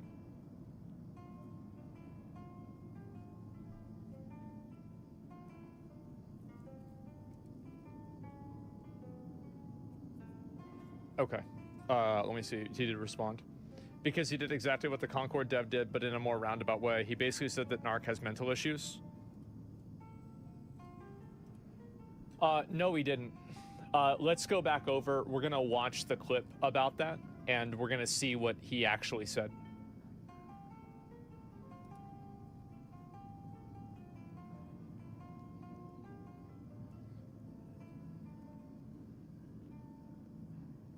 Where did it go? That's the referral. And why you trying to sell me some art? That's what happening right now? Sorry, I've got to find it. I don't remember where it was on the other video. No, this is in the Narc video for sure. Because it was Steven's response. Yeah. So this is what Narc is talking about. Okay, here we go. Let's listen to it right now.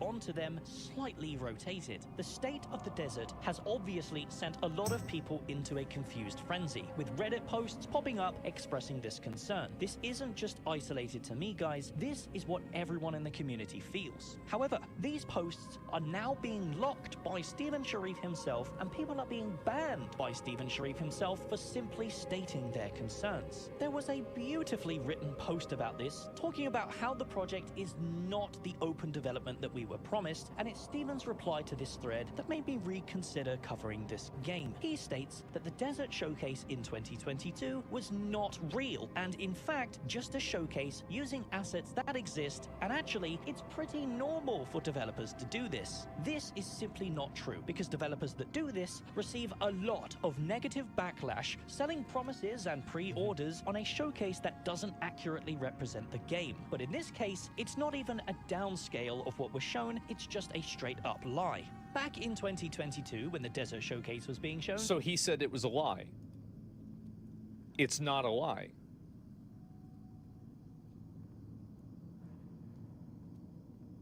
Like... it's there. Like, presentation, they made it absolutely clear that this was the current state of the desert biome, boasting about their innovative tools to help them develop the world fast, and in no way, shape, or form alluded to this being just a concept. You know, these are some of the foliage that environment's been creating Yo, as look at part that. of what's capable of creating an interesting desert biome. So this is what he said about the mental state. I will continue to make the game in our vision. If development process makes you think otherwise, I will repeat this for your own mental health. Step away. We'll be here when you're ready to return.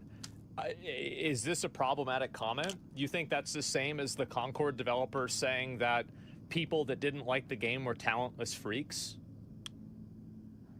Dude, I'm trying to listen to Lennon. Said Narc had gone into I a asked very him what he was negative mental wanting. state. I think he was just referring to. Thought he was trying to his sell me state art. mentally about the game. I don't think Steven was making a psychological. What are you offering, Lennon? evaluation. I mean, I don't know. Maybe he was. I'm not sure about that. The comments okay? Yeah, I wasn't even talking about Narc directly, just the thread. Yeah, so it wasn't even about him.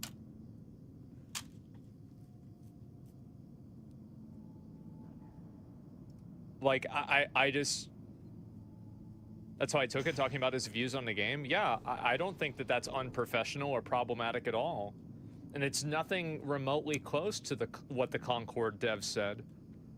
It's not even in the same universe. Like, I can't even imagine... Like, how could you possibly say that? That, like, saying that somebody has a bad mental state when you're referring to them talking or discussing your game is the same as calling somebody a talentless freak that doesn't like the game. What is this?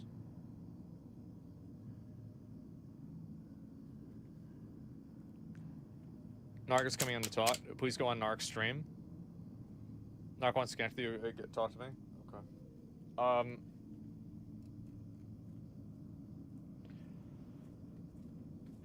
fuck. All right. Let's do it. Let's do it. Does Narc have Twitter?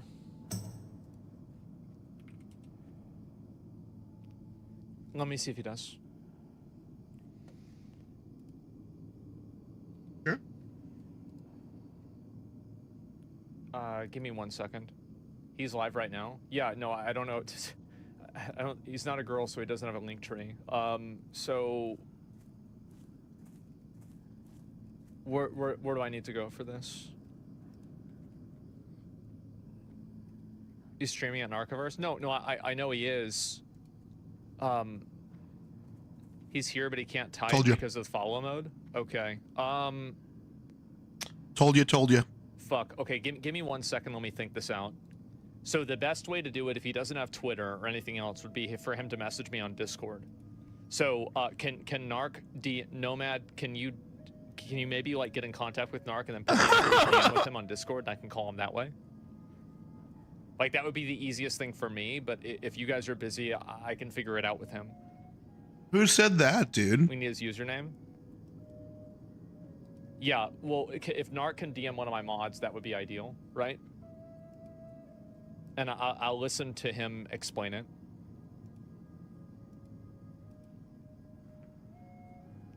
You guys should chat using the Marvel Rivals chat lobby? Well, I don't know about that. I don't know if we'd be able to.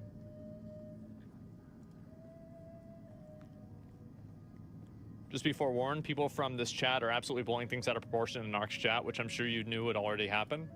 People are going to be... Guys, can we please just dial all of this to fuck down?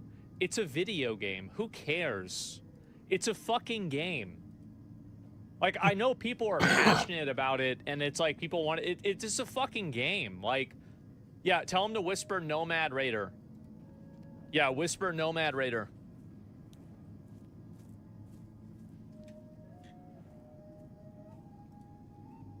Yeah, dramatic people get... Yeah, people getting way too dramatic about this. Just try to chill out. It's a difference in opinion? Yeah, it's just a difference in opinion. People spurting out. We're going crazy.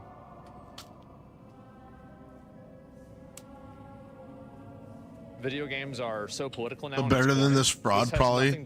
If you even need a shit designed, you seem chilling, to be honest. Right now, to be honest. Do with anything that is political at Dude, all. I am just chilling. To be honest, dude, in the future, if like I have if I have like the funds to like get somebody to redo the art and stuff on my channel, I'd love to do it. But dude, those are just bots. Like, I don't know how often you see that type of stuff, but I see like people come in here constantly asking that type of stuff. And like, I've actually been nice and like let some of them like add me on Discord, and like they just try to like send me links to stuff. It's bots is what it is.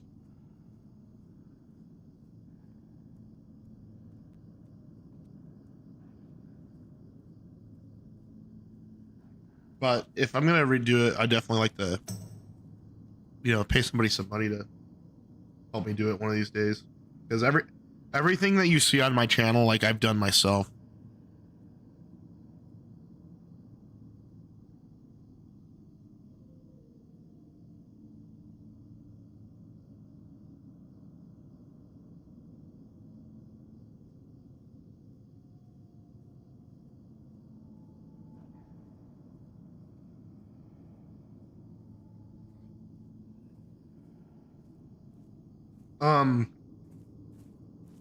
No, actually, dude, I've been very fortunate and haven't, but I just, one thing I've realized, like, as I've watched like streamers and stuff, a lot of them, like, especially like Asmongold, like his rule is he doesn't click links. And so I just decided to make it my rule too. You know, there's too many like bots and stuff at lower ranks. At the lower ranks of Twitch, trying to get people to, you know, buy shit. So, but I didn't know you were an artist, dude. You'll have to show me some of your stuff. You may have already shown me some stuff. I have a few artists in the community. Yeah, I mean, let's be honest. I mean, I don't know. I mean, like, Artist myself. I don't think it's really that big of a deal. I mean, it's. I'll have to show you guys my paintings sometime. sometime. Game, but I know everybody's gonna get in their feelings about shit, right? It'll take a minute. Your chat cares because you've gone on and on about this. Use inflammatory language all the time. Call people retards. Say everything is DEI. You refuse to accept you have power over a good chunk of your base. Well, I you're paint with my grandma every you're other week. getting banned because you've been complaining constantly. Yeah, you've just like if you don't like the stream and you're not happy about it, I'm gonna do something unprofessional here. For your own mental health, watch something else. Stop watching it. If you're mad and you don't like the fact that I haven't talked about DEI at all with this. What are you talking about? DEI? Get the fuck out of here. DEI. Your butt hurt because I talked about something that you didn't agree with? The fuck out of here. Yeah, of course my viewers are gonna have opinions Bro, you about things. That's the way FW anything Wordle. is. All That's I'm like, saying is oh, that dude, people do I take play it too Wordle? far. I They have played always Wordle do. before. It's not my fault that they do that. That's Is the that still a internet. big That's what game? fans do. Like, I don't know what else to say. Like, if he's making sub goals out of negatively about a game, like showing the edge of the map, misrepresenting it, the dev already said they're trying to break ties with him. I safely assume he's arguing in bad faith. Therefore, I can say he's being a mean man. Well, I'm trying to be. Listen, guys. I try to be fair. I know. This is very upsetting for some people that have their. Dude, I'll download Wordle. But I do, in fact, try to be fair. Is and I Wordle try on to Steam listen to what nowadays? people are saying, and I do try to be genuine and get an idea of what's going on. You are fair. I really try to be fair. I try to see other people's points of view. That's all. Am I crazy? I don't think so. Yo, what's up, man? Yo, Asman, hello. How you doing? Yeah, I'm good. Yeah, well, yeah, I was having fun. I was playing Dark Souls, and then suddenly I wasn't playing Dark Souls. Which Dark Souls were you playing? Witcher 1. I've never played Dark Souls before in my entire life. Oh so, my god. it's the first. Well, you know. Do you know what? Hey, two-shot Smog and that guy. I two-shot him. I'm gonna be All right, honest. boys, I'm that is done eating. impressive. Smog and Ornstein. Yeah, in Orlando. Yeah, that is warm up a impressive. couple Okay, hits. good. Yeah. Then we'll get back to WoW. It was pretty good. Yeah, I was surprised. So you're liking everyone the was game? Molding.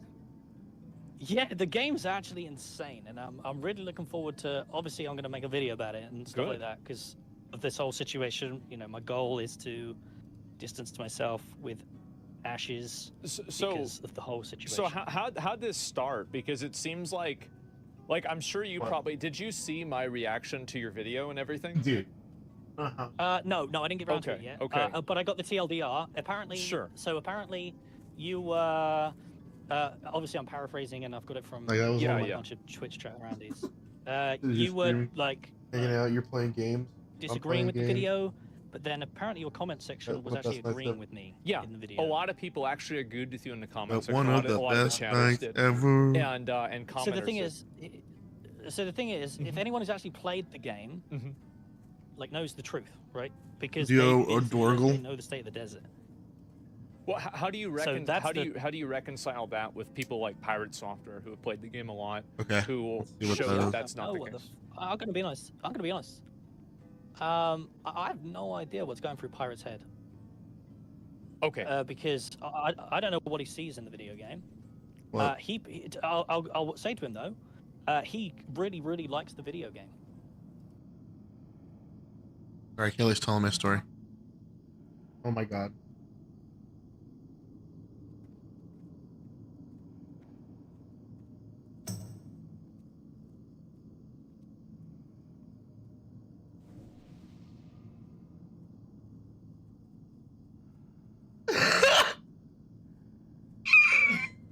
Oh my god, that's mean.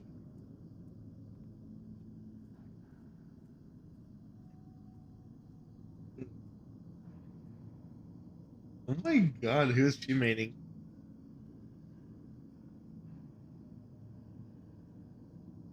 W. Haley? Oh man. I better unfortunately correct you on her name. So her name is actually Kaylee.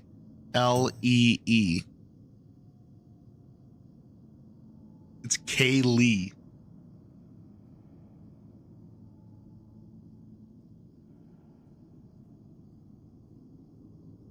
One of her friends is getting shit talked in Marvel Rivals.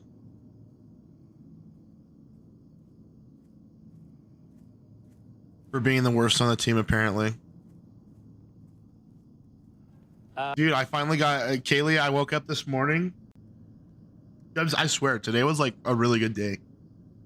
I woke up this morning and Kaylee was playing Marvel Rivals for the first time. She's been playing Overwatch and she really likes Overwatch. And so like I haven't been like wanting to like pull her off that game just yet because she's been really enjoying it. But I've been like taunting her to play Marvel Rivals, and she finally did this morning because Overwatch wasn't playing, right? And so I think she liked it.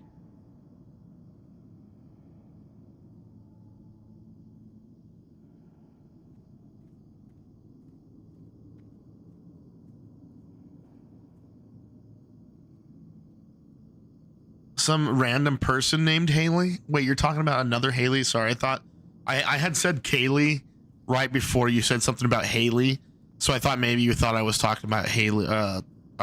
Maybe you didn't hear me. Yo, what's up, TR? TR is how you doing, buddy? T Junior is T Junior is. Bro, what's up? Huh? I was trying to save face. Oh my gosh, well, you know, dude, it's gonna be cool one of these days where when chat's so good that you can get emotion through correctly. Cause I get it. No, bro, it's TJR. Okay, what's up, TJR? How you doing, man? Welcome to the stream. I'll play that game for sure later, dude. I clicked that link. Real tell. So you know.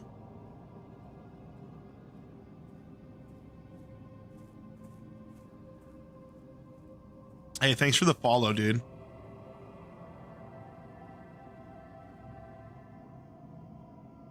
Dude, I haven't figured out whether I want to get set alerts back up or not.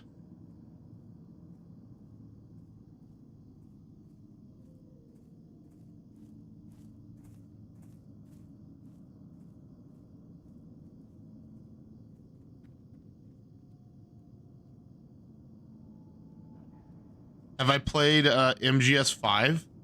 Ooh, what is that MGS5? You'll have to spell it out for me.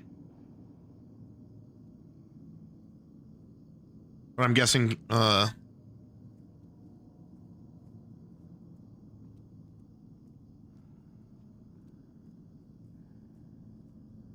yeah, true, real. Tal. Metal Gear Solid? Dude, I want to play through all the old Metal Gear Solid games.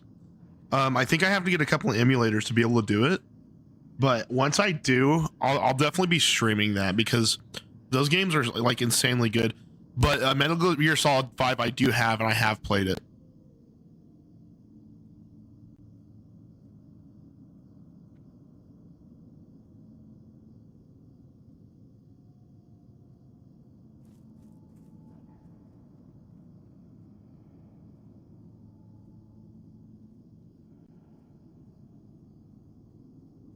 Yeah, I remember buying that game had a pure FOMO, dude. And I never played it all the way through. Just get Emulator JS and Dolphin. They should take care of all of them. So I have Dolphin and I have a PS2 emulator. I don't know if it emulates anything other than PS2.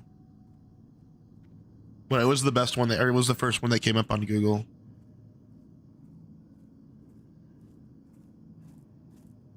Phantom Pain is super cool. Yeah, dude. I remember that game being such a hit. People were so excited about that game, dude, that I went ahead and bought it. It'd be a good one to go back and finish.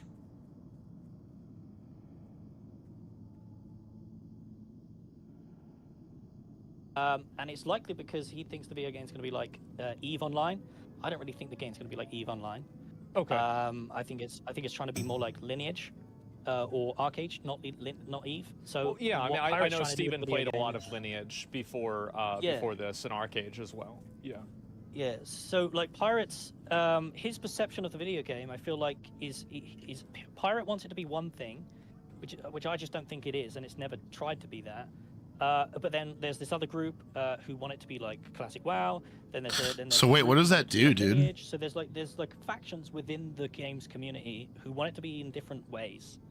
I think that's a huge problem for like every MMO, because like every MMO is going to have like a faction of people that want it to be a hardcore PvP, or they want it to be a theme park, or they want it to be an MMO, or they want it to have roguelike features, or etc.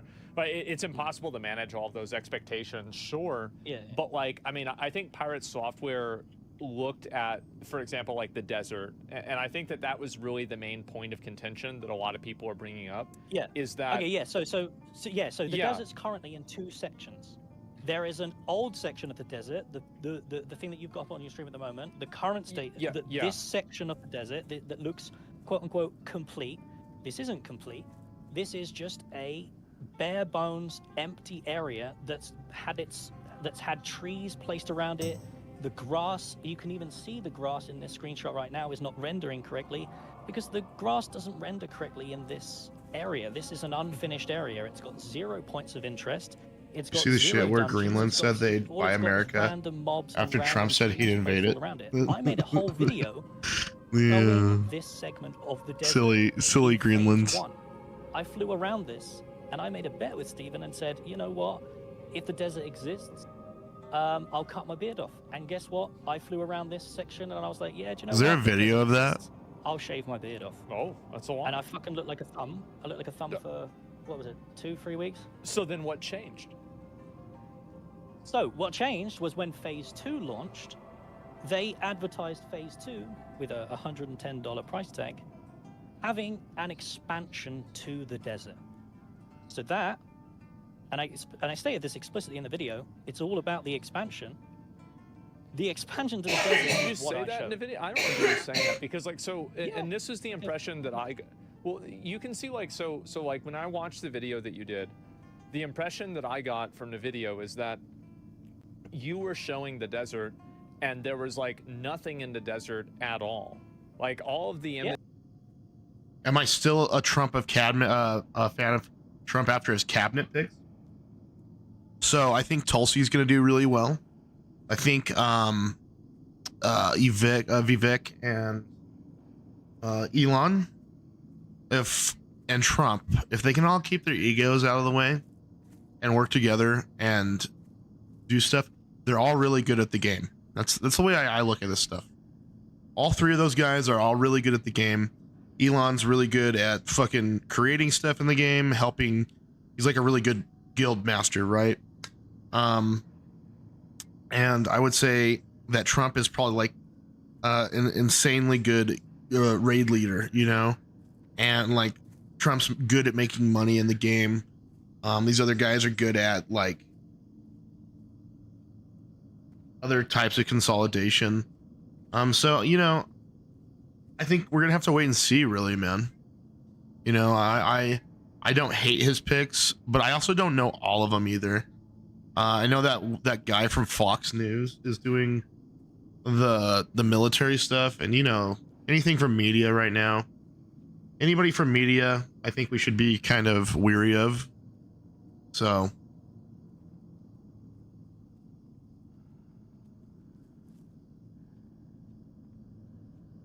Oh yeah, dude, I bought a little Doge. Not very much. I bought like, yeah, not very much. But I bought a little. See what if I can double it on the 20th.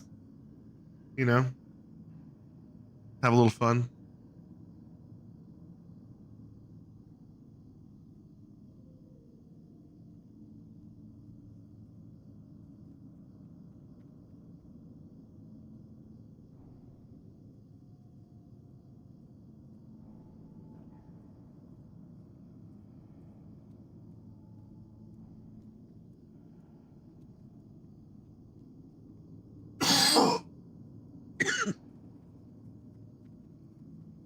Images that you showed you, and it looks like if you look at your mini map, you're basically So on the edge of the map. we shall wait and see, dude. Well, if you look at, if you bring up my stream right now, I don't think America necessarily voted Trump in because they think he's the perfect guy for the job.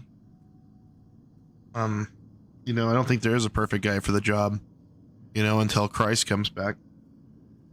But until that, you know, we at least need somebody that understands what's going on. And you know, I didn't hate his 4 years. I think his last year got fucked by COVID. You know, but you know, there's some things that the wall should have gone up faster. I feel like, you know, that was more of a promise that he made. You know, whether you like the wall or not, to see like stuff that he said fulfilled was a good thing. It is a good thing for any president. now if you can. Sure. Yeah. Where I am currently is smack bang. You don't think Jesus would be a very good president? There is a node. Well, that's an directly in front of opinion. me. This little prop of I land don't know, dude. is a node. I've read enough of his book to think he'd make a pretty good The point is, king, all around it, not president. it's just emptiness everywhere. There is no desert. This isn't a desert expansion. This is just sand. But you can see, so I think that's a good point you're bringing up, and you're saying that the desert expansion doesn't exist, but the desert does exist. Is that Well, the desert exists in the fact that they have just created a land mass with nothing in it. There is no content in this desert. There is nothing. I guess I've read enough of his book and lived enough life at this point to have him prove himself to me from 2 years ago multiple were not times. present in You an know, alpha. Is that correct? Yeah. I think when that's happens to you, it's hard not to I believe. stand by that. That's true. I don't like smoking a cigarette and So saying that if I look at nothing's it, happened and and I happening see to the you. things that were shown in alpha in like this demo from 2 years ago, and then I look at the video that Steven's showing right now of the desert, I feel like these two things are pretty congruent. Like So what things would you say that exist from both those trailer from 2 years ago and and what Steven's showing? What would you say exists, quote unquote exists? Is it the trees? Yeah, the developed landscape that they showed in the trailer. Okay. And Oh, yeah, also, yeah, I well, agree like, with that, yeah. and you're contrasting that because you making the comparison in your video, that the comparison is actually the it's this empty desert. Because that's what you're comparing it with. But if you look at the video itself and you see inside of the game, it does seem like that's what the game looks like. I agree that the rocks exist. The rocks exist and the trees exist. But do you see how if you do that and then you show this image of a completely like unfinished area, it's going to give people the impression that the entire desert is also unfinished? Well, you've got to use the context that you got to acknowledge the context that I've already made a 20-minute video showing off this section of the desert that Steven's currently showing off. So that I've already done this. Okay, that's fine. So what you're saying is that inside of this video, though, that context doesn't exist. Because like if there's a previous video where you've explained it, okay, so then you can see why people would be confused, right? Yeah, I would assume that I don't. So let me give you guys some context for this conversation that Asmon's having. 1 second.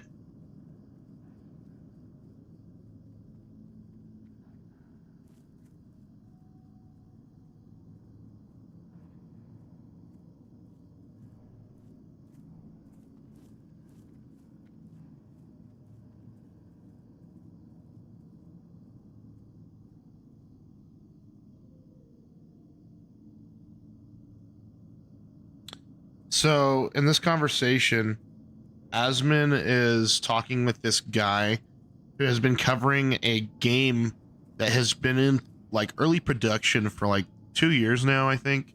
It's called Ashes of Creation. It's going to be an MMO type World of Warcraft type game, right? And so this guy's been covering it since like the conception of the game, and he's not like happy with where it's going and feels like the developers are kind of lying to the community about like how much progress is happening. And so while the developers all are like trying to upcharge like people like people that have already like, I don't know if it's people that have already spent money or like they're trying to or like they're reselling something they said they weren't. I don't exactly know the thing. Yeah, we'll get into it. But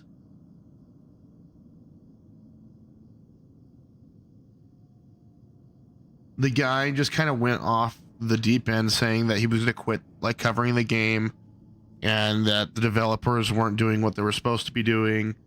And so Asmon is trying to sit down with that guy and the developers and figure out like what's going wrong, because a lot of people don't feel this way about the game, and then there's a lot that do. So that's what's going on. Reach a very wide audience, right? My audience has been the same 10,000 people for, again, 3 fucking years covering this game. Yeah. So when I make videos, I always assume that people have seen the previous videos. Mm-hmm. So it's like when I release a thing, I reference the things that I said in the last video, because it's always a continuation of when I'm covering the video game. So anyone who's interested in Ashes of Creation have already seen that previous Desert Expansion video, because I don't really reach an audience outside of my own 10 to 20k people. Yeah, no, I can understand that. That's fine if you want to do that. But I think when you do have a video that does get so he's not really a third-party mediator, I'd say, because Asmongold has also been covering the game for quite like since the same kind of amount of time, and watching this guy's videos on it and that type of stuff, and has had like past discussions with the developers, and so has this guy. But like apparently the communication has been like not as well like received recently, or there hasn't been as much back, which would make sense with the holidays. So it may just be this guy like over compensating. I'm not sure. That's what we're trying to figure out. Popular, right? I mean, and I'm sure you would have expected this one to get popular. Is it popular? I've not checked. I mean, it's got 130,000 views. That's really good. I mean, it popped off. Yeah. Yeah, I'm gonna put some fucking ads on that one. Yeah, What the me fuck? too. And so the point is like, so if I just watched that video, which is what I did, and I think also the odds are that every single person watching the videos is not, because and this is another way to look at it, right? Is that if a lot of people are angry about it and they're perceiving the desert to be incomplete, that would also imply that they also did not see the other videos either. Because if they had seen the other videos as well, like you said, then they wouldn't be making these comments because they would know that it was contextualized. Well, here's the thing. Here's what I, all I'm trying to do is make a video explaining why I am no longer in support of this video game, right? Okay. I don't support the video game anymore because what they showed 2 years ago, this doesn't exist. This desert, this doesn't exist, right? Looking at my stream, I'm showing you this. This shit doesn't exist.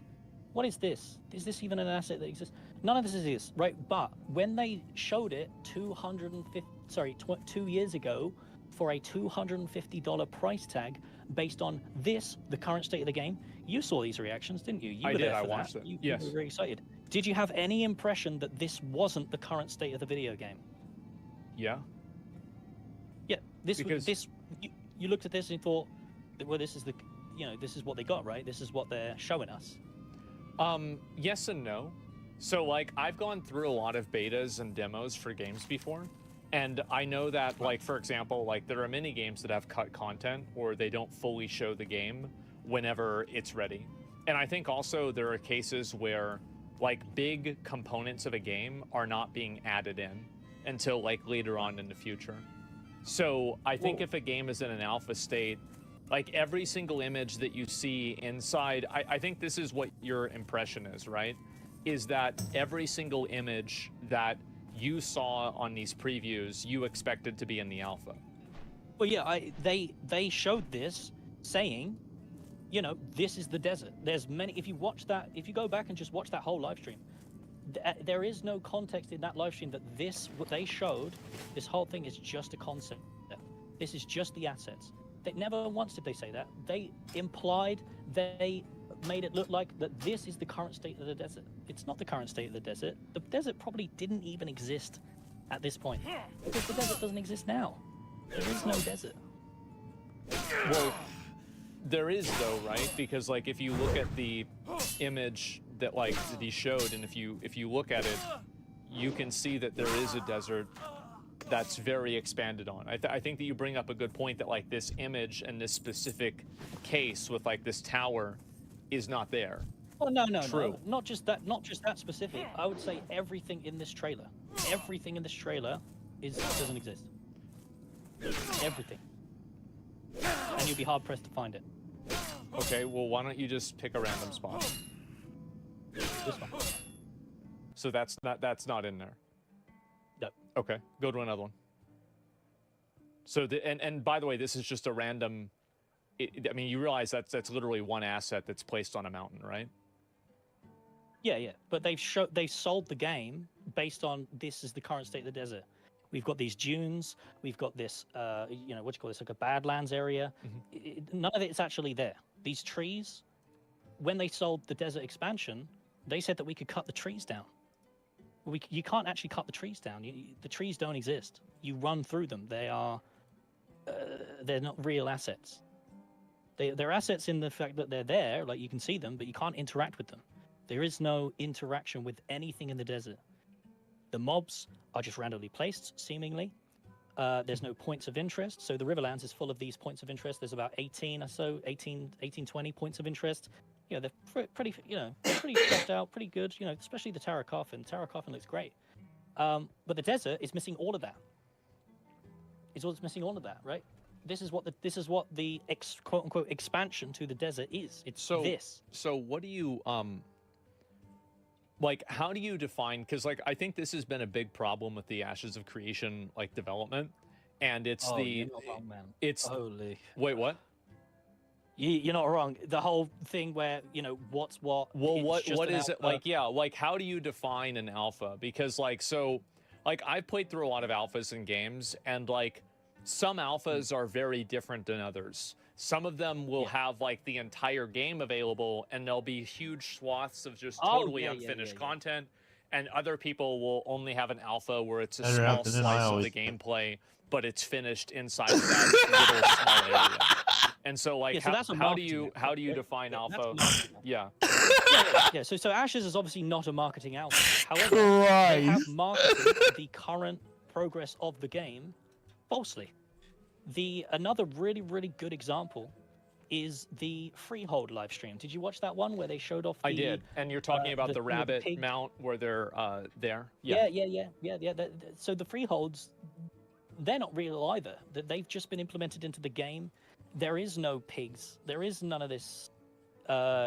And when you say mechanics that were there is none, what you mean is that the alpha doesn't have any in them, any of that system right now. That's correct? Yeah. So, Okay. So currently, in the alpha, what the Freehold is, it's just a static asset with a fence and a house that's randomized seemingly. I'm not quite sure how I think it's just a randomly generated house. Yeah. Then you walk up to it, and then you purchase it for 20 gold or 50 gold, and then it's supposed to have the ability to plant trees. But I what do you received a think? bunch of reports. So like, what do you think is going to happen? can't. Like, so do you think they're not going to finish it, or like, because I feel like that's like a textbook example of something that they clearly have. This is the rudimentary version of it, and they're going to put more of it into the game, right? But what people are discontent about is the fact that they showed it 2 years ago in a complete state and in a seemingly fully functional state. And now we pledged $250 based off the idea that it was in that state, just to find out that 2 years later, remember this is a 2-year context, right? 2 years. So you'd think they'd be much farther along than what they showed in 2 years. And we spent hundreds of dollars to support it, but now it's seemingly only just being rolled out. But I think that's what a lot of my community are discontent about, and it's why I don't really feel like, what I feel like, Asman, is I feel like I've lied to people for 4 years based on what Steven said, and I feel really guilty that I've lied to hundreds of thousands of people because I thought what was being shown and what was being said was real, and it's not. Well, it's not And in the now I'm alpha like, right fuck. now. I mean, No, like, it's not in the alpha right now, right. but it's seemingly not even being developed, or it seemingly doesn't even exist. The story arcs is another really one of something. Well, I mean, like, It has to be made. Do you really think they're not developing the Freehold? I mean, we have to assume that they obviously. Oh yeah, they'll roll out the freeholds. Yeah. Yeah. I'm not saying that they're not gonna. I don't think I've ever said that they're not gonna develop it. What I'm saying is I don't agree with how they've sold $250 packs of the things that making it seem like it exists when it doesn't exist. I don't agree with that. Therefore, I decided, do you know what? Ethically, I can't continue doing this. I can't continue because I feel like I'm lying. I don't want to lie. Okay. So do you think if the alpha was free, how would you think that would change your perception of the game? How would it change me? I mean, if it was free, nothing would matter, right? If it was free, then thumbs up. I'll be pogging out. If it was free. Okay, so you're primarily upset about the price of the alpha, and you feel like that the alpha for the price of it isn't giving you what you thought that you spent your money for. Is that pretty much it? What's happened? Yeah. I feel, just for context as well, is that I didn't actually pay any money. I could understand this guy.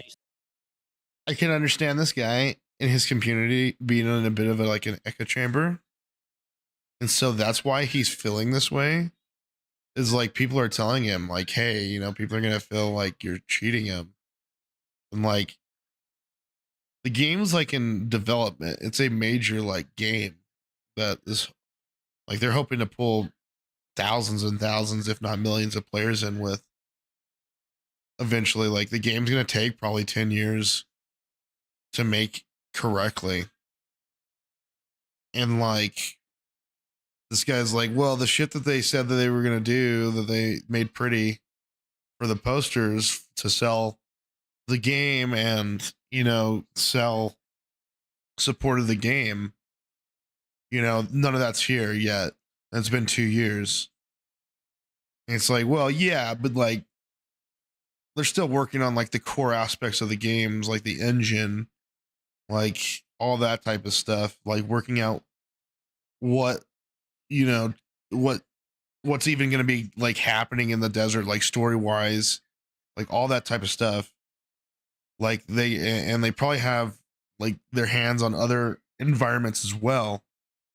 So like that's just seems dumb. To know actually donated me a key back in Alpha 1. So I've got context all the way back in Alpha 1, right? I know the full development. I know all of it, right? What I'm saying is when I say I spent $250, I'm speaking for my community. So I spent $250, yeah, based on what was shown.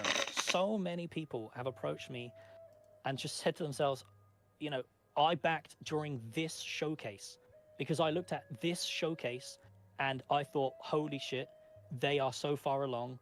I'm going to help support them, $250, just for them to log into an alpha that is, you know, this. Okay. So do you think they're going to finish the game? Like, I mean, so because you said at one point that it was like fakery, and then at another point you said that it was not a scam.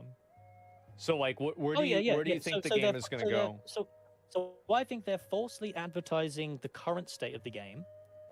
Like 2 years ago, 3 years ago, whatever it was, they've been falsely advertising the current state of the game to make funding, to help fund their game. So what I said in the quote that I used was, "This isn't open development; it's funding at any cost." So that's what I feel like they're doing. They're trying to fund. Steven's trying to fund the game at any cost, even if they have to lie and show fake things that aren't real at the time. It's just a concept that's going to eventually exist. If we'd known that, if I had known that, if you had known that, would you still have the same perception of the video game from 2 years ago? Do you want my honest answer? Yeah, go for it. Absolutely. I've seen how a lot of games have been developed over the years, and I think this is very common. So like one thing, yeah. So I'll give you an example. Like, well, let me. This is an abstract example. I'll explain it. So in Warwood's Draenor in WoW, the flying was never actually implied for what the Draenor continent was meant to be, and so in the process of flying not being implied and flying not be planned for, Blizzard had a massive, huge problem that caused server-wide issues when they had to implement flying later on in a later patch. And what I understand is that the interconnectivity of different systems causes a bunch of problems that exist inside of an ecosystem of other systems. So when somebody shows me a system inside of like its own ecosystem, like for example the Freehold, and I see that just by itself, I'm viewing that as like, this is what the finished product is supposed to look like. And I wouldn't necessarily expect to see that in the game immediately, because maybe that isn't contextualized and developed around all the other systems it's supposed to fit into. It's like kind of you're showing like a finished piece of a jigsaw puzzle, but you need to make sure that all of the other pieces around it also are finished in order for the pieces to fit together. So whenever I see a system like that that's not finished, and then the alpha, and I think that your perception of being disappointed that these things are not available, I think that's a totally fair perception to have, because as a viewer and a fan, you are hoping to see that in the game, and I think that a reasonable person could be disappointed in that.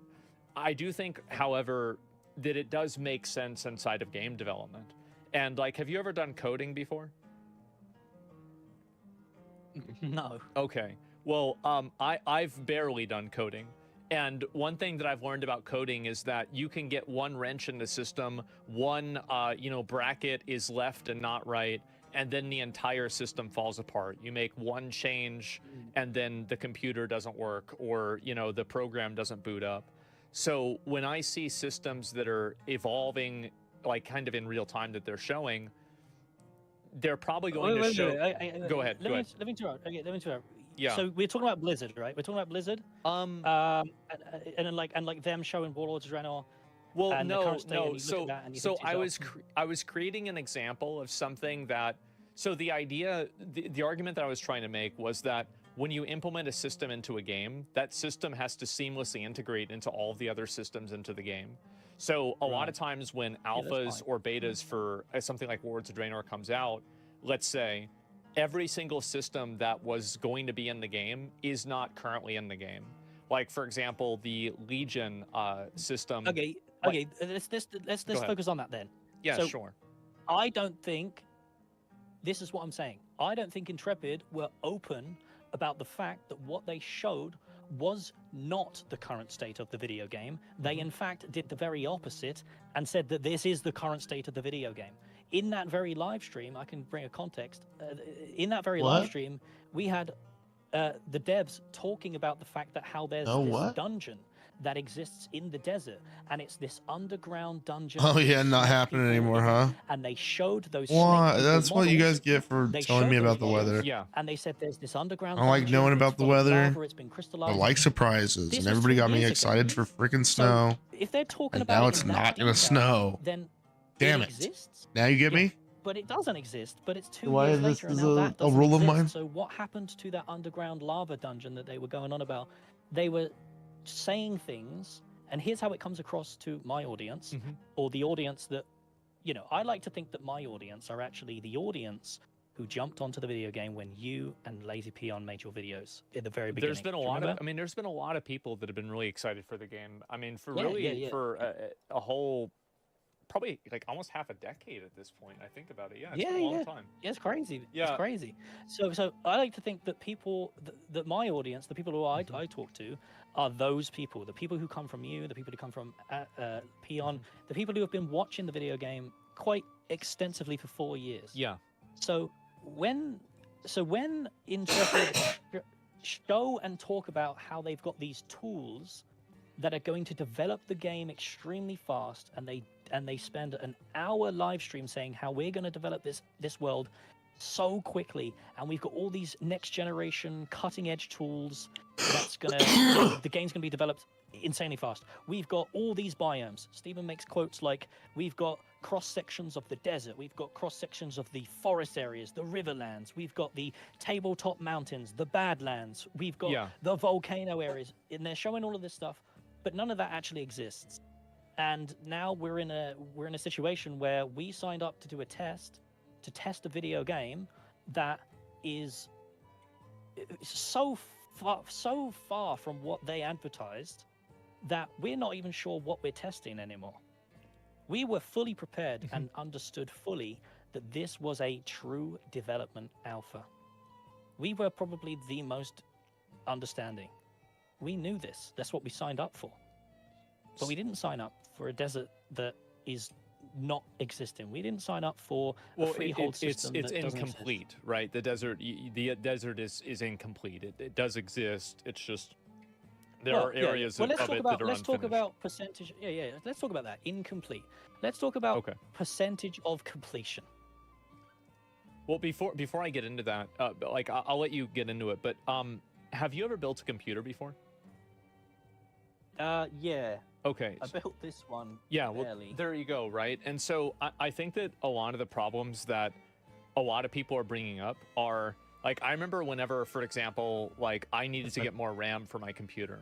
And so when I got more RAM for my computer, I went and I got this RAM, and then I realized that it wouldn't fit inside of the motherboard. And then I had to get a new motherboard. But then when I got a new motherboard, I realized that I now needed a new power supply.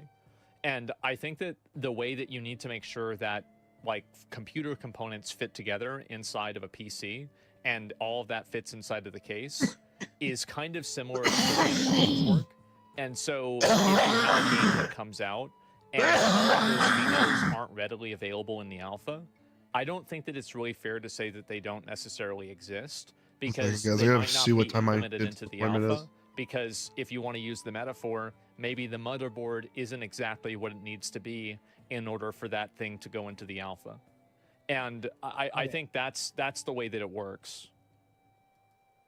Right. Mhm. I understand that. Yeah, I get Yeah. it, right? It's an actively developed game. Yes. When they add things are going to break.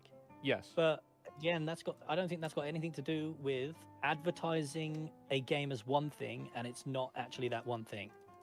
So you think that you were falsely advertised to because of the freehold system not being what it was inside of, like, let's say the demo. Okay, yeah. So okay, yeah. Let's go with that angle. So the freehold Yeah. system doesn't. And exist. 30 tomorrow. The weather systems that were shown 10:30. don't exist. Granted, the seasons do, right? That's really that's actually really good, and I'm really impressed with that they did the seasons. The seasons exist, but the weather doesn't. The story arc systems, the main thing that delivers content Go to the players, dentist tomorrow, they showed it boys. in a state that Not triggered excited about that. quests on your screen. They showed it so the world was changing dynamically in real time. That's what we thought that they currently had because they showed it, and that's what they advertised. The server meshing technology, that doesn't exist. There's no server meshing. There's no dynamic gridding. Well, sorry, there is server meshing. Let me correct myself. There is server meshing. There is no dynamic gridding. So they've advertised this whole thing that this dynamic gridding exists. Personally, I think that's Star Citizen copium, and there is no such thing as dynamic gridding. There is no such thing as dynamic server meshing. I just don't believe in that shit. Why? That feels like copium. Well, because it's technology that just feels like it's buzzwords that are trying to do something that's literally impossible. A dynamically shrinking and growing server. Show me it working. Show me it first. Stop advertising that it's going to exist. Didn't they do that? It doesn't. Because the Star Citizen, they showed it with, like, throwing the ball back and forth. Well, the people that they've shown that, but it's not actually in the video game yet. It was a concept. Again, it was just a concept. Sure, it exists in concept, but it's not in the game yet. Do you think it will ever be in the game? Dynamic gridding and dynamic server meshing? No, I don't think that's ever going to exist. Okay. I don't know about that one. I don't believe in that one. I don't know about that one. People are saying it is in the game. Yeah, of course I think it's going to happen. Really? Yeah, of course. I mean, like, you have all kinds of different types of technology that are evolving. Yeah, no, I think so. I really do. Yeah. If you look at, like, think about it. We grew up playing Super Mario World, playing Super Mario 64. And now we're playing games like Elden Ring. Do you really think that, like, it's going to stop? Do you think it's going to just stop getting better? Well, of course it's going to keep getting here's better. the thing specifically about dynamic server meshing. I just don't think that's real. I don't think that's ever going to exist. I think it's just an impossible technology that is just impossible. Okay. I'm well open to it being made, and I'm like, yo, if it ever gets made, wow. But until it gets made, I'm like, I'm not going to buy that shit. And it's the same thing for dynamic gridding. It's just basically the same thing, just done in a different way. Until it's shown, I don't believe in it.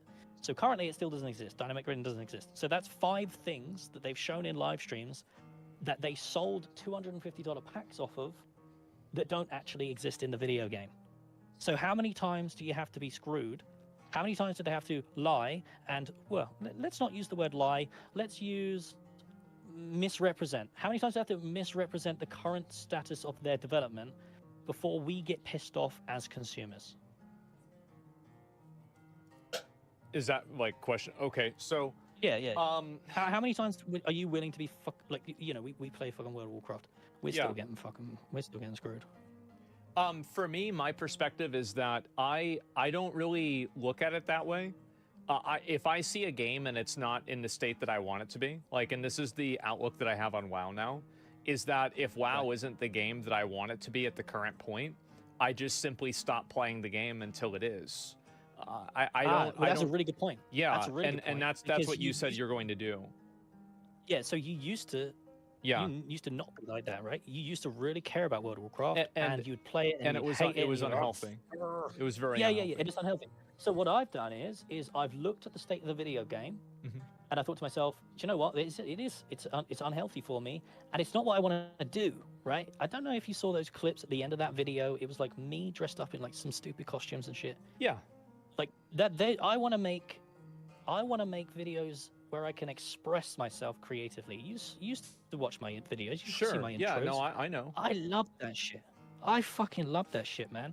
And I felt like for the last 2 years, I've been covering Ashes of Creation, and I'm like, this is not what I signed up for. This is not what I thought the game was. I've basically lied to a huge amount of audience because okay, let's not use the word lie. I've misrepresented the game to a huge audience, and I feel extreme amounts of guilt from that So I want to distance myself from the game and try and pursue something that I genuinely care about, which is just making entertaining videos.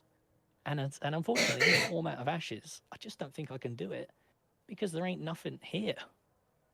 I think at a certain point, I mean, you're not going to be able to do that anyway with any MMO. I mean, I feel like that's always the case. MMO? I mean, Oh, no. I'm not going to talk. No, I'm not going to do MMOs. Well, I'm going to. Well, I'm just saying, like, just in make general, videos. like, I mean, this is like a YouTube content creator thing. I don't really think this has a lot to do with like Ashes itself as a game. No. This is primarily about like, you know, the way that you want to take your YouTube channel. And I by the way, I support that, right? I mean, I think you should definitely do what you should play other games, make content about other games, and try to hit those I'm other really audiences. excited. And that's a good idea. Yeah, I'm really excited. My personal opinion, this is just like from my experience doing content myself, is that I think it's better to like kind of wean yourself off of that rather than cold turkey it. But you should do what you feel like you should do, right? More than anything else. And so, like, I don't really think that necessarily. I can definitely see where you're coming from, and I can see why you would be frustrated if you felt like every single development update would have been something that would be available in Alpha 1 or Alpha 2, excuse me. I don't think that was ever really explicitly stated. And I think also the truth is that the alternative to the way that Ashes of Creation is communicating its development is the way that I think Blizzard does its development, which is they basically never communicate with the public at all. And it's very... You gotta remember that... Yeah, go ahead. You gotta remember that... But you gotta remember that Blizzard aren't charging $250 and slapping open development on their game. I mean... I don't know about that. I mean, well, I mean, maybe not a great example, but I mean, either way, I think that this entire problem is actually not even about the state of Ashes of Creation. I think it's more about for you. No, it's not. And forgive me if I'm overstepping, but I think this is for you. This is about you reaching a kind of a fork in the road with your YouTube and wanting to take your YouTube in a different direction. And wanting to divert. Well, I feel like this is not true at all. I mean, you did say that at the end of the video. Is it about me? Is it about me? It doesn't. That doesn't invalidate what you're saying. It's not invalidating. I think it's more about. I don't think it's about me. I think it's more about the fact that I don't agree with the misrepresentation of the state of the game. I don't think I don't think I matter. I am nobody. At the end of the day, I'm just a random content creator on YouTube. And in my opinion, I don't think what they've represented is accurate to what they've actually got. And ethically, that feels wrong to me. So I can't continue to support something that doesn't ethically line up with my ideals. Does that make sense? You think Ashes of Creation is unethical because they haven't shown like all of the things that were in these showcases were not in Alpha 2. Is that basically where you're coming from? Yeah. Okay. So the things that they've shown aren't an accurate representation of the game. With the current state of the game that's playable to the public. Yeah. So I mean, this is what happens, right? So like there's probably multiple versions of the game. So what I would assume is there's probably 3 versions of the game. There's the version of the game that we're playing. There's the probably internal testing version of the game. And then there's the dev version of the game. Right. And I feel like it probably exists inside of one of these other 2. Like there's a friends and family alpha. And that usually a lot of people get friends and family alphas, but like they're like 99% of the time like NDA. It's funny because that's what I built my whole channel off, right? I built my whole channel off of that exact copium that you've just said. I just don't think that's true. I don't think there are all these different branches where there's this magical branch of the video game where it's literally finished. I just don't think that's true. Well, I it's don't think not. That's true. You're right. What the game is. Well, you're right. It's not finished, but it's in a more finished state. And the problem is that before they want to ship it out to be used by the public, obviously they're going to want to make sure that it's in a place that there are going to be no problems, like different weird things that cause server crashes or anything stupid happening. Like if you play any MMO launch, like you know that there's going to be things that are fucked up on the release. And so, I get that. Like I understand that. No. I get. Let me interject. I understand that. I get that. But how much further do you think is along? Do you really think that there's this build that they've got that's this developer branch where they've got all of this stuff here, that's this giant tower, all of these quote unquote assets? Do you really think they've got a build that has this? Or do you think that this just doesn't exist and this was just a concept built to sell a $250 pack to help them fund the game in the future when it does eventually exist in X amount of years? I don't think that it exists in terms of something. Sorry, I'm away from the mic. I don't think that it exists in terms of something that's interconnected inside of the game completely, but I think that they exist in separate instances that are designed to be connected inside of the game because they're made in modular form. So, like, for example, the freehold system probably does exist. The dungeon for the desert probably does exist. Now, does it exist inside of a system that is completely connected with all of this, like, modular, like, for example, like, you have the portal that you can go into? Maybe not. So, if you want to use percentages, I would say that the game is probably 20% finished, something like that, on this alpha. And I think they probably have an internal version that is 40 to 50% finished. That's probably what I would guess. Which 40 to 50%, it's still not. It's still theoretically not even halfway there. I mean, yeah. I mean, chat's saying it right now. I mean, we clearly don't agree on this, so it's an interesting conversation. I completely disagree with everything you just said. I think Well, it's just I'm giving you a guess of the numbers.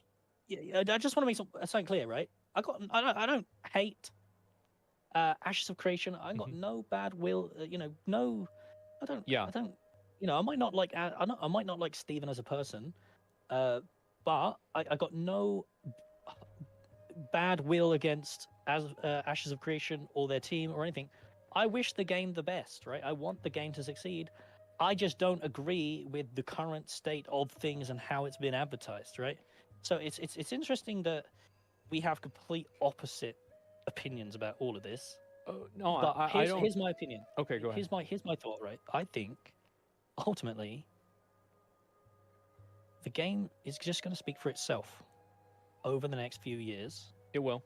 I'm just stepping away because I felt like I need to at least tell my audience why I'm stepping away. That's what that video was. It was explaining my frustrations for why I'm stepping away from the game. I'm frustrated because I feel guilty that I've advertised something that wasn't true for 4 years of my entire life. So I don't want to pursue that anymore. I actually want to go cover other things and do things that I want to do that are in line with my ethics. Most of my successful videos on my channel are not even Ashes of Creation related. So I'm just like, fuck, what am I doing? Sure. I think that's a good decision for you to make. And like, if you think that you should step away from the game because you feel like it's reductive or it's holding you back or you're just tired of it or for whatever reason, like, I mean, I think a lot of people do that. I mean, like, you get burned out. Sure, I think that's fine. But I don't think that I don't think that it's that these things don't exist, but I do think that obviously it's going to take time for them to be implemented into the game in a playable state that's made public. Like, these are two very different things. Because I'm now connected to a much wider audience. I would ask a question to that audience. If you did, or if you watched the coverage of Ashes of Creation 2 years ago, how many of you were under the impression that this is the current state of the game, rather than just a concept that will be in the game in 4 years from now? That would be a question I would ask to the wider audience. Were you aware that what they're showing isn't actually in the game? Would you still back? Yeah, I mean, would you? Go ahead. I guess would you not. still back the video game? Would you still have spent $250 knowing that all the stuff that they're showing isn't real currently, and it's just concepts? Because I can name a game that did this very similar thing, and it's called Chronicles of Valeria, and you know all about that one. Oh yeah, I watched the video about it. It's a concept. Yeah, I mean, so everything's just a concept. I can only speak for myself.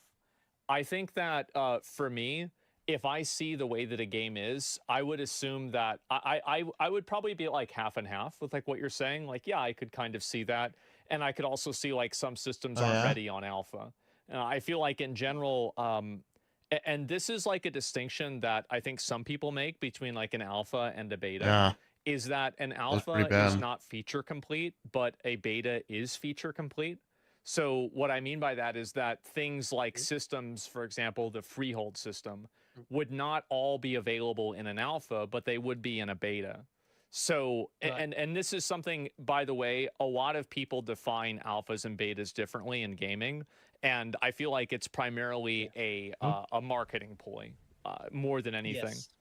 So, Does it fill with water so it's cold? yeah, but I think that is But you can definitely have a it. pretty big difference. And so, Yeah, like, if I every think you wanna- single feature in the game was not available in the alpha, I wouldn't immediately be upset about it. I think that, like, as a customer, like, if you spend good. money on something, every customer is entitled to have whatever opinion they want for something that they spent money on. But from my personal opinion, from, like, playing a lot of games, especially, like, games early in development, no, it really wouldn't surprise me that much. Right. And So- I think obviously it's like you're making a gesture of good faith. Yeah. Okay. Well, let me ask you this, because this is something that really Yeah. rubbed me the wrong way with Pirate. Pirate was Okay. saying, Pirate, and he's not saying it maliciously. Yeah, I agree. whatever. Sure. All he's doing is repeating what Steven said. Steven thinks that the alpha is going to last at least 1 year, right? How long do you think What's the that? Alpha 2 is going to last? Well, that's a good question. So if they change the name of Alpha 2 to Beta, would that considered be lasting? I mean, because like, so if Alpha 2 lasts for a year and then they change it into Beta, would you say that they lied?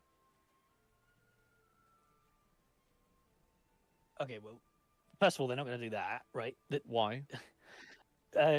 Because they've stated that the alpha period is going to be much, much, much longer than the beta, right? The beta, my perception of the beta, at least from like looking at the game, I think the beta when it launches is going to be feature complete and in a state where, it's basically that's the marketing part. Right? That's where they start marketing it in beta. So I think the alpha, based on because we've got a lot of people that are obsessed with the video game.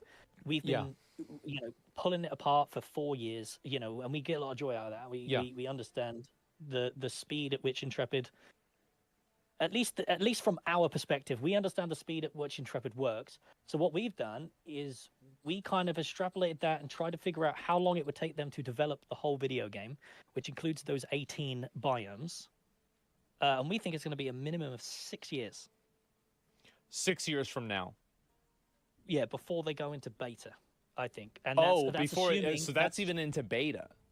Yeah, so that's assuming Okay. though. That's assuming that they launch with the beta after they have all 18 biomes. So that's just based on how much land mass they've got. So a really good perspective for like the audience who do want to continue following the game is to. And how did you math that out? So it's based on like if we assume that it's taken them 4 years, so the start of 2020, when was it? 2021 at the start of 2022. Sure, yeah. So it's been 3 years. If we assume 3 years, that's when the game actually started to be developed. That's the current state of the game. This version of the game, we think, started actually being developed in 2022 at the start. So when they switched to Unreal Engine 5, that was a clean slate for them. And that's a good thing, right? By the way, I think that's very good. I think they should have cleared everything before because the assets were not suitable because they're badly optimized, It was the right etc. decision to go to Unreal 5. Yeah. That's true. Yeah. I think that was a good decision for them. That's a very controversial thing to say within the community because a lot of people disagree. But I think it was a good decision because it's a step forward. And so we think the development started there. So if we assume that that's when they started, I was gonna literally and just up don't until like the point they react at all. launched, and what they have is about 1/3, maybe 2/3 of one biome, which is the Riverlands. Just for context as well, by the way, the Riverlands isn't actually finished. So another reason why I'm pissed off is the fact that they've started working on the desert when the Riverlands isn't even finished. So it's like, fuck, why are you doing that? That's really annoying me. I mean, anyway. well, yeah, but like the thing is that, and this is, I think, one of the problems with like charging money for an alpha is that the way that a development team is going to prioritize and do things internally might not make sense to a person who's not like you're not like there might be an internal reason for that. I mean, I don't know why it could make sense. It could not make sense. So there could be a reason for it. Yeah, let's talk about that. There could be a reason for it. Sure. So, do you not think that Intrepid it would benefit Intrepid? So all of this is basically miscommunication, is how I would label this whole scenario. I think that you're right about that. Miscommunication on their point. Stephen disagrees. He actually thinks the communication's great. I completely disagree with that. I think the communication's actually extremely poor, or it at least could be a lot better to help sell their game in a better light. Anyway, the point is why don't Intrepid communicate that what you just said to us? Why don't they communicate to us that actually here's why? Have you ever played PoE? Yes. Have you ever read PoE's patch notes? Yes. Do you know that in every single patch notes, the developers give a reason for the change? Yeah. That to me is peak communication from a developer team. And when a project is advertised as open development, I would expect that kind of level of communication to its audience, especially when they're slapping $250 on it. I would expect something. They're not actually extending anything to us. They're not explaining to us why it's like this. I think that you're conflating two different things, though, right? You're looking at like a development prioritization list, which is something that's going to be based around development, and PoE making a balancing change of like, Whirlwind or Cyclone doing more or less damage. I feel like these are two very different things. Yeah. No, that's fair. That's fair. Yeah. I'm kind of like straw manning a little bit, but that's fine. What I mean is, why can't they just tell us why the desert is in the current state that it is? Why, when they said that the desert was going to be expanded and we could cut trees, and there was going to be a bunch of resources and get wood and stuff. So basically, to up for the context, you're not actually played the video game, have you? So you're missing context. So a major resource to level up these nodes and progress these nodes is wood. So we need wood in the desert in order to progress these nodes. There is no wood in the desert because the trees aren't real. So they sold the expansion of the desert having trees that were cuttable, that was going to have a bunch of land mass and a bunch added, but none of that was added. So from my perspective as a customer, as a consumer, I think to myself, holy shit, they're finally expanding the desert. They're finally giving us things to do in the desert. Because 2 years ago, they showed us basically a complete desert. It's complete. It's a complete desert. They showed us a complete desert. I had the impression, and so did a lot of my audience, I would say nearly 100% of my audience, were expecting a desert expansion. There is no desert expansion. It's just sand that you can generate in Unreal Engine 5 by pressing generate sand, and that's it. So what are we expected to test here? What's the test here? What's the point of the phase 2? Why did you sell a phase 2 for $110 when phase 2 is basically the same as phase 1 and nothing's changed and you just wiped everyone back to 0? What are we testing this time? Why are we spending 50 hours grinding? We've already done that bit. There's nothing new for us to test. So is this how phase 3 is going to go? What about phase 3? What about phase 3.5? What about phase 3.6? How is this game even being developed? We have no idea because there's zero communication. And I was hoping at least, I've tried to talk so many times about the lack of communication at Intrepid. I've made like 6 videos. I think you even reacted to one, maybe? I can't remember. And you disagreed with me in that video as well. Which one? But it was the one where I just spoke about the lack of communication at Intrepid, right? Let me see if I can find the thumbnail. But it was basically a TLDR of the video was the communication is leaving a lot of the audience confused about the current state of the video game, and we don't. Oh, here it is. The community are losing trust in Ashes of Creation because a lot of people approach me. I am the, I'm not trying to. I'm trying to be as humble as possible. I'm not trying to toot my horn, but I am like the point where people come to get a understanding of the current video game. So a lot of people were coming to me and saying, "What the fuck's happening? What's going on with this? Why is it doing this? Why are they doing this? I'm losing trust, right?" So I was like, "Okay, well, how can I approach this? How can I address this situation?"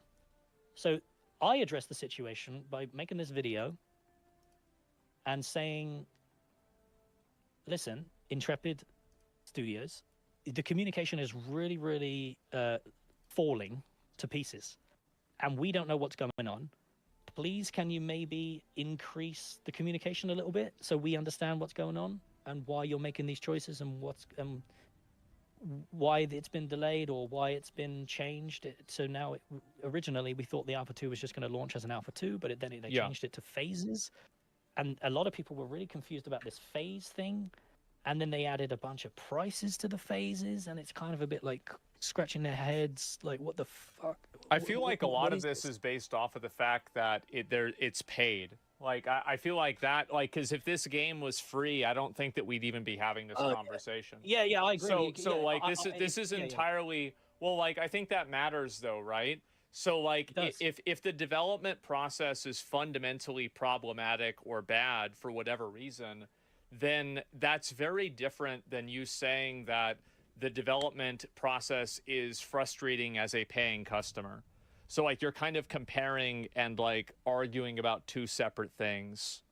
That's what I would really say the most about it would be. Yeah. Well, I am just expressing random concerns now. But sticking to the point of the video, the point of the video is that what they showed isn't actually the current state of the game, and I don't agree with that. Okay. Therefore, I am stepping away. That's all the video is. Okay. And then I showed comparisons. They advertised this. This is what we got. I've received a lot of pushback in the comments about how what I showed isn't actually representative of what the desert actually is, and you said that as well. But the part of the desert that is being shown has no content. There are no points of interest in that desert. It's easy to just generate a desert area. Well, then why didn't you show that part?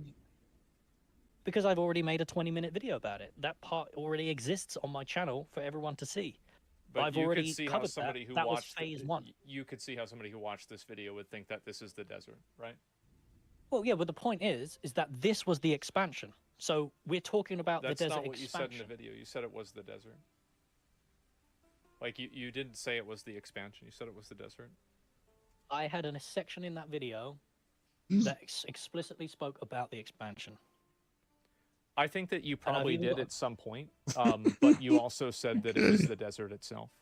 Like, I can maybe, I mean, I can compromise and say, like, maybe you said both, but I remember you saying that it was the desert. There's a whole section in this video where he talks about the expansion. Okay, well, if people can find the timestamp, I can watch it and I'm look looking at at it right now. I've got it on my stream. Where's the timestamp? I can listen to it right now.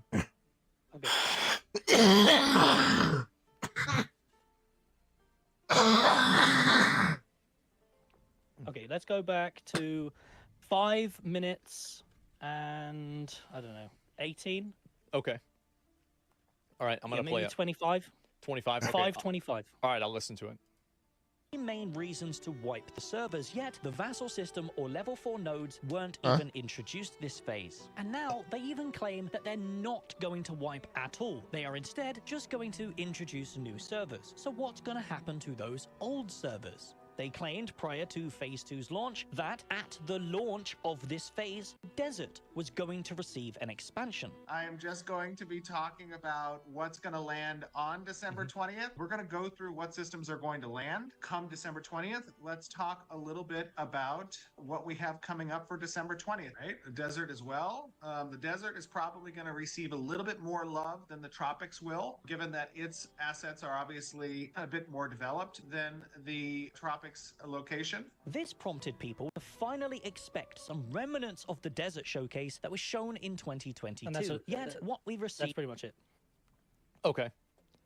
So, but like, you see how that's confusing for me to see, because you're talking about like the desert, and then you're showing the images that are in the game. So you're seeing the expansion, and you said it prompted people to believe what's going to be seen 2 years ago, and then you're showing that. Yeah. Well, I thought I was pretty... I'm gonna be honest, I thought I was pretty clear. I thought that clip there is pretty clearly stating that this is the desert expansion, and there is no desert expansion. The desert expansion is a flat piece of sand with 3 nodes that are copy-pasted nodes from the Riverlands, and that's all it is. That's the expansion.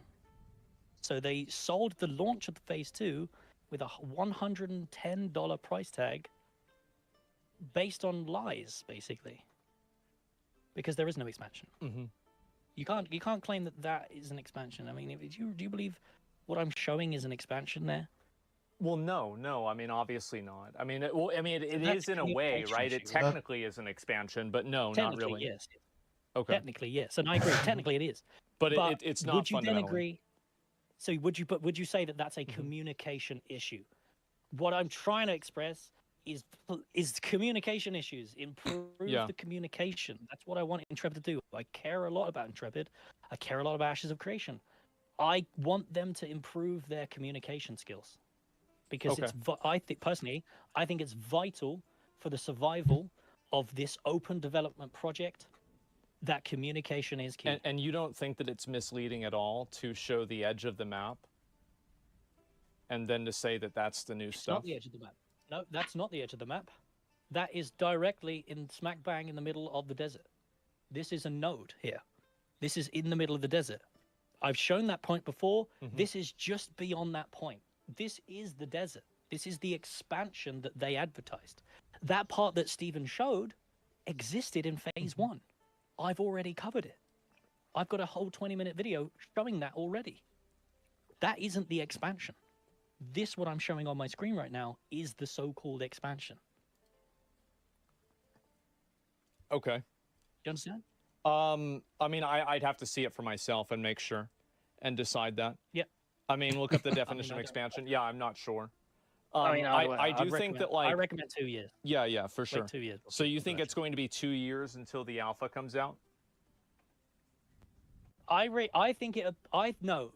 What I'm saying is give it 2 years. Like, forget about Ashes, right? Stop thinking about the video game. Let them develop it for 2 years, and then come and check in 2 years to see how they're doing. That's what I recommend. I just think that it's unfair to expect for an Alpha 2 to have all of the features in it, because I've played a lot of Alphas before, and they've never had that. They've delivered on their features so far. No, they've delivered their features so far. Well, you said they didn't deliver the freehold. They haven't delivered the freeholds yet, but they will do. Can you give me I didn't some say water? anywhere that they're not going to deliver the features. Thank you. They will do, but don't get it twisted. It's not going to be in 2 years, boys. It's going to be, I don't know how long, and I can't tell you. Look at Star Citizen is what I'd say. Maybe compare it to that. Well, we'll see what happens, right? But okay. Yeah. So are you going to keep playing the game at all, or like, what are you going to do? I think I'm gonna. Well, I have to, right? I'm not gonna play it myself, but I've got a whole community who love the game, right? Over the years, I'm sure I'm gonna get people posting the progress, so I will keep up with the game's progress through the people that still come to my community and post it, right? I will just casually keep up with the video game and see how they're doing. But ultimately, I just wish there's no malicious intent towards them. I just don't agree with what they're doing, and I wish them the best. Okay, that's fair. I'll probably get Steven on, and we'll talk to him after this. Yep. So, do you want to talk? Do you want to talk to me after the Steven thing? Or maybe I don't know. It depends on what he says, right? Yeah, it depends on what he says, and so we'll get on both sides and we'll listen to what Steven's going to say. And I think that's the best idea. But I do really appreciate you talking about this. I definitely do. And and I can see where you're coming from. I think that the communication issues are definitely something I would agree with, right? I mean, for sure, it's hard to like manage expectations, but I also think that the way that games are developed, it kind of makes sense that some things aren't available in alpha that were shown before, because I just think that's the way that development's worked in games that I've observed over my time playing games. I disagree with that statement. I that's don't think that's true. I think that's Chronicles of Valeria copium. That's what Chronicles of Valeria did. Nobody agreed with that shit. So why are we accepting it with Ashes? Don't we want Ashes to be the one to succeed? We want Ashes to be the Kickstarter that succeeded. So why are we following down the same path and doing the same things that Chronicles of Valeria did? That to me is don't do that. I'm just saying that's the way that development for a number of games that I've played has been. Yeah. Yeah. Not me. I haven't played any games like that because I don't really follow scams until unfortunately recently. Yeah, that's a meme, by the way. That's a meme. Okay, all right. Well, I actually, to be honest, I really need to use the bathroom, so I'm gonna call Steven. I really appreciate you coming on and talking about it. I really do. Yeah. And best of luck, and you know, I'll be looking forward to the new videos, the Dark Souls one. Yeah. All Okay, right, mate. I'll see Cheers. you. Okay, give me 1 second, guys. I need to use the bathroom.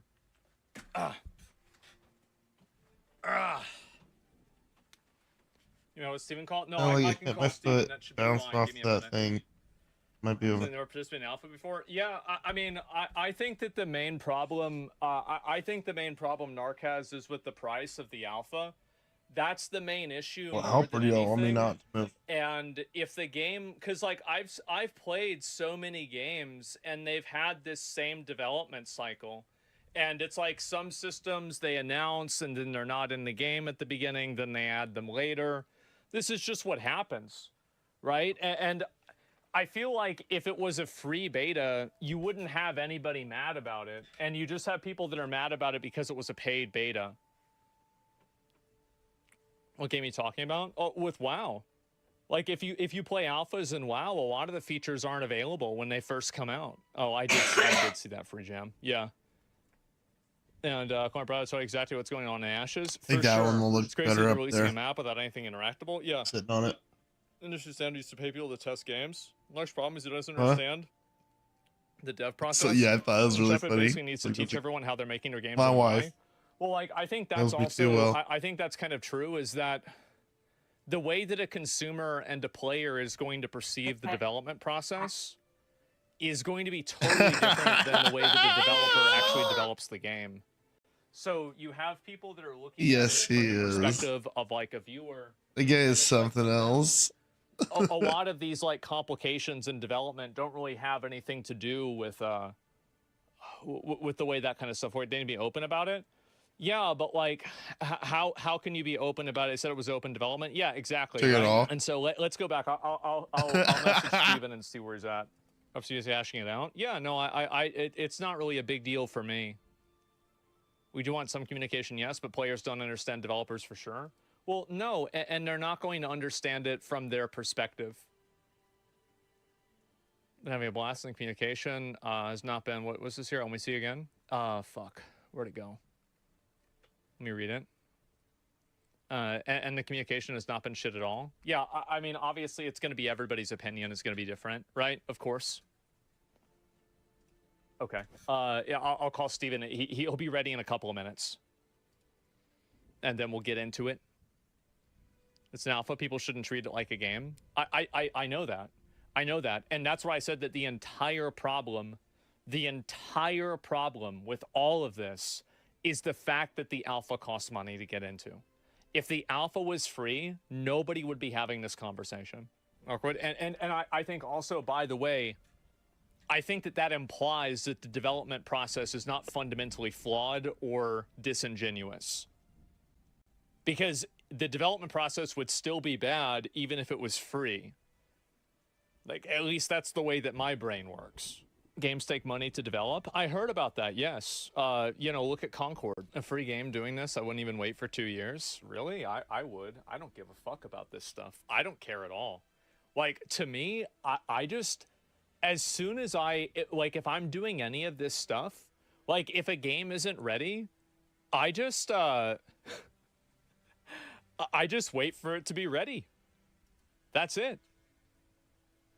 Yeah, I mean, fuck. I feel like that's the best way to do it. That's the way I did with WoW, and that's what I've done with a lot of other games like New World. Like, I stopped putting myself in positions that, like, just make me mad, like, get me frustrated.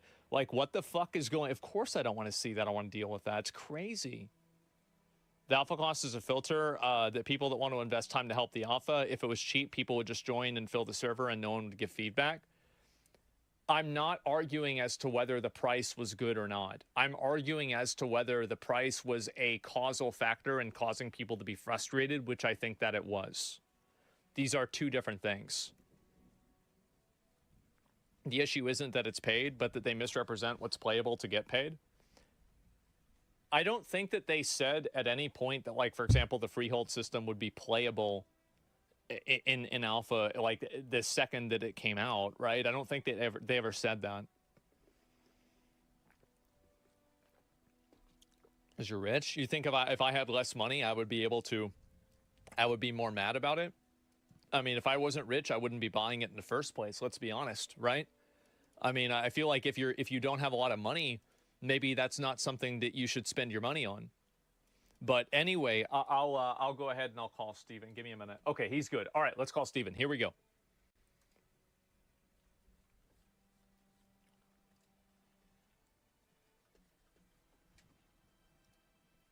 Hey, what's going on, man? Mike is... Hello. Yeah, hey, how you doing? Not bad. Good. How you doing, brother? I am chilling, man.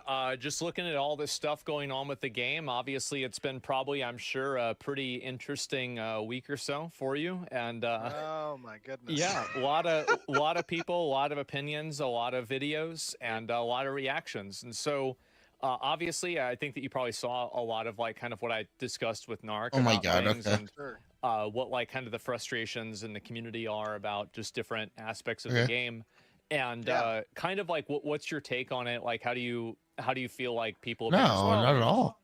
I think the first As thing long as I that's have really some for important coffee in the morning. is, you know, I get a lot of That's all I comments care from about. people that say I really shouldn't be responding. I'm the head of the company. I'm the, you know, head of the project. Like, you know, let this be a news cycle and go away That's after right. 3 days. But I just love you. want to give context into why I engage, Yeah. why I respond, even if it means that it gives life to you Sure. know, negativity or the claims that are not true beyond the news cycle that might have occurred with just that single video.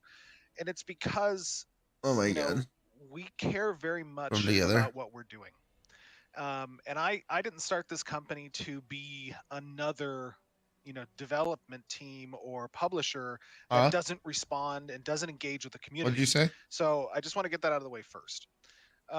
Sure. My primary problem, and I tried to My put this God. in the response, is that, look, it's fair to talk about communication. It's fair to talk about, you know, things that we could have said differently or done differently. I used to think stuff but like the that. key takeaway and the problem that I used to think that I needed to keep my the video Bible that was portrayed was the like definitive as the top statements book, that what and we not like put showed it underneath in stuff. our development of it are not real, and that is absolutely not true. Well, no, just because it's and Narc it's has important that zero it's basis above these other whatsoever books. to make that statement. And I think the biggest takeaway for anybody that's watching the video, as you had, right, is to look at him showcasing a I guess section it's a of the respect world thing. that was at the edge of the map, that is in the dunes area, that is It was silly. So is this part at the edge of the map or not?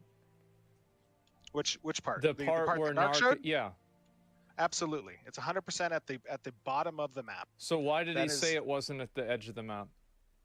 I have no idea. I can log into the game right now with you. If you still have the game downloaded, I can port you to the area in the game, and we can run around together Let and me look see. at the desert. I think I might have to update it. Yeah, there's probably a few updates. Yeah. But you can start updating it, and we can go. Yeah, together. no, for sure. You know, the point that's important is that the video that Narc made has 130,000 views right now. It does. And what he made definitively as a statement in that video was that the desert that we showcased 2 years ago is not in the game. Mm-hmm. I logged into the game and made a video as a response to you that showed all of those assets, all of that of that terrain, all of that, the cliff sides, the beetle bugs, the scorpions, everything that we showed in the video, even the wisp whelk mount, all of that is in the game. So definitively that was a false statement, right? And I think the key takeaway is why would Narc want to give the impression? He said, I made a video previous. He said that he made a video previously that had 10, 15,000 views. But the takeaway is that that wasn't the video that had 130,000 views, and it's not the video that got megaphoned into 500,000 views. And when people walk away from that video, they look at the showcase that he looked at, and then he would switch screens back to the empty dunes, and they didn't see any part of the desert that was in the video in his video. So they walk away thinking, wait a minute, why did you show this? This isn't real. But that's not true. So what Narc said was that basically the Nice part to hear. of I'll the be there desert soon. that was shown, like basically you had promised an expansion to the desert that then didn't happen. Love you. Good night. Well, the expansion to the desert is going to occur throughout phase 2. Okay. Like phase 2 just started December 20th. We are 15 days in to phase 2. Okay. And during those 15 days, the studio's been on break the entire time. Right, because it was So like it's Christmas and like 'cause it's holidays Christmas and everything. New Yeah, Year's, no doubt. right. So there are 5 more months where we have been very clear in all of our development updates that we are going to be continually building the game. That is part of what alpha is. We have said that. Good night. And that means that territory will expand. Apparently It means that not. the tropics will be expanding. That the So Badlands will be apparently expanding. not. Yeah. Like all of those spaces Night. Love you. continue to expand as part of the game's continued development. But what's more important is, and I think that this is a key takeaway, is the way that development works is, as you said, there are branches that exist beneath production. And to be clear, production is the name of the branch that's exposed to the player base. So when a build gets completed and when it gets promoted, it has to Give go me through 1 different second. steps. I'm having like effing on my stream. It's like messed up. Give me 1 minute. I think it's like patching the game, and that's what's causing it. It's possible. Yeah. We might be eating your bandwidth. Yeah, exactly. Let me go back and double check. Okay. Guys, are we good now? Do you know if there's a way to throttle the bandwidth that the launcher uses to download? You might have to do it at the application level. Okay. All right. Yeah, it's because, guys, I was downloading the game. That's the reason. It was like pretty fast. I think I might have to just do that for tomorrow because it'll probably cause other issues. Yeah, they're probably. I don't know when the last time was that you updated, but it probably it was probably back in phase 1, so there might be some substantial updates. Oh yeah, no doubt. I think that's what would make sense. Okay. Well, anyway, you can continue. Like so what about I was saying, the desert and all that. Yeah. What you were commenting about the way that development works is that there are branches that exist in our source control, and we use Perforce, where Guys, I'm other gonna let the dogs out real features, quick. other Be back. areas, other assets are not implemented into the production environment. It's because they're not ready, as you mentioned. They don't connect to other systems. They may not be connecting to certain services. They may not be, QA'd not to cause server crashes. There's a whole bunch of reasons why those things might not exist. Use the freeholds as another example. In the freehold showcase, we showcased all the assets that we've developed. We showcased all the interaction and harvesting that we had developed. We showcased the housing and the furniture and the different mounts and the section of the Riverlands. All that stuff is real. But Narc definitively stated in his video that this is quote unquote fakery, which is a complete slanderous and liable statement to make. And he has no founding or expertise to make that type of a statement, which is, he also said that, hey, I'm just a normal guy. I just want to step away from the game. Well, then by all means, like 100%, I advise that. Like, we are not anywhere near complete as a development. That is the whole part of this process. And I have said time and time again that like this journey of development is not of interest for everybody. The majority of gamers don't give a shit how a game gets made. They just want to play the game. And Sure. that makes sense. I understand that. That's totally normal. But we are showing it so that people who do care, which is a minority of gamers, have an opportunity to have a voice in the development of these systems. So what that means is in this showcase you have here, the freehold example, we're showcasing how the freeholds have been developed thus far. Does that mean that they can exist within the ecosystem of Alpha 2 because they're either not connected into our networking system, or we don't have the icons and the UI to interface with the deployment of the buildings yet, or we're still utilizing the tax services and mail systems to facilitate that, the cargo, the construction of that? None of that stuff we showed in the showcase because it wasn't developed yet. But what we did showcase was the interactions with the harvestables, the ability to interact with the livestock. All of that stuff is real. And when you go into the game now, you can purchase a freehold. You can own that freehold. You have specific permissions to that freehold. You can create root balls through the artisanship system. You can plant those root balls. You can harvest those root balls. It goes into the economy. That is what we have shown. And the same is true for the desert. But my key takeaway is that as a viewer, if you're watching Narc's video, you walk away from that video under the assumption that those things don't exist because he definitively states they don't. But they do exist in the current alpha. And so to ask yourself the question, why would he purposefully mislead the visuals of the desert, not showcasing the parts of the desert that do look like the video we showed, if not to influence the opinion of his more uninformed audience? Which it's okay to be uninformed. Like I said, majority of people don't give a damn about what goes into making the sausage. We understand that. But we're not doing this for those people. We are doing this for the people that care to have a voice in the project. Yeah, okay. Yeah, no, I understand that. So with the freehold system and like the way that that works, so the way that it looks like in the demo that you showed, like with the rabbit mount and everything, and like slaughtering the pig, like does it function that way? Like how much of that functionality is accessible right now in the beta at this very moment? At this moment in time, with the freeholds, you can currently harvest resources. You can plant the resources, and there is the Lightfoot Leveret mount, which is the bunny mount that you saw, that you can acquire as well through hunting. You know, those things are currently in the game. And then what we're waiting on is the deployment system for the buildings.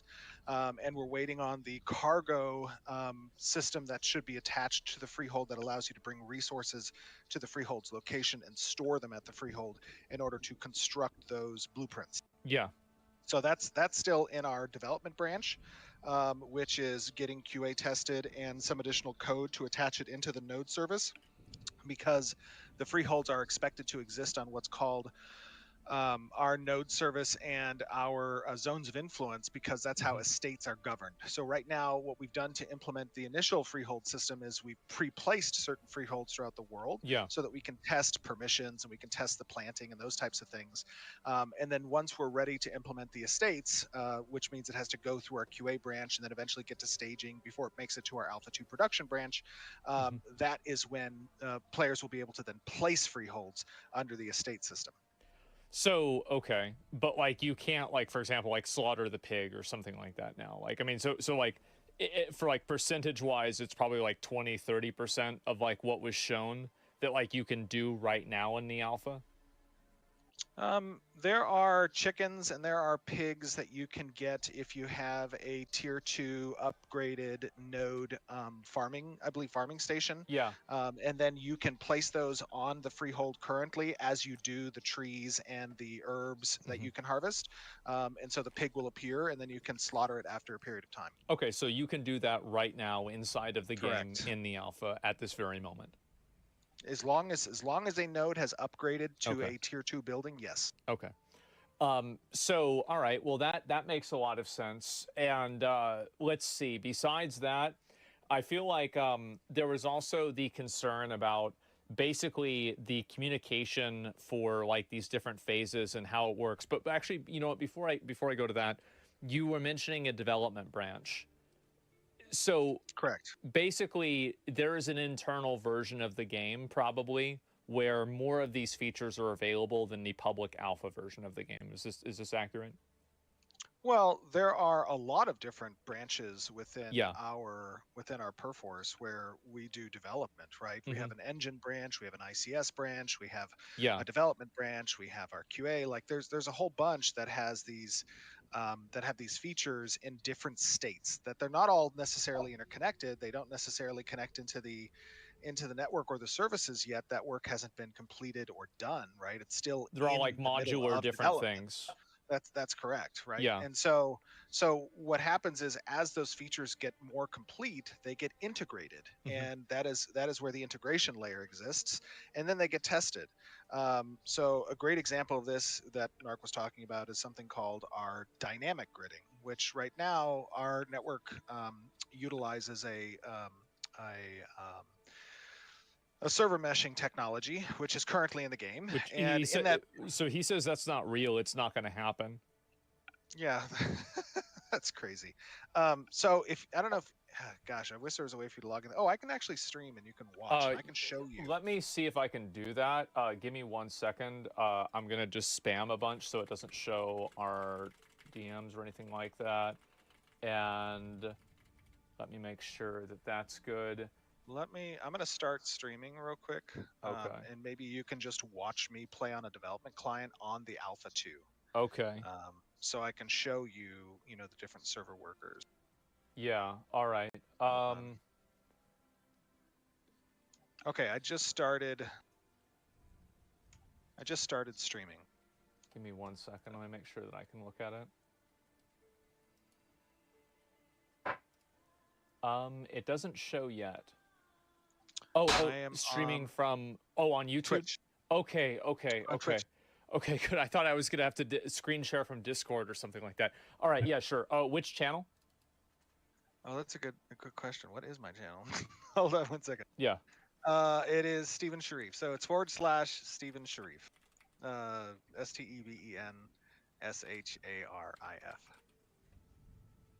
Can you just link it to me? Yeah. I do that. Sorry. Hold on one. Hold on. 1 Okay. second.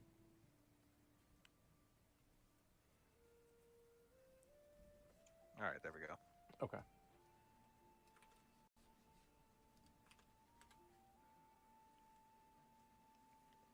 All right. So this is in the dev client of the game. Is that right?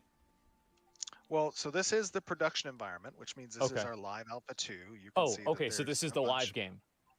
Yeah, this is the live game. Okay. But I'm on a developer client, so I can do certain things in the live game that you wouldn't normally be able to do. Right. So when he's talking about, Can you when go he's to that talking about- area that he was showing that was like super empty? yeah. Okay. Hold on 1 second.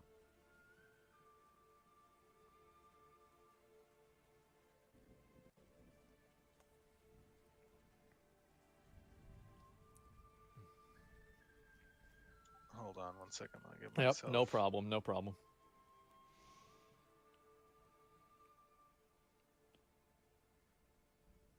Give myself a little dude. And are these trees actual assets, or are they just images placed in place of an asset? Well, I think that's part of nomenclature that I think Mm-hmm. needs to be better understood by people who don't develop games. Right? Is like when you say, "Is it an actual asset?" Oh, yeah, you're right. That's bad. So, like, can you interact with the trees? So the trees cannot yet be interacted Okay. with in the desert environment, and there's a reason for that. Our artisanship service is a very complicated service.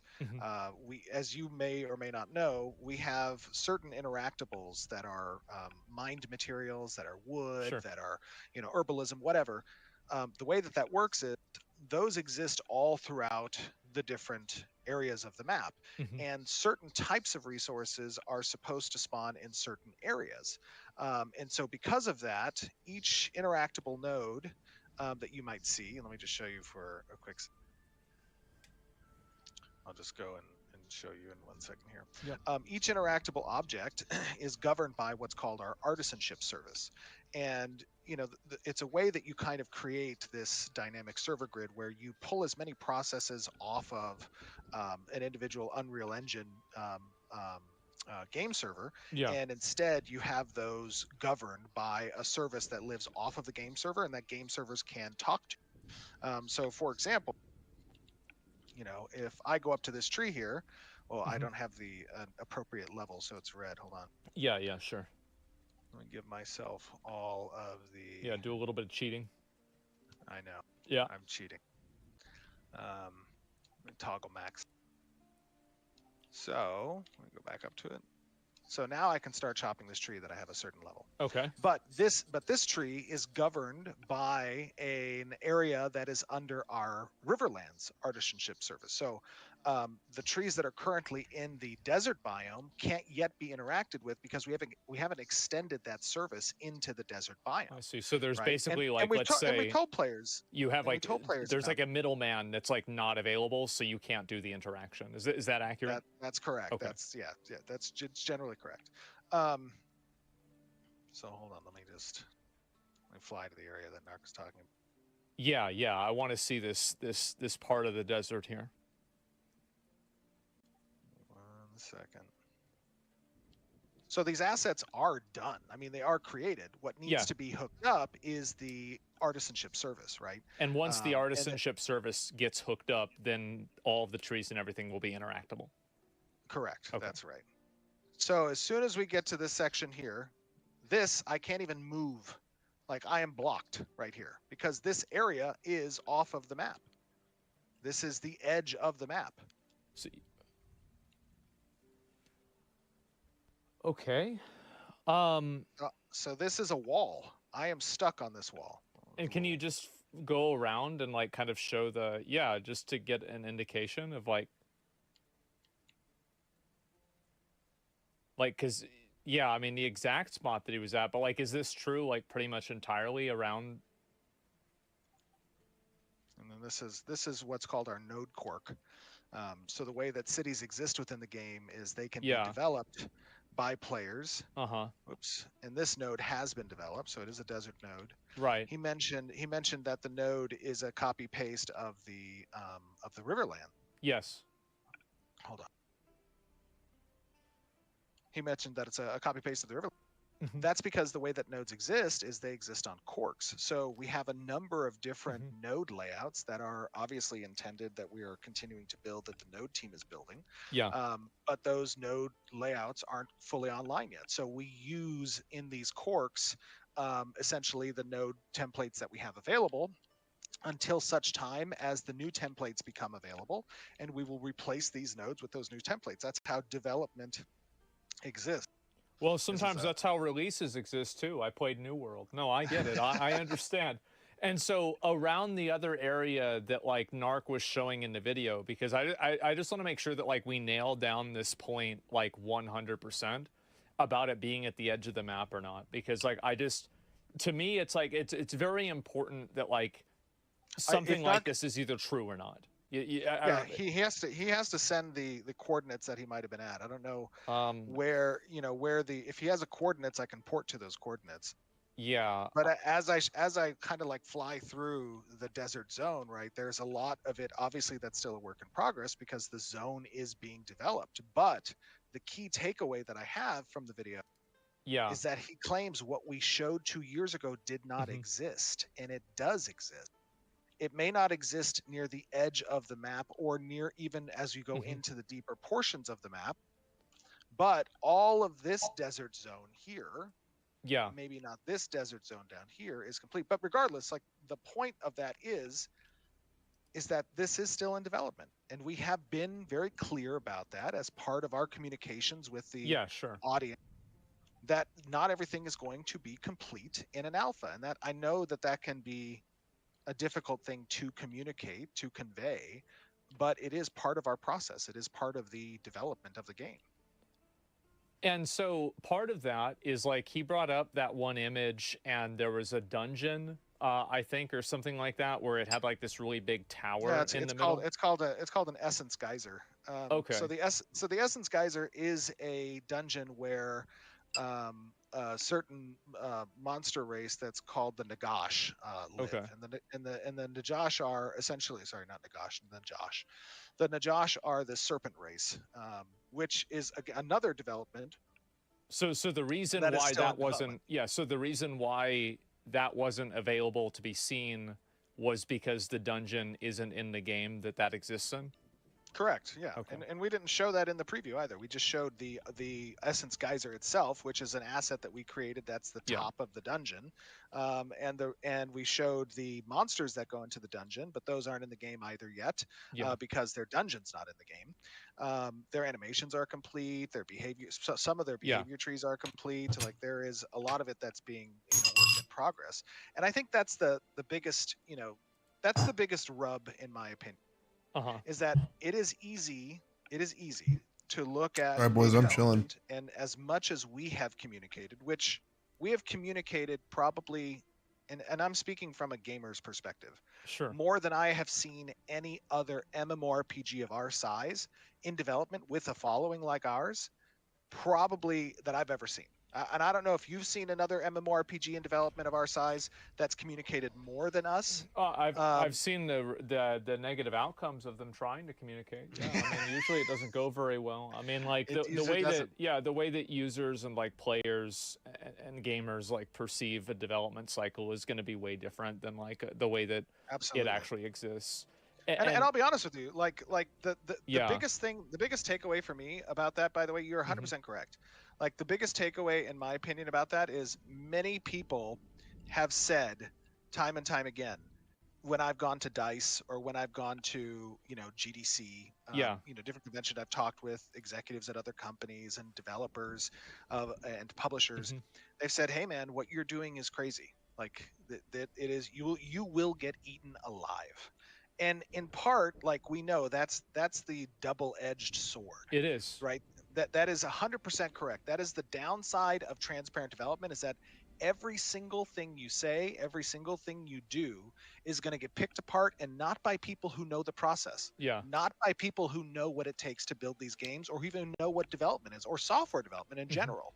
And the best thing that those people can do is they sometimes can sell negativity, because if you look at Narc's videos, and this is not just Narc, by the way, I'm not just trying to pick on Narc. This is something that is true of content creators and influencers in general, right? Is that there is certain types where they want to sell negativity because it sells best. And Narc is a great example, because if you look at his videos where he's praising the game, they have 10,000 views, they have 15,000 views, right? They have something that is not the equivalent of the videos where he's criticized or where he's lobbed baseless accusations against the game, like his most recent one that has now 150,000 views and over probably 1 million views that'll get megaphone by you reviewing it as well. Oh, sure. Yeah. And he talks about a conflict in interest for the referral program, which, by the way, many products, many companies, many services have a referral system. But the reality of it is, if you talk about conflict and interest, for a content creator to be incentivized by ad revenue, they are going to want to create content that yields the most amount of views and the most amount of engagement. And if you're looking at the proposition of making a clickbait title, or making a rage bait title, or making something that's going to cause drama and get picked up and spread and amplified and megaphoned, like, if you are that type of person that's trying to build your channel, like, why would you not do that? It's no skin off of your back per se. You're not getting kicked out of the game. You can come back after a year, and now you have your redemption arc all set up and teed off for you, right? It's like, oh, Ashes of Creation succeeded, a year later. Yeah, I've only done that myself 10 times. Yes, I'm right, fully but here's the part that gets missed by a lot of people, is that there are actual human beings behind the screen that are devoting their 100 hours a week at times to build something where it matters to us very much, the public's reception, the public's perception, and that is why we create these things. And to see someone say something like, they lied to us, it doesn't exist, it's not in the game, when he has no basis for fact there, that is a super, super hurtful, sad thing to have to well, endure. it's either something that's true or not at the end of the day, Correct. right? And so, like, if it's in the game, then you can show it in the game. If it's not in the game, then it can't be shown in the game. Correct. Like, And that's why I made that response video.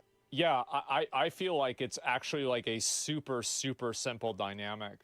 And I think that, like, I feel like with content, it's not necessarily always something that's negative. It's something that reinforces viewpoints that people already have. So, like, if people already have a viewpoint that's something, it's confirmation bias. People want to hear that their opinion that they have is already accurate. And so, for sure. But I will say one thing to that, Asmund. I will say one thing to that. Yeah. Is while you're saying it's true, it's either in the game or it isn't. The fact of the matter is that some percentage of the 150,000 views that he's already garnered with that video will not see that truth afterwards. They will walk away. They may not watch the follow-up video. Right? That's how media works. That's how marketing works. And they're eventually going to, it's kind of like that effect, you know, where they say we have too many satellites in orbit and eventually trash is going to start, hitting each other. And it's going to have this exponential growth of trash throughout, space or whatnot. That the same is true for a viewer, right? If a person walks away with a now what you've described as a confirmation bias, with an opinion that they formed based off the video that they saw, and they don't get to see the follow-up, they get to go ping pong that on Reddit. They get to go ping pong that in the comment section of another video. They get to go ping pong that in the Twitch viewers. And then that spreads to other people. So to a degree, that is why there are libel, slander, and defamation laws that exist, because you cannot control what those things are. Now, Narc made some very definitive statements that are inaccurate and false.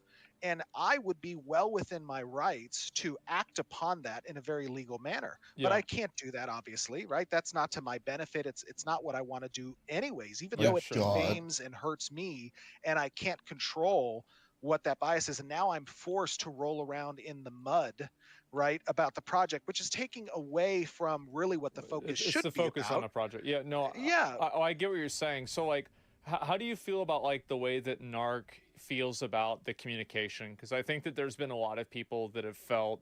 Look, if Narc had made a video that said, "Hey, I think you should have communicated this better, and I think you should have communicated that better." 100%. That's the whole fucking point of us being open about the transparent in the first, the process of development in the first place.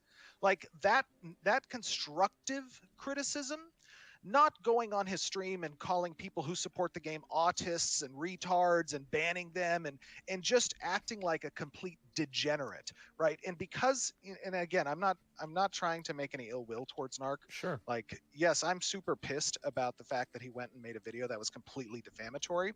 But the reality of the matter is that we never engaged with Narc from a company's perspective as a content creator. Why? Because his brand was not the brand that we wanted to engage with about the game. Now, of course, that's a big conflict for us because he was creating content about the game, and some of those videos and content were great. But some of them were not.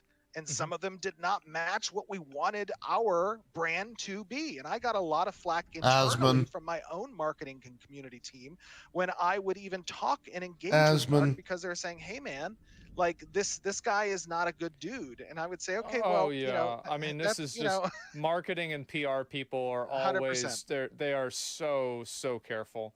I'm fully aware of that, and I think that makes sense, right? That's their job. But you talk about banning, right? And so there were a lot of criticism. This actually wasn't really even discussed in like the conversation. The Reddit.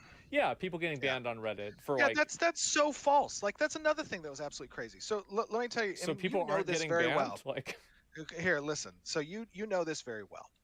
Narc was in his stream. Narc was in a stream for 4 days straight, playing at the beginning of phase 2. He was running a subathon. Yeah. And in the subathon, it was a total hate fest, right? And he had a pretty solid like 300 viewers. Anybody who was watching can corroborate this. This is true. And those viewers were all just kind of, hate baiting each other. Yeah. And they would go on the Reddit and they would make statements with their Reddit, and they would say things like, "This game is 100% scam. What they're doing is fake. This isn't real. They should be shut down." All these types of things, right? And so over the course of December, there were probably 7 people that got banned. And the only reason they got banned is because they violated our respect each other rule. There was one thread that got locked. Out of 10 different threads that were about NARC, one that got was the locked because desert it was one, just right? hate fist. There were like 7 desert threads. Okay. You can go on our Reddit and look at the 7 different. And desert why threads. do you think One there of were them- so many desert threads? Because like Well, it feels to me like that's like a really big point of contention. Well, they were that a all lot of people they were all have. the majority of them. I don't want to say necessarily all. Yeah, yeah, The majority of them, in my opinion, were from Narc's stream because again, he was running a 4-day long stream, and the desert was a big point of topic for him. Now, I don't know if that was a result of him being upset about having to shave his beard because desert, I don't know what might have exacerbated that aspect, but that is what I think caused it. But I have been a mod of that Reddit because it's our official subreddit of the Ashes of Creation game. It was handed to me because the person who made it back in 2016 didn't want to be the owner of it anymore. So after like 5 months, he said, "Here, this is your subreddit now." And I said, "Okay, we'll make it the official subreddit. We'll engage. We'll talk to the community here. We'll make sure to enforce some decorum as well." So you're saying that like if a person goes and they make a post on Reddit right now that isn't like insulting or like saying it's a scam or everybody's lying, and they have a constructive post about Ashes of Creation on the subreddit, that they're not going to get banned for it, even if it's completely negative? Any one of your 40,000 viewers right now can go on our subreddit and they can look through the history and see just how many constructive, critical posts there are about Ashes of Creation. Okay. I would even say that a healthy, probably half of that subreddit is reasons why a game design is bad, or reason why a system should be changed, or reason why the communication isn't good. I don't ban people at all. Our Discord is the same way. Like I have people constantly that'll ping me with feedback that's like, "Hey man, this is a terrible design. You shouldn't do this. The game's gonna fail because of this." I don't ever respond to that in a negative way. That's the whole purpose of this development, is to garner that level of interaction with the community. That is what we have done for 8 straight years. It is a completely false narrative for anyone to say that. Well, if I look at it and I look at the subreddit, it does seem like there's a lot of critical comments that are made, and these comments are not being deleted. So no, of course not. Like, well, first of all, you can go on to there are a number of different websites that you can go onto, and you can see if there are any deleted comments. Like that. I mean, that is just a factual truth. Okay. Well, that's at least good to know. I'm thinking about some of the other components of this too. And so if you're talking about go ahead. Here's the other thing, Asmund. Yeah. It's like when you put these things into perspective, and your audience is a very I consider myself a member of your audience. Thank you. I enjoy your takes. I love watching you. We have a lot of people in the studio that are Asmund Gold fans. I mean, that's why I invited you to the Asmund Bald Guild when you joined Alpha One. I remember that very well. But what I will say is that, like, if you put these points into context, look, I don't know what's going on with Narc. I don't know, why he's come to these conclusions that he has. I have assumptions. My assumptions are it's because this is the reason of him wanting to farm views and engagement or whatever, and then maybe he'll do a redemption arc later, and that's like his master plan. I have a lot of different commentaries, but it is what it is. I don't really care. Only thing I care about is that when someone makes false and defamatory statements and it gets 100,000 plus views, and then it gets 500,000 plus views, and it demeans the character of myself or the 230 plus families that I care that are putting their hearts and souls into this game, of which I put over $55 million of my own money into the development of this game. Yeah. There has never been a dime or profit that's been taken from this company in 8 years. When someone says that, it is utter, and pardon my French, it's going to piss you off. It's bullshit. It's complete fucking bullshit. Yeah. total bullshit. Well, all right, I'm gonna ask you. Like, I don't know if you can really give me the answer for this. Like, 55 million. There's no way you can make an MMO with $55 million.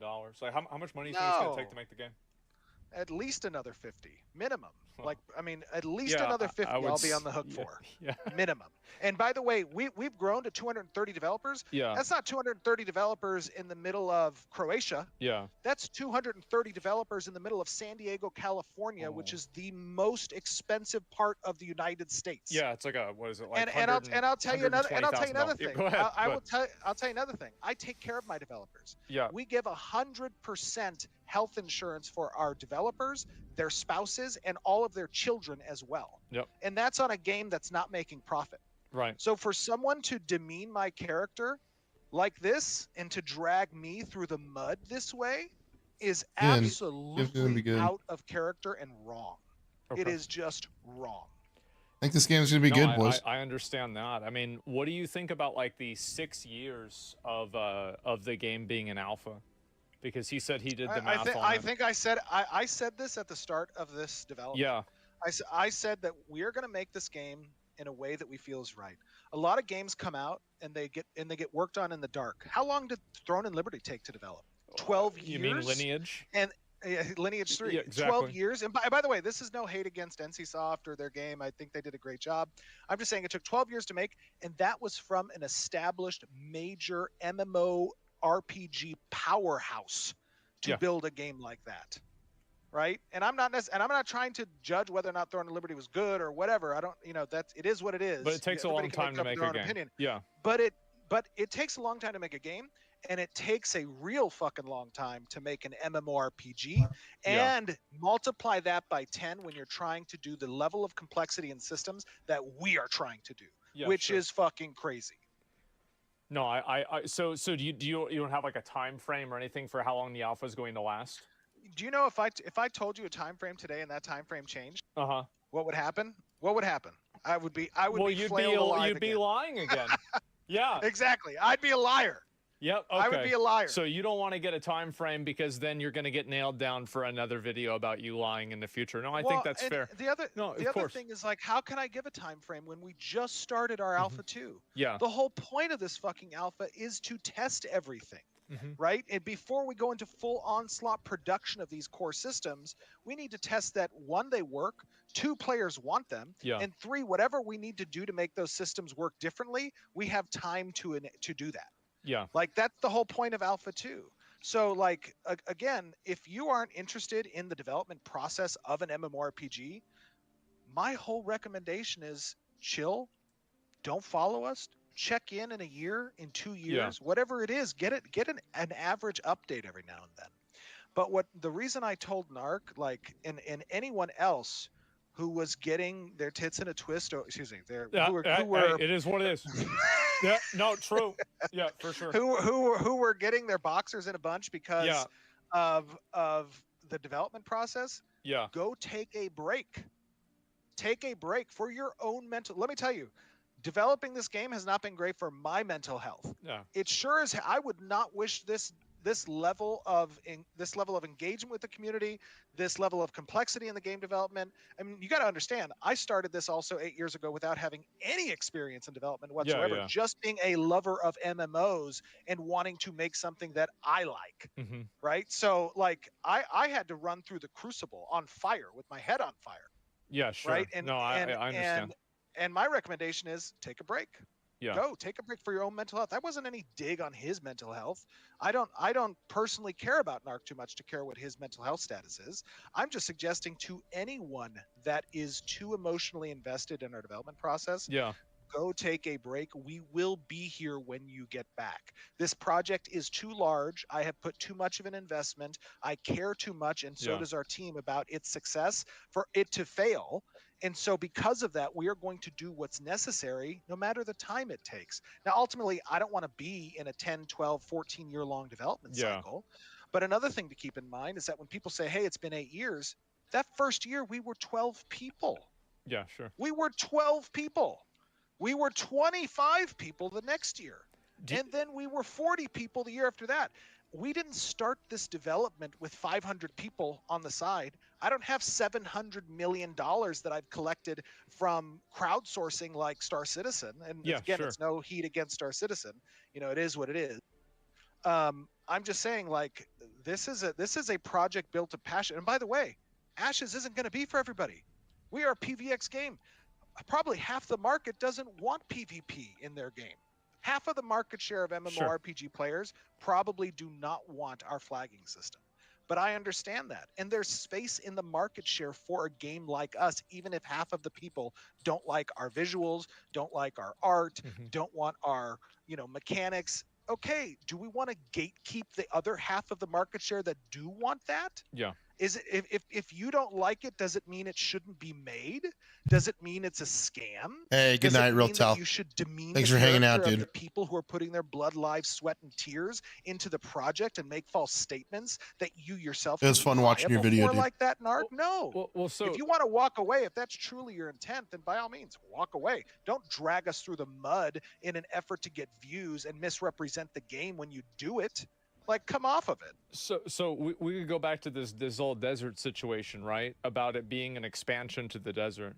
Now, whenever you were talking about the expansion to the desert that was going to happen on December 20th, what is that? What? That's the nodes. That's the node. Okay. So these three locations, you see this node that says Athenar, Sunhaven, and Asmara. Like, those were nodes that didn't exist before the 20th. Okay, so And those so- all and got so added. now they- and can now you, they have can you go to nodes one of and- those? Like, because I think you went to one of them, but yeah, okay. Hold on one second.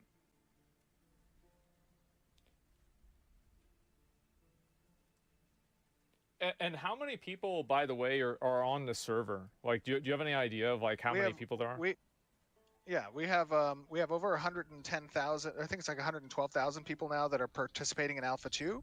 And on our record for a server was 7,400, I think, on December 20th. We had 7,400 people on one realm, which, by the way, for an Unreal Engine 5 game is, I don't know of any other UE5 games that have released that have been able to achieve that number. So if anybody else knows that, you know, that's, they can. I don't think so. Yeah, I'm not I sure. don't think so. So this is the Sunhaven node. Okay. Right? And this. So this is now- one of, and this was added in the December. 20th. Okay, so this is Correct. So to say that like there was nothing that was added, this was added. Absolutely. Yeah, Okay. there were three nodes that were. And there were there's three two nodes that more were of added. them besides this. Correct. Yeah, that's Okay. right. And they were encampments before this, and they were crossroads before that.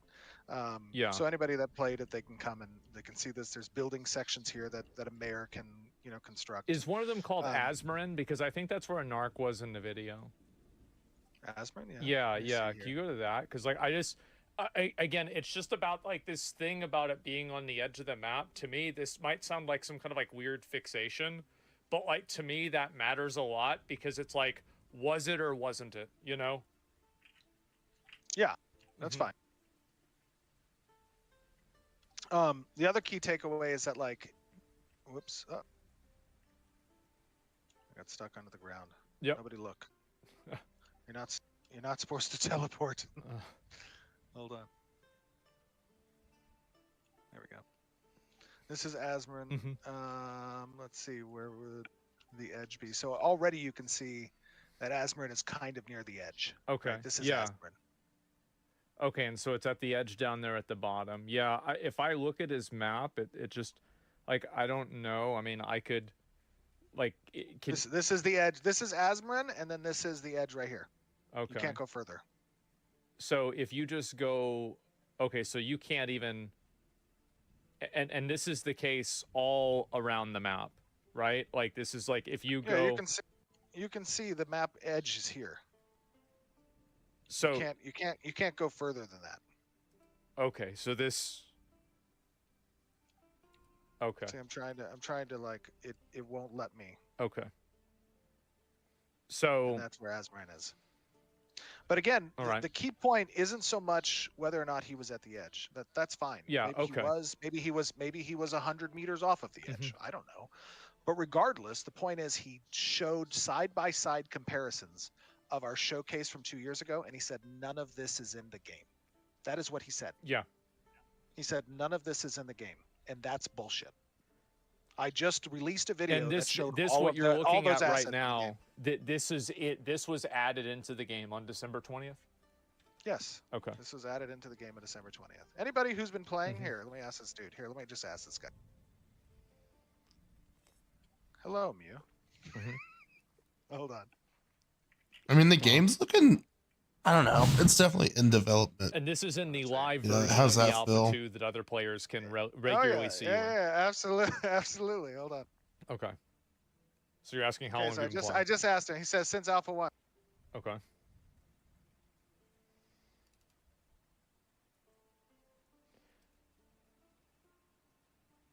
Somebody else saying they were there. Yeah.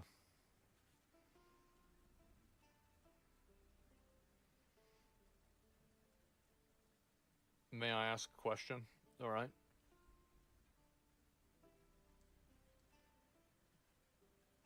Were these nodes present in phase 1? He says no. There you go. All right. Well, he's gonna have to check his PayPal, Hold right? on. Let's give him let's give him a hat. We need to give him a hat. Okay. Hold on. Yeah. Boom. We just gave him a Santa hat. Great. Good for him. Hold on. Let's ask him if he can put the Santa hat on real quick. Look at him dancing. I Mhm. guess I'm big dog. So, and also like there's going to be more stuff I'm sure added to the desert as time goes on, right? I mean, it's not like it, I mean, what they kind had of to a be question leveled. is that, Asmund? You Okay. know that. Come on, like Yeah, well, we're I mean, building the game. well, it's just yeah, but like I'm leading it because like that's like these are what the concerns are, right? And yeah, that's true. and so like that's really I'm not really like obvious like let's be real, fucking obviously it's not like you're gonna have a bunch of random mobs out there doing nothing, right? 100%. Correct. Yes. Yeah, of course. Here, Okay. This is a mayor. Oh, come on. Why didn't this dude put his hat on? Yeah. Maybe he doesn't know how. I'm gonna say, put your hat on. Mm-hmm. Oh man. Yes. Yes. Absolutely. I mean, that is the Yeah. whole point of. Oh, look, he did. He put his hat on. There So it that's is. a Santa hat. Boom. That's nice. Thank you. Thanks, brother. Appreciate that, Mew. About a week late, but it's okay. Yeah. For real. So that's going on. You've got all of the so this is the desert. They did add new stuff into the second phase with these 3 nodes and the desert being expanded. And with like the dungeon and all of that, I'm sure that'll probably get added into the future too. I feel like a lot Which of dungeon? Which dungeon? the one that had that I forgot the term that you used for it. Oh, the Najosh dungeon. The Yes, Najosh in the Josh dungeon. Yeah, Yes. absolutely. So we just added the Befallen Forge dungeon in, Uh-huh. which is like a bunch of undead dwarves that are Okay. governed by a Dracolich, basically. Yeah. This is. Hold on one second. Let me do this real quick here. This is the Befallen Forge dungeon, which just got added in December 20th as well. There's a little party here. That's trapped. So it's an outdoor dungeon. No, this is an indoor dungeon. Oh, so I mean a non-instanced. Oh yeah, no, not the vast majority of all of our Okay. content in game is open world. Like Okay. the whole point of a PVX, game Yeah, that we're sure. trying to build is contested, zones and whatnot. So that there Yeah, are like Black good Desert spots. or whatever. Yeah, no, Yeah, I get there, it. there are good spots to XP. There's rare drops or whatever. Like, look at this dude. Yeah, yeah. That are available. There's another group. Mm-hmm. They're kind of down here. There's a little puzzle down here that you can succeed at to get to cross. But yeah, it's all open world. In the dungeon you're talking about, the Najosh dungeon that has that Essence Geyser, the Essence Geyser asset is complete, but the asset kit that's used to actually build the interior of that dungeon is obviously something that we're still working on. Okay. The Najosh monsters and whatnot have been worked on, and those models we've shown, and that's Yeah. the whole point of our development update that we do every single month, right? The whole part of us showing all of these assets getting created, all of the world being built and the monsters being constructed, like that's, oh god, I'm gonna die. Hold on. The whole point of that is so that we can get player feedback before we move into mass production, which is an alien idea for many people, for many developers, for many publishers, because of course you can run into situations like the one we're currently in, which is where, hey, a lot of people who are witnessing the game that are very, we have millions of registered users that are interested in Ashes of Creation, because for 8 years we've been very public about its development, which is a good thing. That's the good side of the sword, is that we don't have to spend any money on advertising. We don't have to spend any money on marketing. There is a cost that comes with us needing to each month kind of prepare something to be shown to the public. That's why we have a community team. That's why we have Margaret, who heads up that team, right, in the communications team. And a lot of development teams don't like having to kind of, to essentially having that exposure to do when regular something's updates, undone. because there's also like there's a degree of accountability with it. No, I can easily see Absolutely. And the biggest concern is that like something changes and the community puts you on a flail for it. Yeah, of course. Right? Where it's like, oh, you promised this and now it's not a thing anymore. Well, the whole gambit, the whole gamble of this approach is that we can be open about the changes, and we can foster some degree of understanding from our community when those changes happen for the game. Like, isn't that what we want to see, rather than getting something we had no idea about on day one, hating it, and then the game fails, and now boom, that game is gone. Yeah. Like they can't go back and they can't fix it, right? Because they've already put $300 million into creating what it was. Yeah. And for All them right, to boys. go back and Good fix night. it, it's going to cost another $100 million or another $100